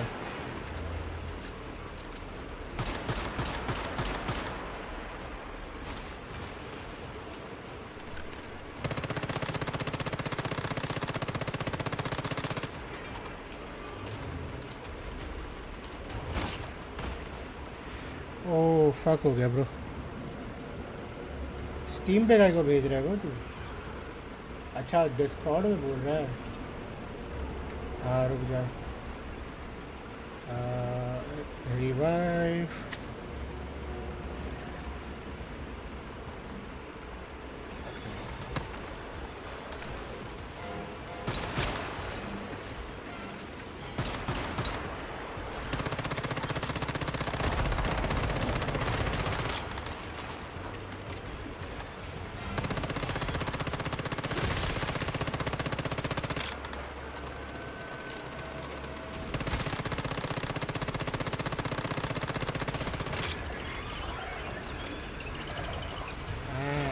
हो गया।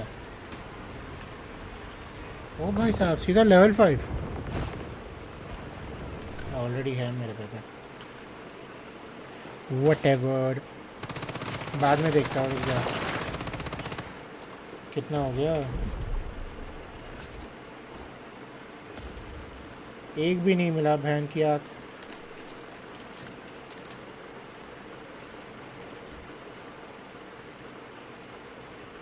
मेरा कितना आया? गाड़ मारा भाई। मेरा पुराने से भी कम आया। ये इसने कितना किया? ओह अच्छा इसने ही ले लिया पूरा DPS।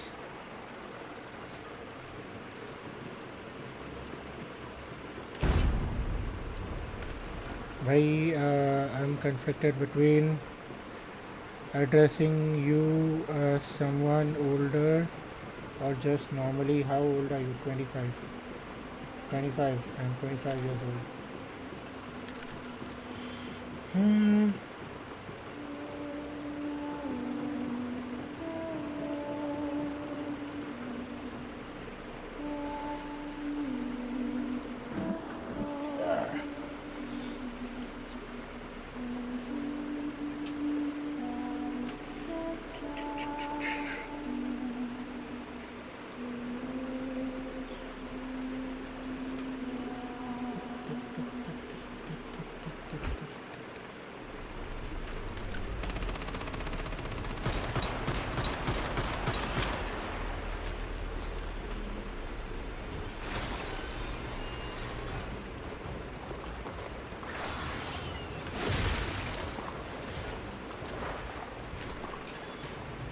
अरे वो ग्लिच है यार। मेरे को नहीं पता क्यों ऐसा कर रहा है। 104 और 10 क्यों बता रहा है पता नहीं।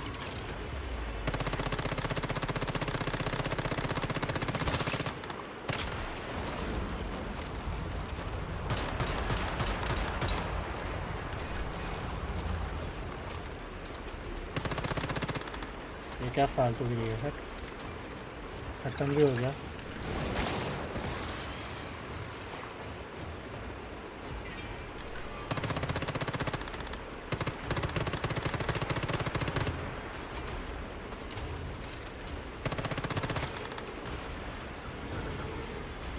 अरे यार मैं बार बार भूल जाता हूँ मैं यूज़ कर रहा हूँ वो क्लोरोफॉर्म वाला चीज़।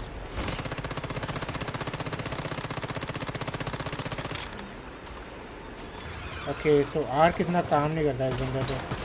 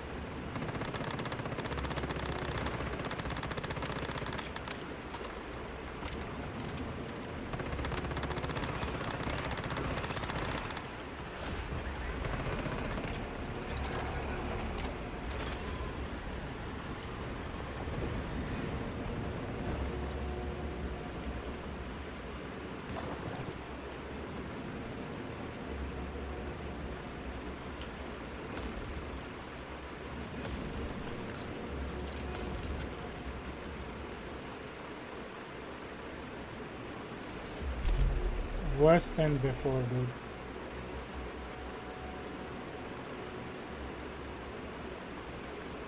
Hello. Start करो.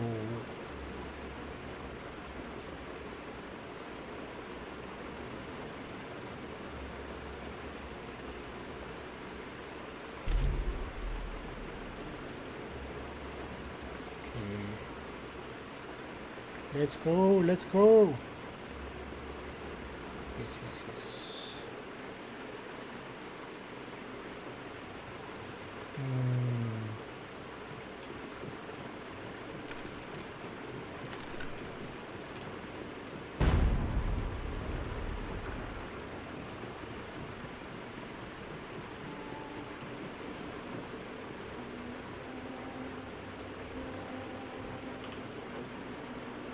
Do I have any buffs? Clear mind, talent, chloroform on cooldown. Okay, so this has a cooldown. Okay, मुझे लगा cooldown कुछ नहीं है इसका.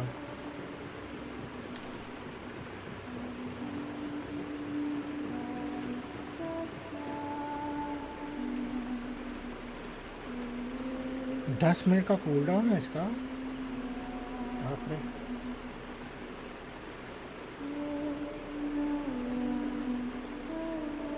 पागलों जैसे यूज़ करे जा रहा हूँ.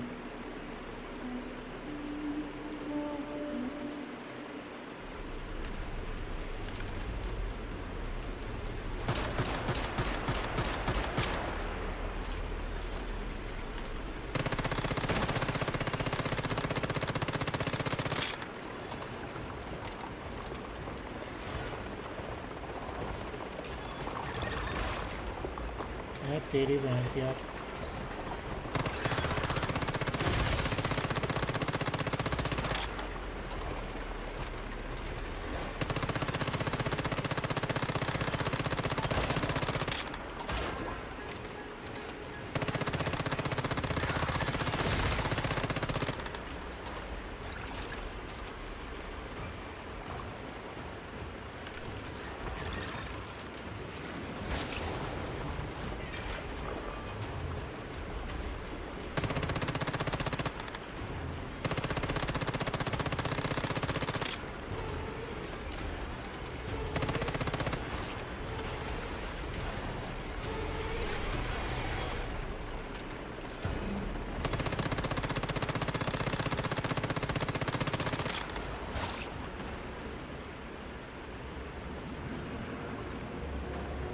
Hello, help please. Help please. Hello, help. बहन का लोड़ा आगे चला गया.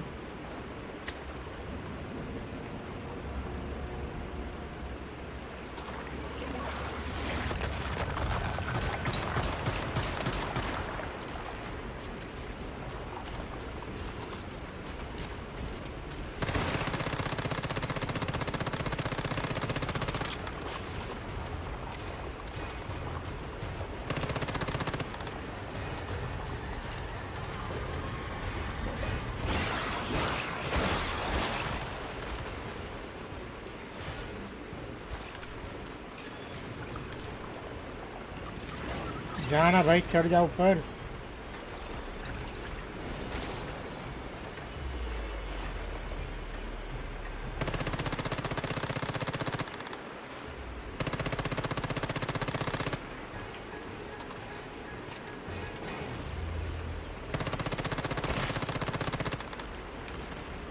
अरे यार फक हो गया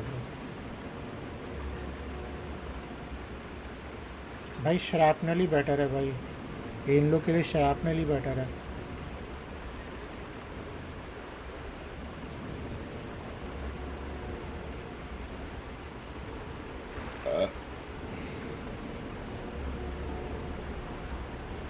भाई मैं मरने वाला. उठा लो भाई कोई तो.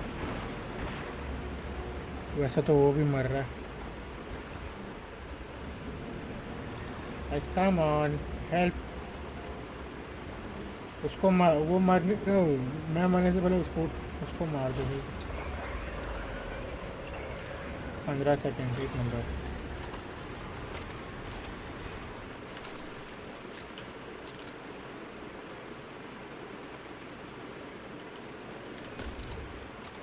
क्या मिला क्या मिला? कुछ मिला कि नहीं मिला?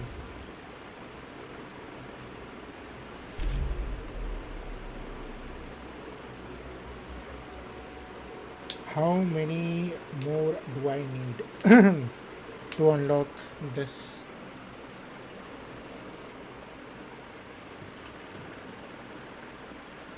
Let me check. Where is it? भाई ये कभी होगा अनलॉक?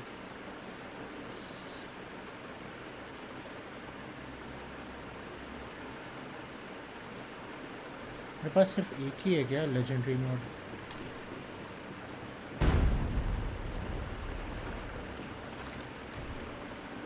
खाने लायक है? ये नहीं खाना मुझे, ये ख़त्म कर देता हूँ।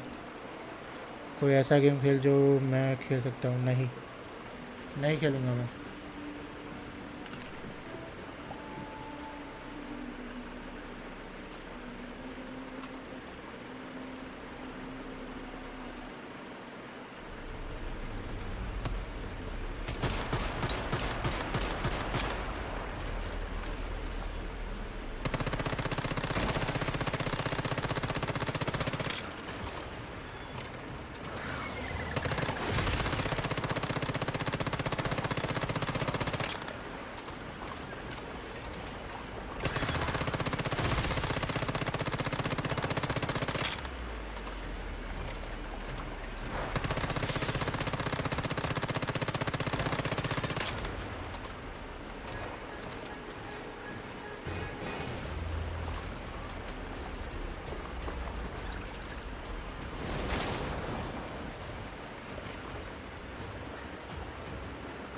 कहाँ पे जा रहा है?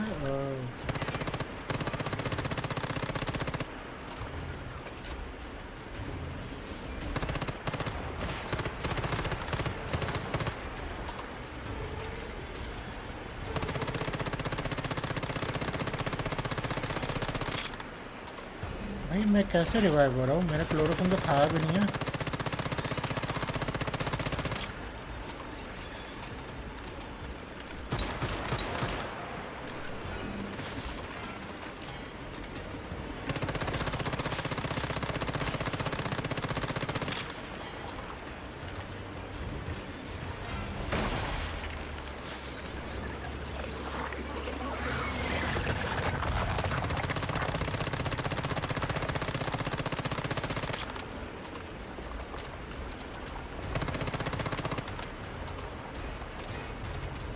मेरा मूवमेंट इतना क्यों कम है?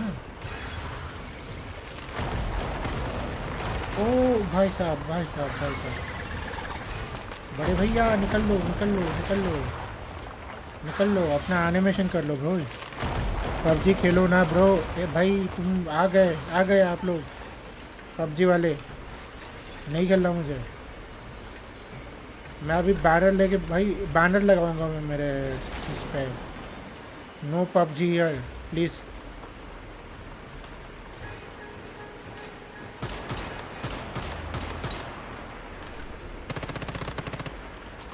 ओके तेरी माँ का मर गया मैं।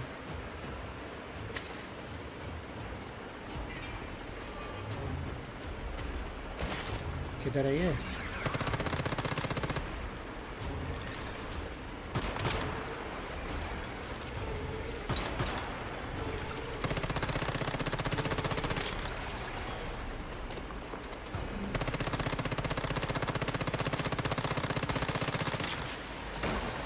मैं एक दिन ऐसा स्ट्रीम करूँगा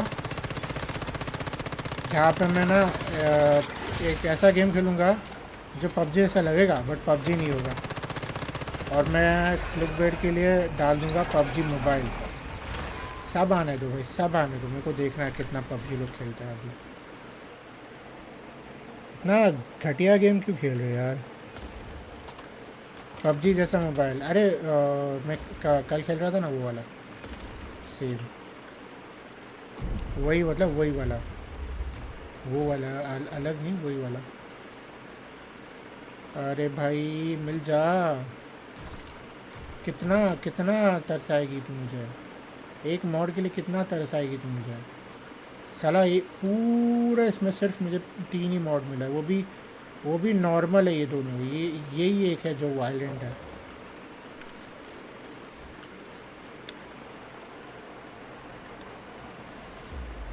कोई नहीं आएगा, बीसी डेड चैनल हो गया है, हाँ वो भी है।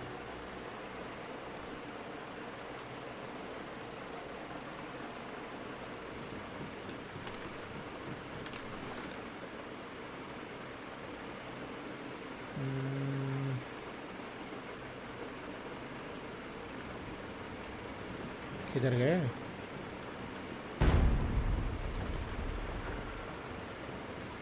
Let's go boys.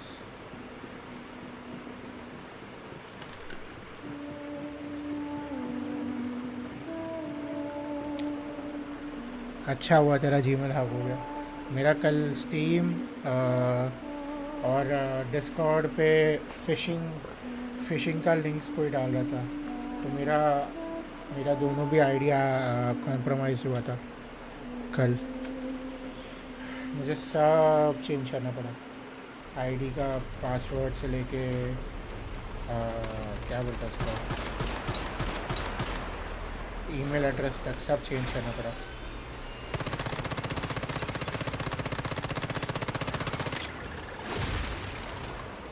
देखो मेरी आईडी से आया था, देखो मेरी आईडी से आया कौन सा वाला?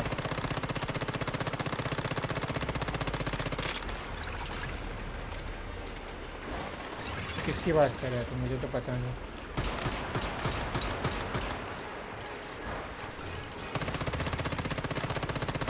यार ये बहुत ज़्यादा हिलता है यार।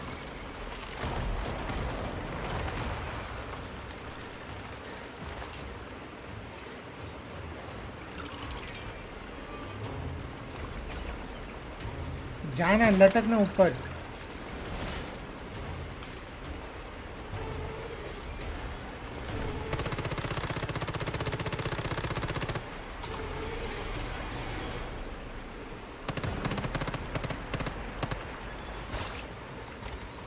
भाई कुछ तो है जो मुझे रिवाइव कर रहा है ऑटोमेटिकली, मुझे पता भी नहीं है क्या है।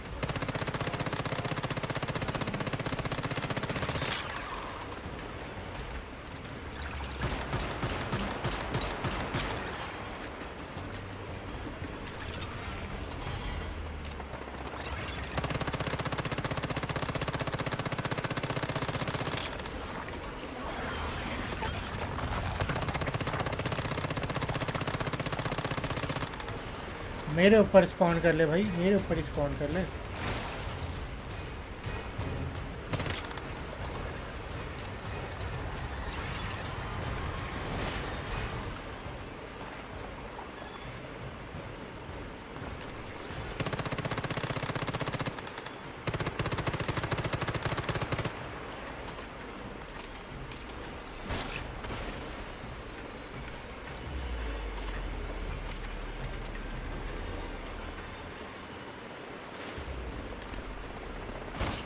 हाँ तेरी तो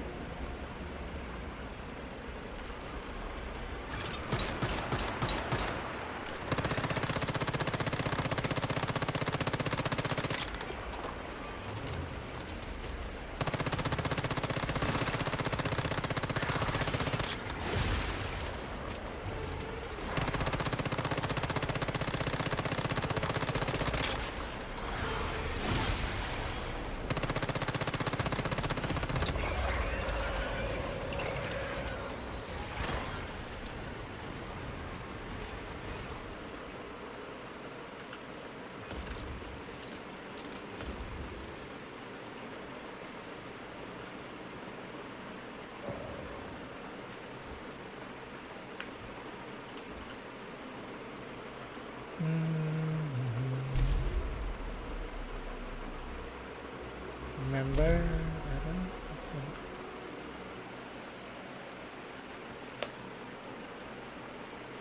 join yes let's go।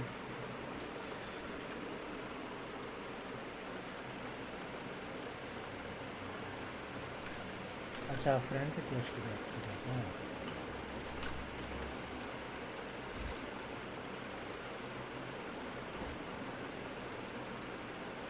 एक और चैन। ये बहुत ही डिफिकल्ट है। I need one.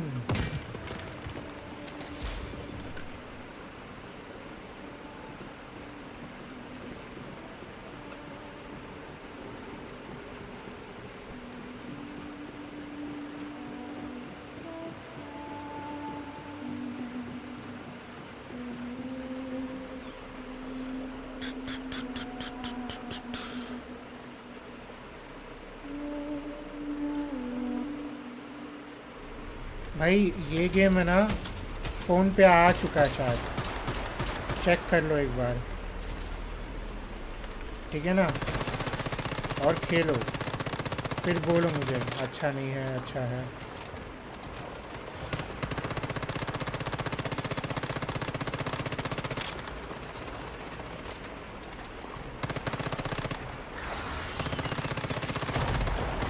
तेरी स्पाइडरमैन के पीछे। अबे यार ये मेरे को टारगेट कर रहा है, डिस्क्रिमिनेशन भैंसो।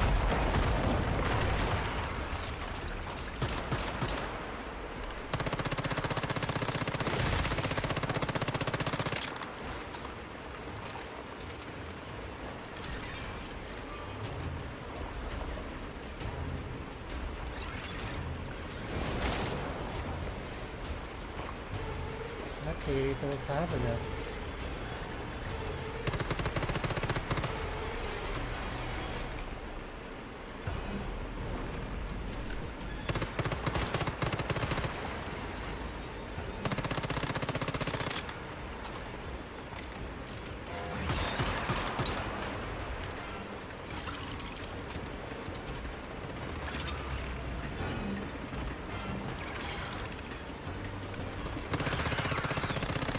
ये क्या अचानक से रजनीकांत बन गया वो?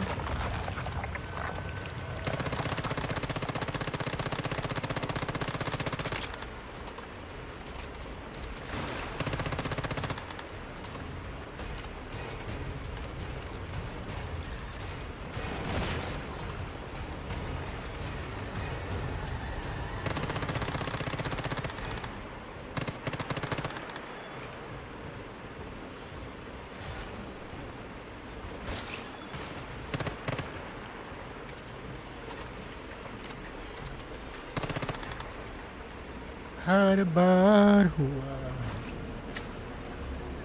बस मारता रहता है यार ये।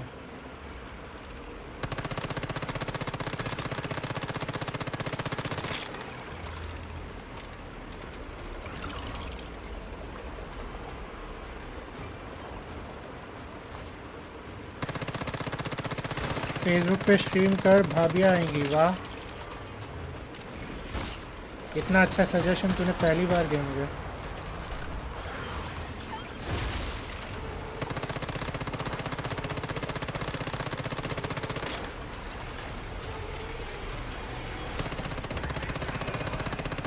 सैडली फेसबुक पे मेरे बाप लोग भी है, तो मैं कुछ कर नहीं सकता वहाँ पर।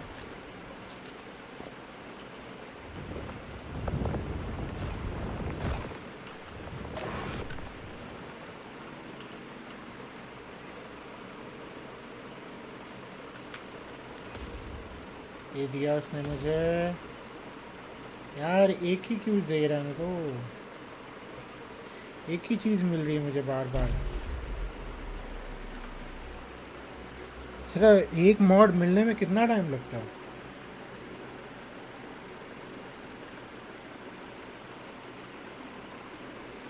गो रिफ्यूज्ड। 2 बंदों ने रिफ्यूज़ कर दिया।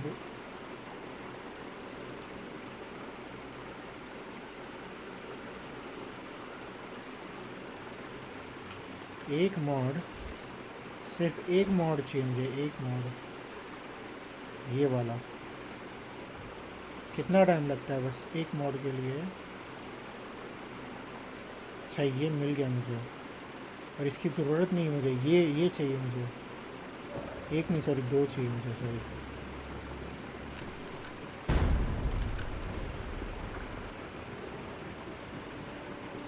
काश मॉड ट्रेड हो सकता है यार इस गेम में.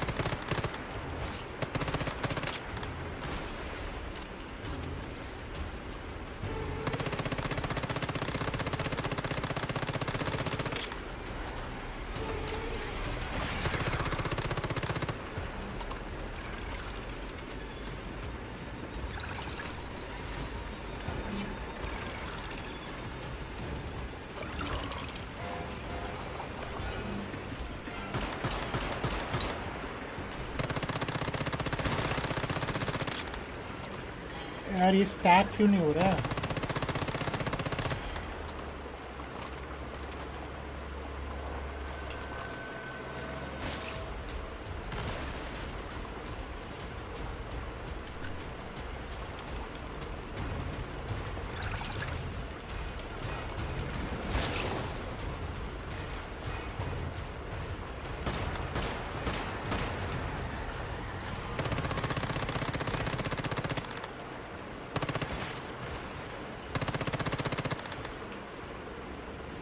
तेरी तो ऑलमोस्ट बच गया था मैं, ऑलमोस्ट.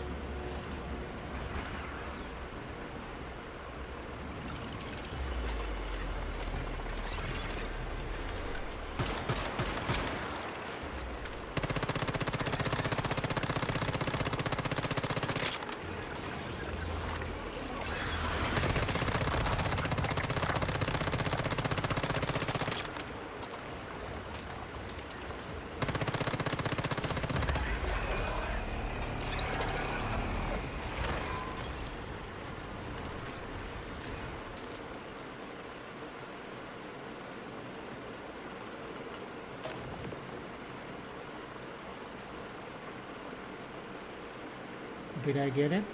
Nope. Nope.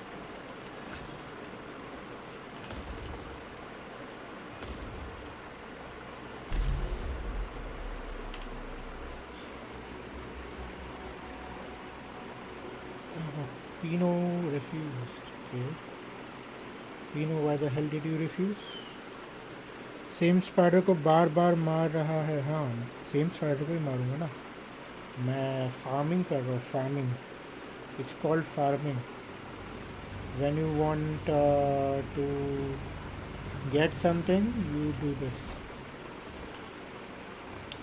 बट आज लगता है लोग मूड में नहीं है. हाँ, I just have to make do it whatever have. मेरे पास सिर्फ एक ही मॉड है यार. सी, अब देख ले क्या.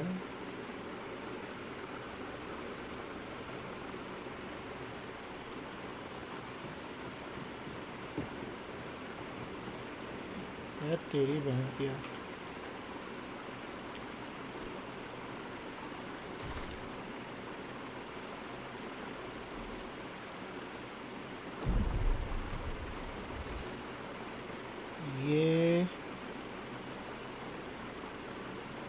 ये मॉड है मेरे को बस एक ही. बुरा नहीं है पर इतना अच्छा भी नहीं है.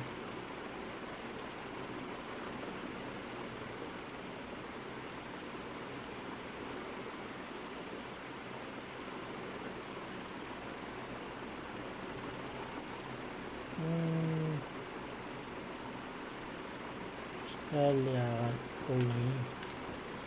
I have to make do with whatever, dude.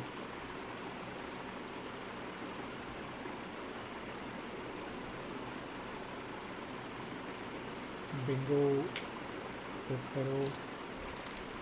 ठीक है. ये ठीक है. ओके. सेकेंडरी मोड में मेरा क्या आ रहा था?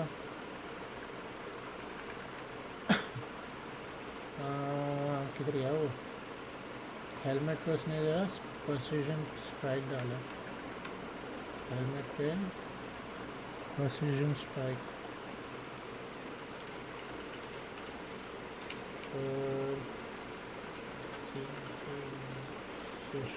प्रेसिजन. यार ये सर्च का सिस्टम भी पका हुआ. Precision strike. Okay. Weak spot वाला है. हाँ. Great great great great great. Elite great once. Yes sir ये सही है. ये सही है. ये सही है. और फिर ये भी ठीक है. ओह पर इसको नहीं ये बेटर है. इसमें वेपन डैमेज भी है. एलीट भी है. अगर ग्रेट वंस होता तो बहुत सही होता. ठीक है कोई नहीं. ये करते हैं. इसको अपन मॉड में जाके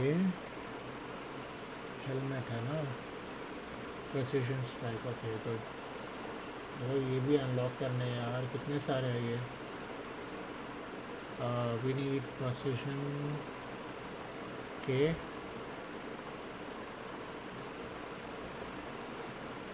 एक्टिव मोड है ना वो सब निकाल देना.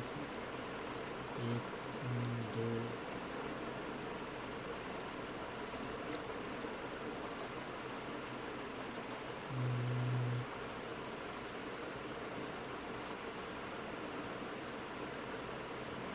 mods that I'm not going to use. ये तो कभी यूज़ नहीं करने वाला मैं. After getting 2 kills refuse. नहीं पढ़ने के लिए ठीक है बट नहीं. Help HP above 60. A kill will recover.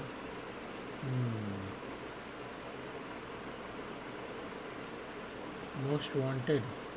Every time an enemy is marked, attack +5. Okay ये सही है.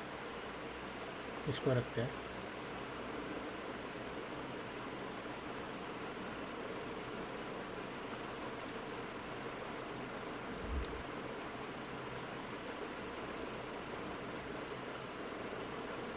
नीचे एकदम नीचे.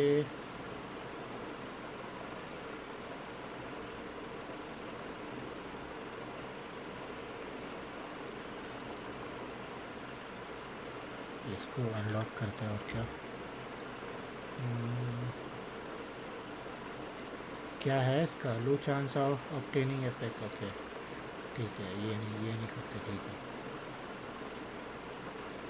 ये और ये लो चांस ऑफ ऑब्टेनिंग. ओके यहाँ पे चेंज करना पड़ेगा.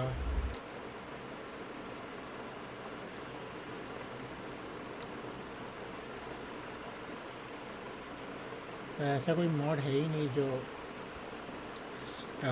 बिना स्कोप टू ये निकालते हैं. ये डालते हैं.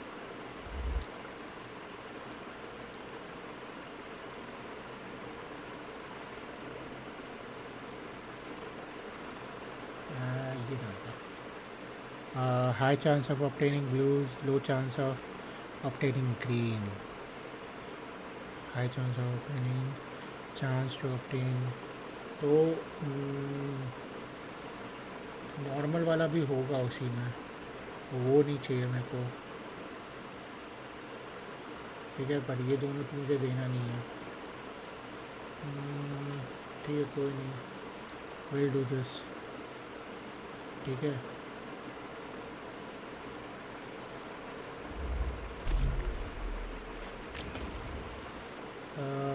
लगा ही था यार. मेन वाले पे जाके बैठ जाइए. एक और एक निकालता है। कहाँ पे है?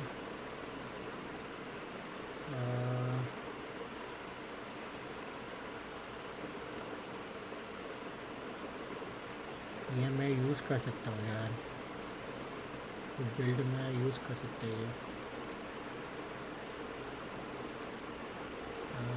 ये तो काम का नहीं है, ये भी काम का नहीं है, ये भी काम का नहीं है। चलो डाल दो।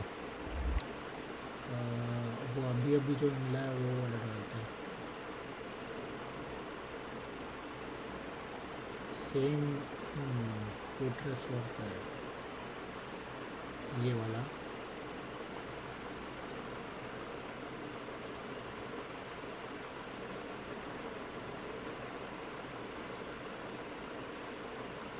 टारगेटेड स्ट्राइक,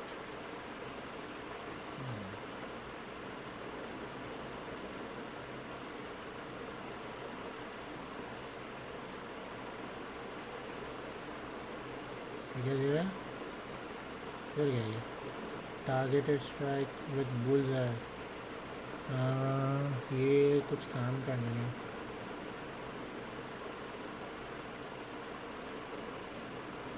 ठीक है, इसको डाल दिया, सेम चीज़ आई मुझे लगा। Okay, weak spot. अच्छा, एक भी ग्रीन नहीं है, सॉरी एक भी नॉर्मल वाला नहीं है। अच्छा अच्छा,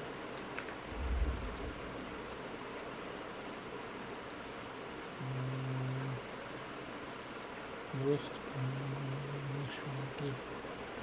लगता है प्रेसिजन स्ट्राइक, ग्रेट वंस। इसको 2-3 बार रोल करूँगा तो ये ठीक ठाक हो जाएगा, तो मुझे लगता तो नहीं है फिर एक फेंकने की ज़रूरत है। एक दो है मेरे पे, एक पे मैगजीन है, ये फेंकते हैं, ये फेंकते हैं, कुछ काम का नहीं है। एलीट एंड नॉर्मल तो इतना कुछ खास नहीं है। We need great ones. Great ones damage ज़्यादा देता है, इस पे ग्रेट वंस है।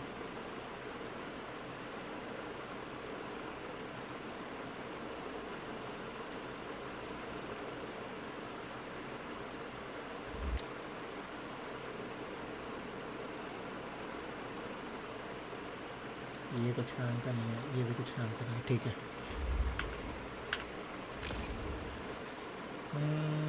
ग्रेट वंस 2 है पर यार कॉल कर देती यार। ये निकालो, ठीक है, ये कुछ काम का नहीं है मेरे पे।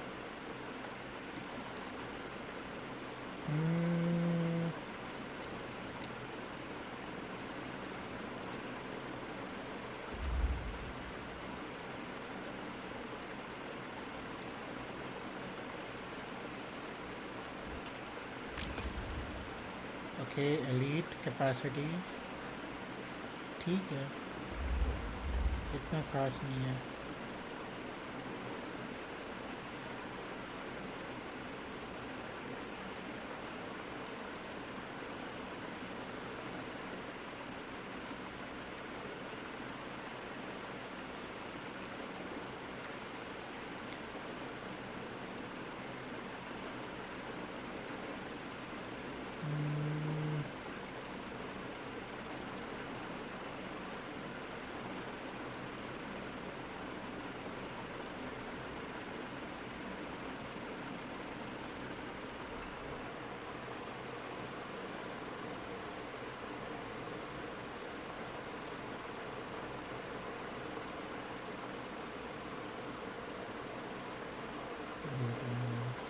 ये नहीं कुछ काम का।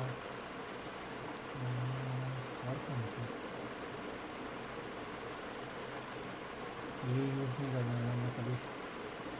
Fire bills are less.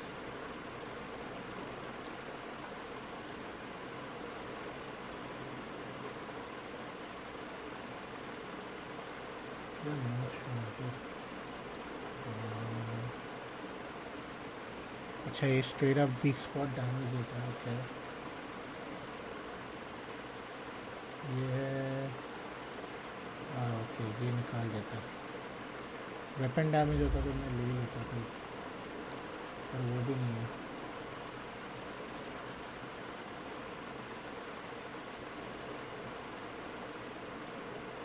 क्या एलिमेंटल डैमेज, ये कुछ काम का नहीं है। बर्न डैमेज,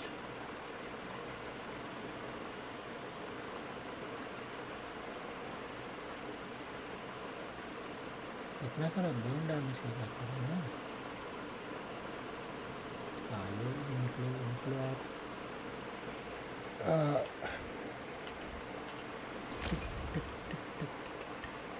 ए यार खाली एक डिसेंट मॉड मिला है ब्रो, खाली एक डिसेंट मॉड मिला है। ठीक है इसको किधर गया वो? नॉर्मल ये वाला भी फेंकना पड़ेगा मुझे, ये वाला फेंकना पड़ेगा। किधर गया? इसमें है ग्रेट वंस। ओके ये एक है और एक है शायद से week spot, normal, great once. ठीक है ये ठीक है।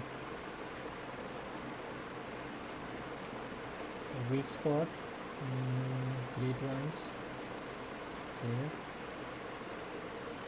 मेरे को ये वाला थोड़ा सही लगा, despite it being like lower than most of them.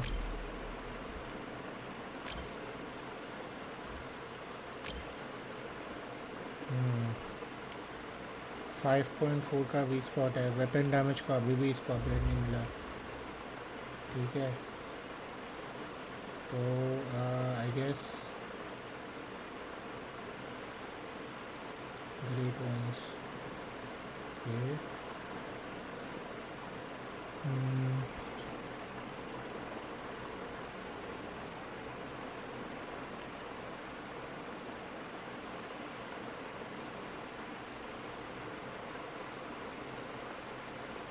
क्या बोल रहे हैं? पिछले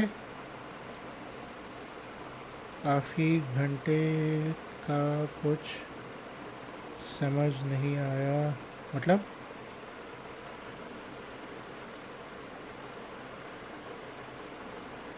ये यार इसमें इन्वेस्ट करना फ़ायदे का नहीं है। अच्छा पिछले आधे घंटे का, अच्छा जो मैं कर रहा था वो, रुक जाओ।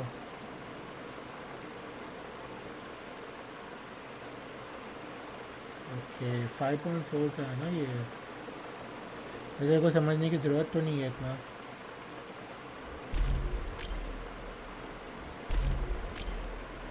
ग्रेट वंस को मिल गया यार।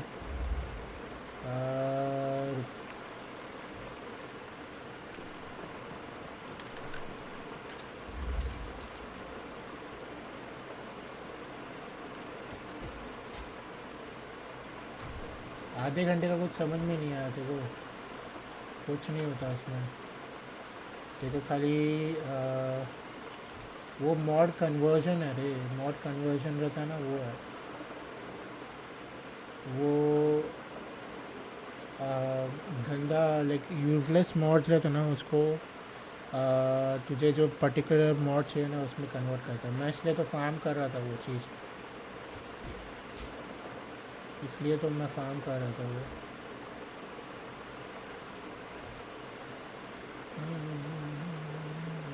डिलीट कहाँ और क्या डिलीट करूँ? ये डिलीट, ठीक है और क्या डिलीट करूँ? वैसे तो सब डिलीट कर सकता है, बट ऐसा करूँगा तो वाट लग जाएगी। इन केस कभी ज़रूरत पड़ी तो। बैंक किया, चल निकल, सब उड़ा दे चल। और है चल, नहीं पहले इस इतने से काम कर लेते हैं और क्या।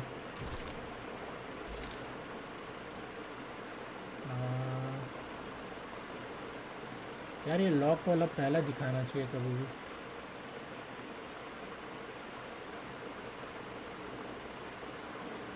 Okay weak spot, great once, ये वाला था एलीट।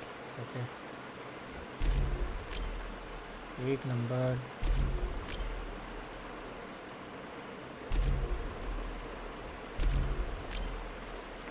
ओके, इसको लगा लेते हैं और क्या।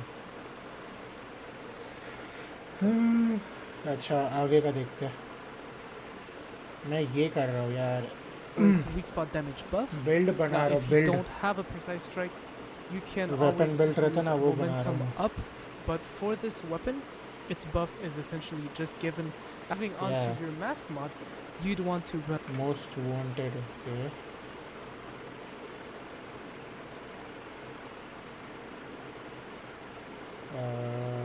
कोर एट्रीब्यूट, टारगेटेड स्ट्राइक,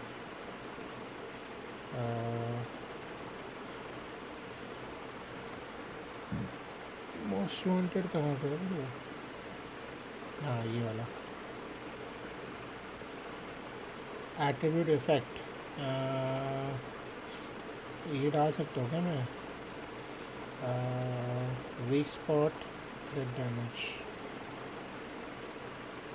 है ही नहीं क्या मेरे पे? ओके, है। Okay, oh normal. Okay, weak spot damage नहीं, ये भी कुछ काम का नहीं है। इसमें भी 2 का ये प्रॉब्लम आया, बट इसका ओके, इसका मेन वाला तो भाई ठीक है। अब क्वेश्चन है, अगर मैं जाके इसको भी कन्वर्ट करूँ तो ठीक रहेगा?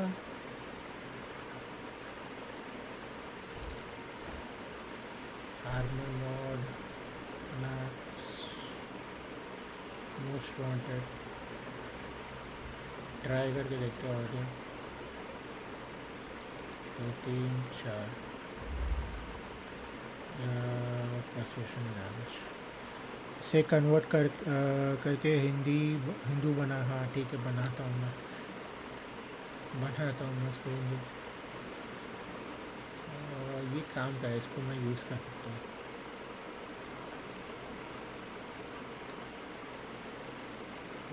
इसको फेंक देते हैं, इसको कुछ काम का नहीं है ये वाला।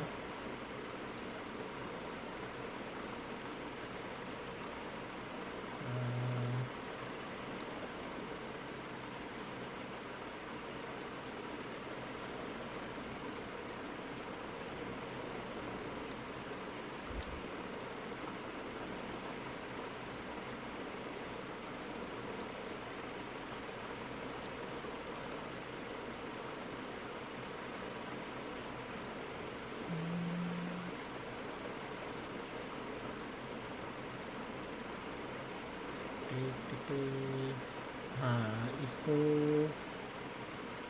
कौन सा वाला था जो मुझे नहीं चाहिए?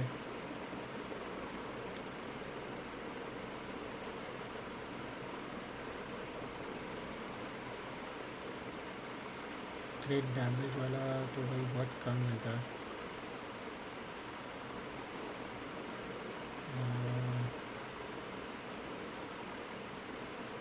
रुक जा यार, इसका वो फिल्टर, ये क्या हो रहा है? बिग बैंग थ्योरी देखा है तूने? हाँ देख लिया मैंने पक्का। वायलेंट प्रोसेशन, बुलजाई, बुलजाई निकाल, प्रोसेशन निकाल। कुछ काम का है ही नहीं है फिर ये।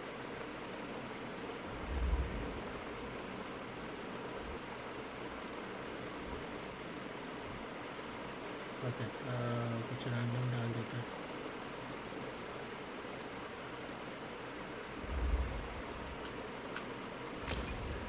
वीक स्पॉट, ग्रेट वंस, ठीक है चलेगा, काम चला लेते हैं इससे। और क्या,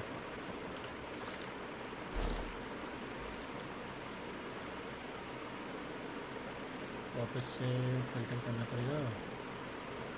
मोस्ट वांटेड,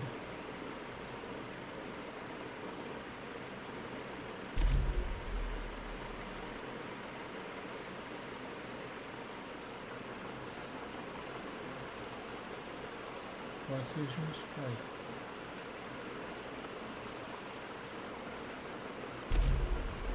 अबे कर क्या रही है?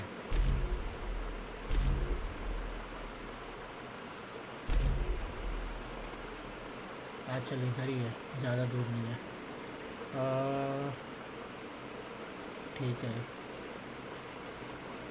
ग्रेट वंस नॉर्मल, ये वाला अब भी मिला है ना।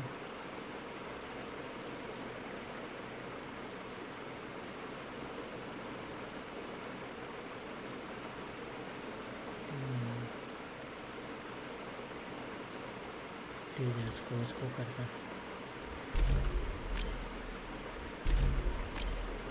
यार दोनों भी उसको क्या, तेरी बहन की आँख हट, क्या फालतू मोड है ब्रो। सब उसको जा रहा है, वापस नहीं जा। अब फकॉल है यार, नॉर्मल को क्यों जा रहा है यार।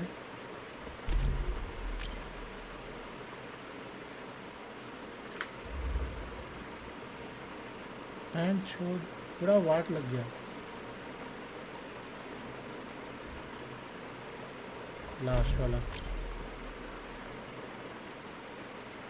फक हो गया ब्रो। इसको लॉक कर लो, इसको इक्विप कर लेते हैं ब्रो। और क्या चांसेस है, 4 बार ऑलरेडी रोल हो चुका है ये। Okay let's see. Most wanted, you can see here, target this or even at all from this mod. Then for body, crit damage was 25%. Target the option. The other bullseye mod gives crit, which you can see here. Targeted strike when hitting marked enemies, crit rate plus 10%, and crit damage was 25%. Okay. This is made for the Doombringer Shoddy, and the bingo does not benefit much or even at all from this mod. Then for gloves, munitions amplifier will be best. This can be very depending on the value of weak spot damage versus weapon damage. To counter all the diminishing return from having so much weak spot damage bonus. Depending on the subset, munition amplifier must be worse.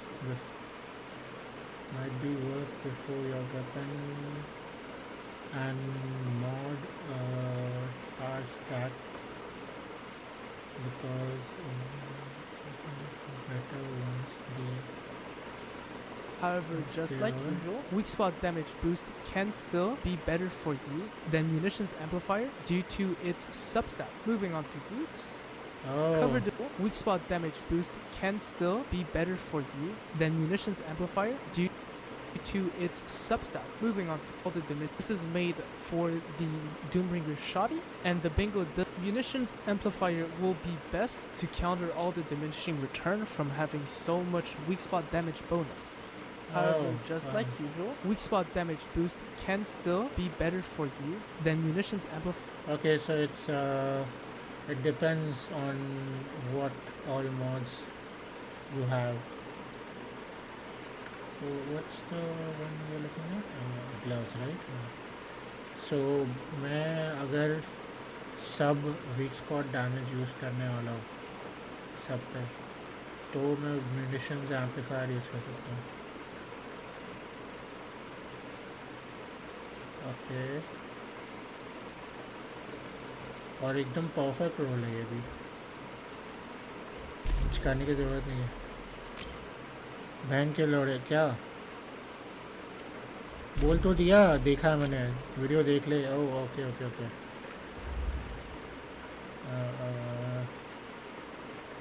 रुक जा, किधर गया वो भाई? अभी इधर था वो।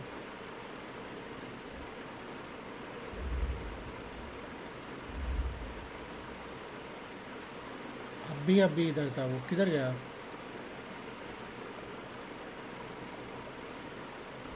हाँ ये वाला था। ये मॉड भी बड़ा अपडेट नहीं हो रहा है। Fire? Do you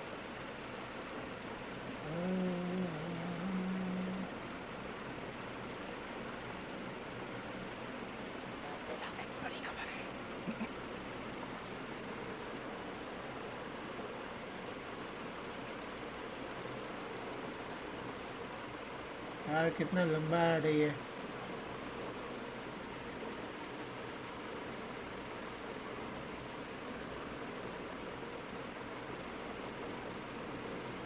Draco games अभी सर्च मारता हूँ, ये रहा ड्रैको गेम्स आ गया। अरे तुम्हारी फोटो लगी हुई है इस पे, किसकी फोटो? मैं अच्छा सब्सक्राइब कर रहा हूँ। भाई कितना छोटा है भाई, तेरा आवाज इतना छोटा क्यों है ब्रो? हमारा ड्रैको गेम्स चैनल 229 के सब। इसी 13 साल का था मैं। भाई कितना पुराना है ये? वो 5 मेरा साल। नहीं है। है ना शर्माना मत अब। नहीं शर्माऊंगा क्या? हमारा नहीं है, फिर मैं सब्सक्राइब करता हूँ।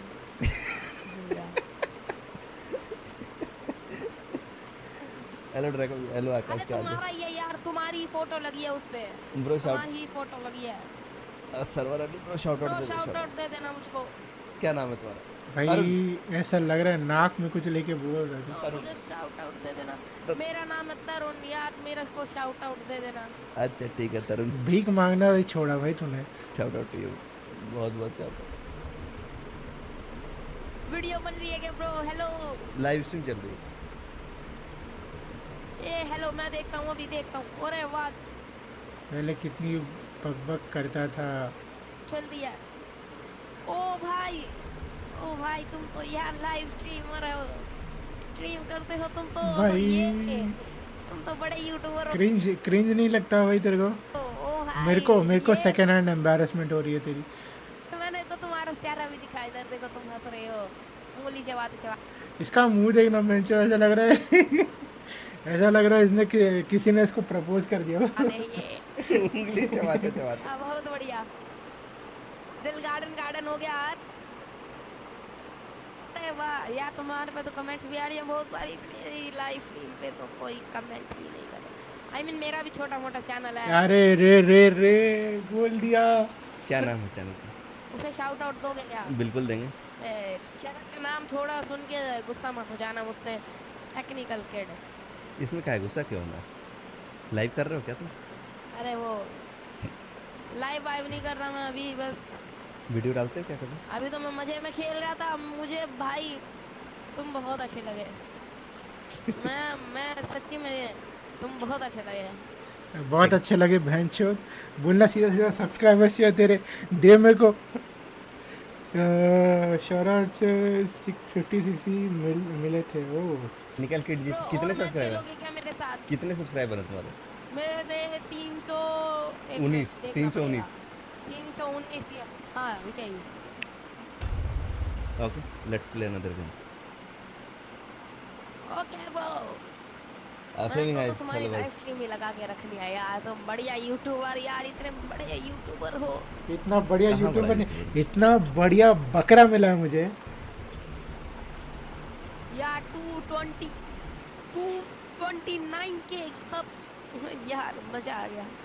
बोले तो मजा आता। सब्सक्राइबर्स उसके मजे तू ले रहा है भाई। ये लड़का अच्छा लगा यार, इसको मैं अच्छा लगा, ये सुदर्शन पाटिल को। भाई तुमको मैं अच्छा लगा। कोई घुसने मारने लग रहा है उधर, मैं उसको मार देना है। ए भाग जा यहाँ से।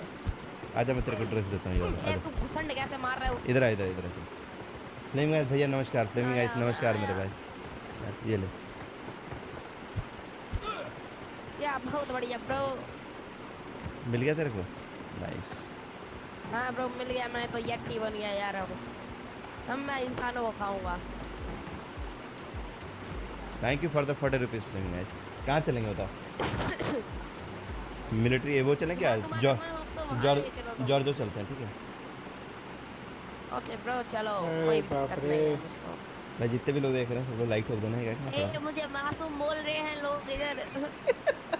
भाई बिग फैन। तुम तो बहुत मस्त हो यार।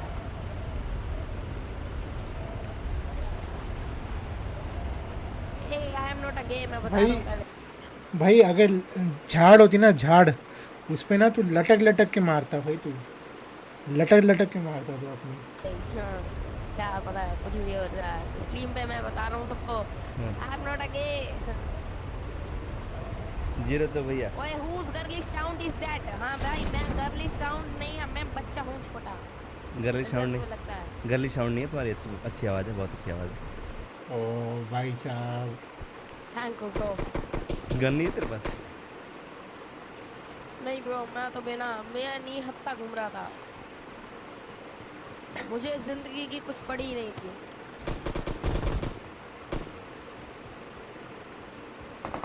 आते थे लड़ने देने। अरे भाई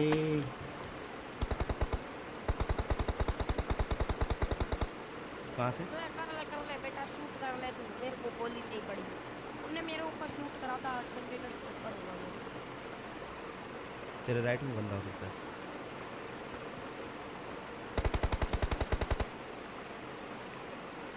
काली जवान है।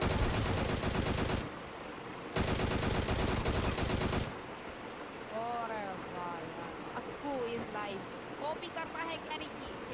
किधर है इधर इधर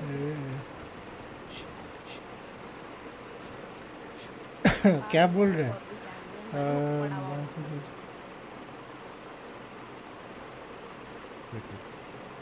इधर आते हैं।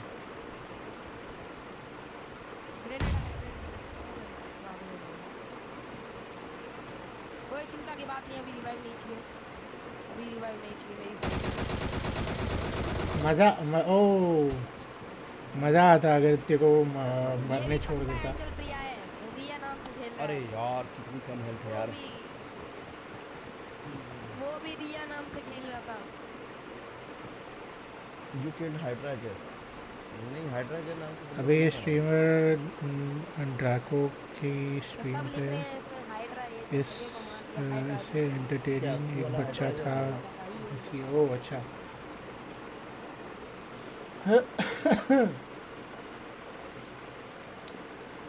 Due to its substack. Moving on to boots. Covered advance is general best because it's okay ये डाल दिया ना मैंने। it's either less conditional or covered advance boots right, मैं violent यूज़ कर रहा हूँ covered advance का। pretty sure I have a weak spot, yes। इस पे ये भी है, नाइस ओके। मुझे इसको अपग्रेड करना पड़ेगा। अच्छा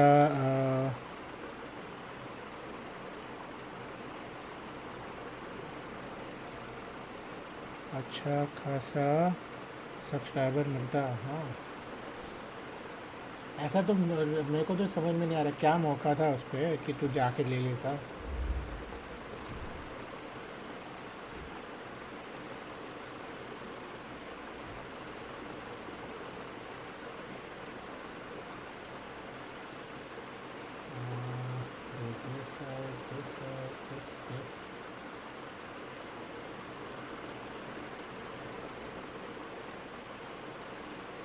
भाई पबजी है, पबजी समझा, पबजी की पब्लिक नहीं रुकती, ठीक है। तुझे अगर लोगों को रुकाना है तो तुझे कुछ और करना, मतलब कुछ और करने मिलता नहीं अगर तुझे लोगों को रुकाना है तो। पबजी से बाहर नहीं निकल पाता तो।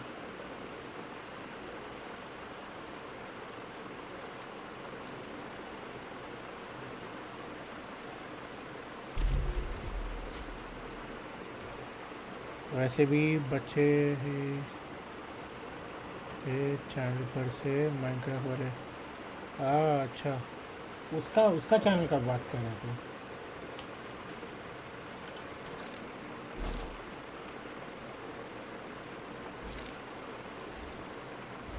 इसको अपग्रेड नहीं करना होगा। कवर एडवांस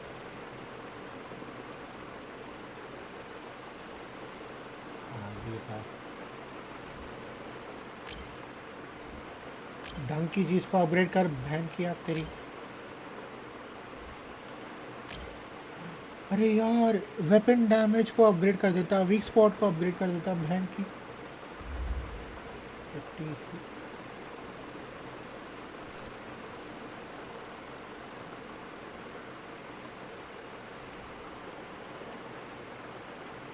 यार आरएनजी इतना टट्टी है ना, कभी भी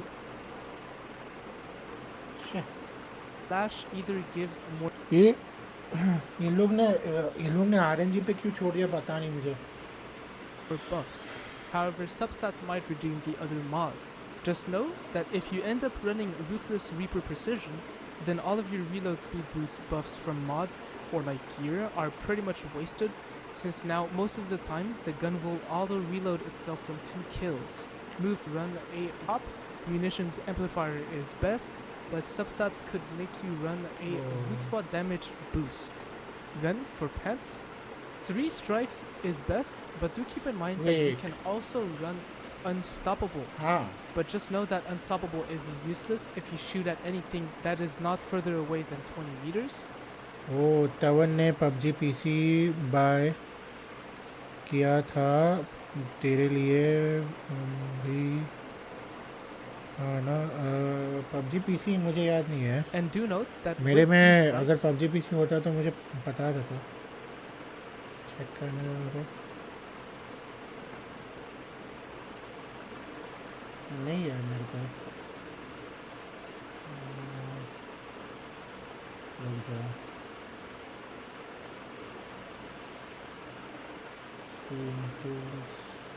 टूल्स में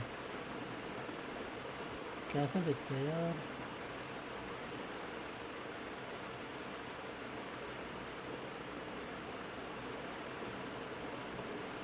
नहीं कलेक्शन है. कलेक्शन का नहीं. उसके बाप पे बहुत पैसा था. मालूम है भाई. सब मालूम है. कुछ नई बात नहीं थी वो. तवन भाई पैसे वाला बंदा. और क्या ही बोलूं.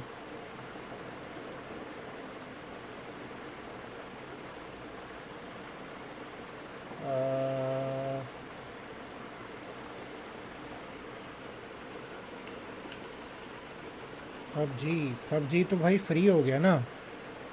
PUBG फ्री हो गया. देख ना. PUBG PC फ्री हो गया.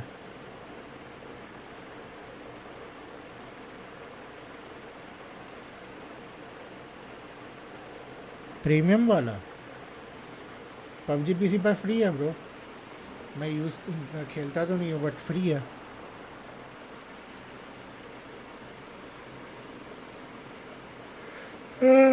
I'm pretty sure मैं PUBG PC खेल चुका हूँ पहले भी. if you swap the weapon after reloading, you actually lose the buff effect. And also, I have recently learned of a small bug where 3 strikes buff does not apply right away after you reload. It actually applies more like भाई तो जिनके पास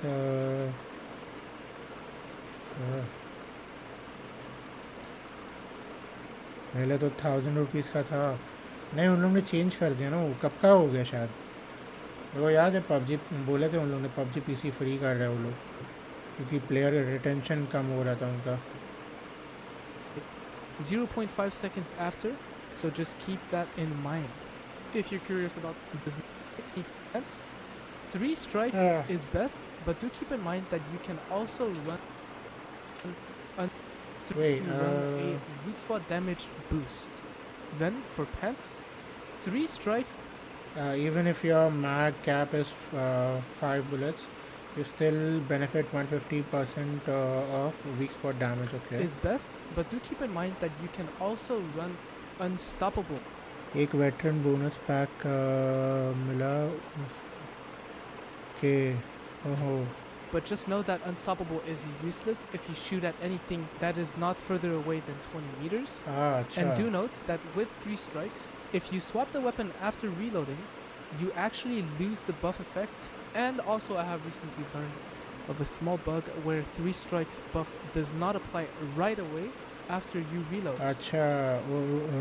और कुछ G coins. Okay. सो इसके लिए मुझे वो use करना पड़ेगा. क्या उसका नाम है. Wildfire. It actually applies more like 0.5 seconds after, so just keep that in mind. If you're curious about my stats, here they are. So he has 221 weak spot. Weapon is 70. कुछ ज़्यादा ही है इसका. Good night, chap. Bye bye. Now for your cradle buffs, mandatory ones are going to be long range enhancement, tactical combo, Steady Hand, and Bounty Hunter. Then for PvE, you have a lot of choices, and here they are. So Master Tactician for more damage against Great Ones, Deviation Master for more damage against Great Ones and Elites, Anti-Regen Sniper Rifle so that now your bingo can actually deal damage to Super Anomaly Regens, Handgun Enhancement if you run the Wildfire, and Lone Walker if you're fighting solo against monsters. Then for PvP, swap the PvE ones out for Sprint, Sky Operation, and Advent. Okay तो mostly तो हो ही गया बस इसको change करते हैं इसको ये प्रॉब्लम है ना चेस पीस में इतना कुछ खास नहीं है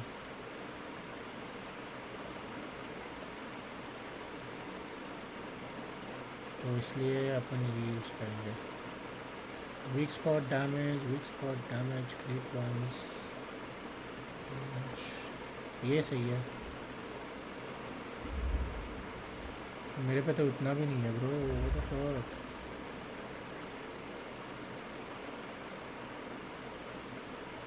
और ये एक ही वीक स्पॉट डैमेज है मेरे पे ये लगाता हूँ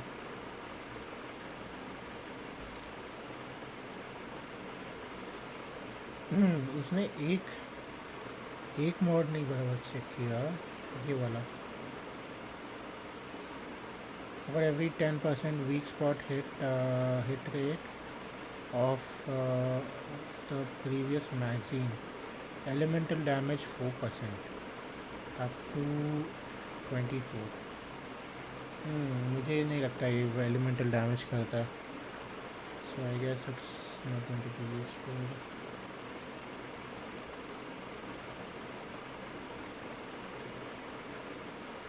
this will give me more bang for my buck whereas oh okay this is also nice elite head reduction elite normal weapon damage ये कुछ काम का नहीं है weak spot elite weapon damage ये कुछ काम का नहीं है no use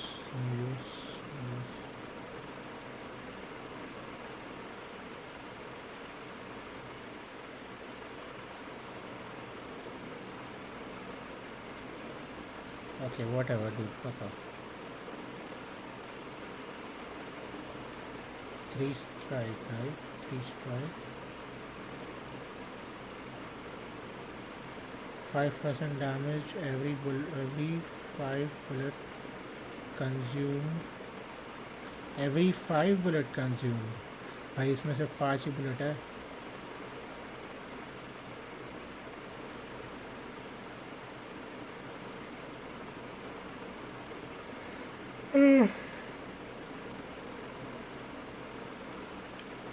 weak spot okay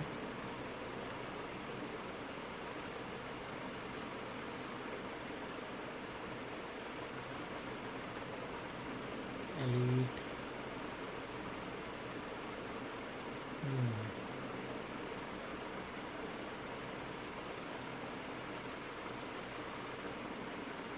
hey bro come on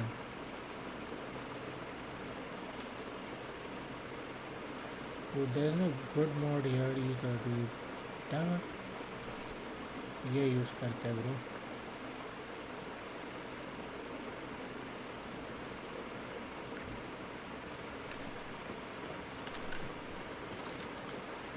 what is it it's 168 for 83 which is not bad better than bad actually okay whatever guys chalo let's see you guys later before that one thing okay we'll go and check something out okay I want to see this I do have vulnerability amplifier on this weapon. Let's just try it.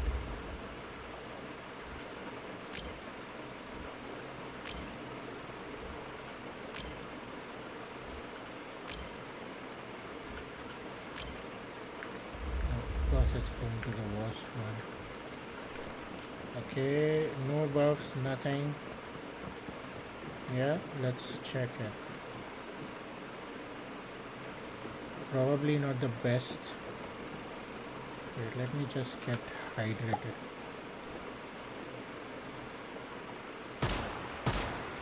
Hello, hello. What's happening, dude?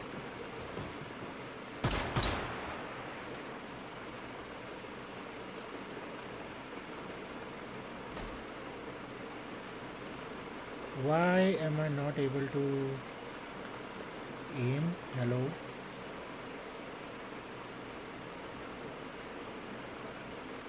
That's weird, dude. Weird. My dummy is not working, I guess. It's not going to work, I guess.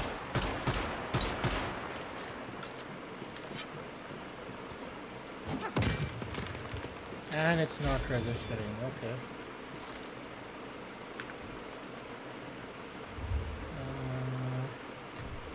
Facilities, defense.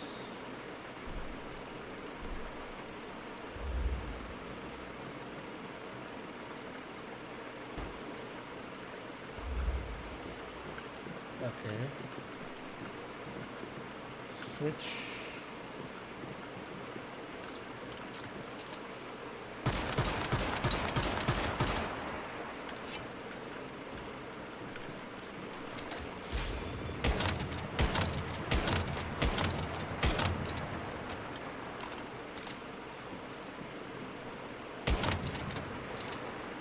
So this is the thing, right?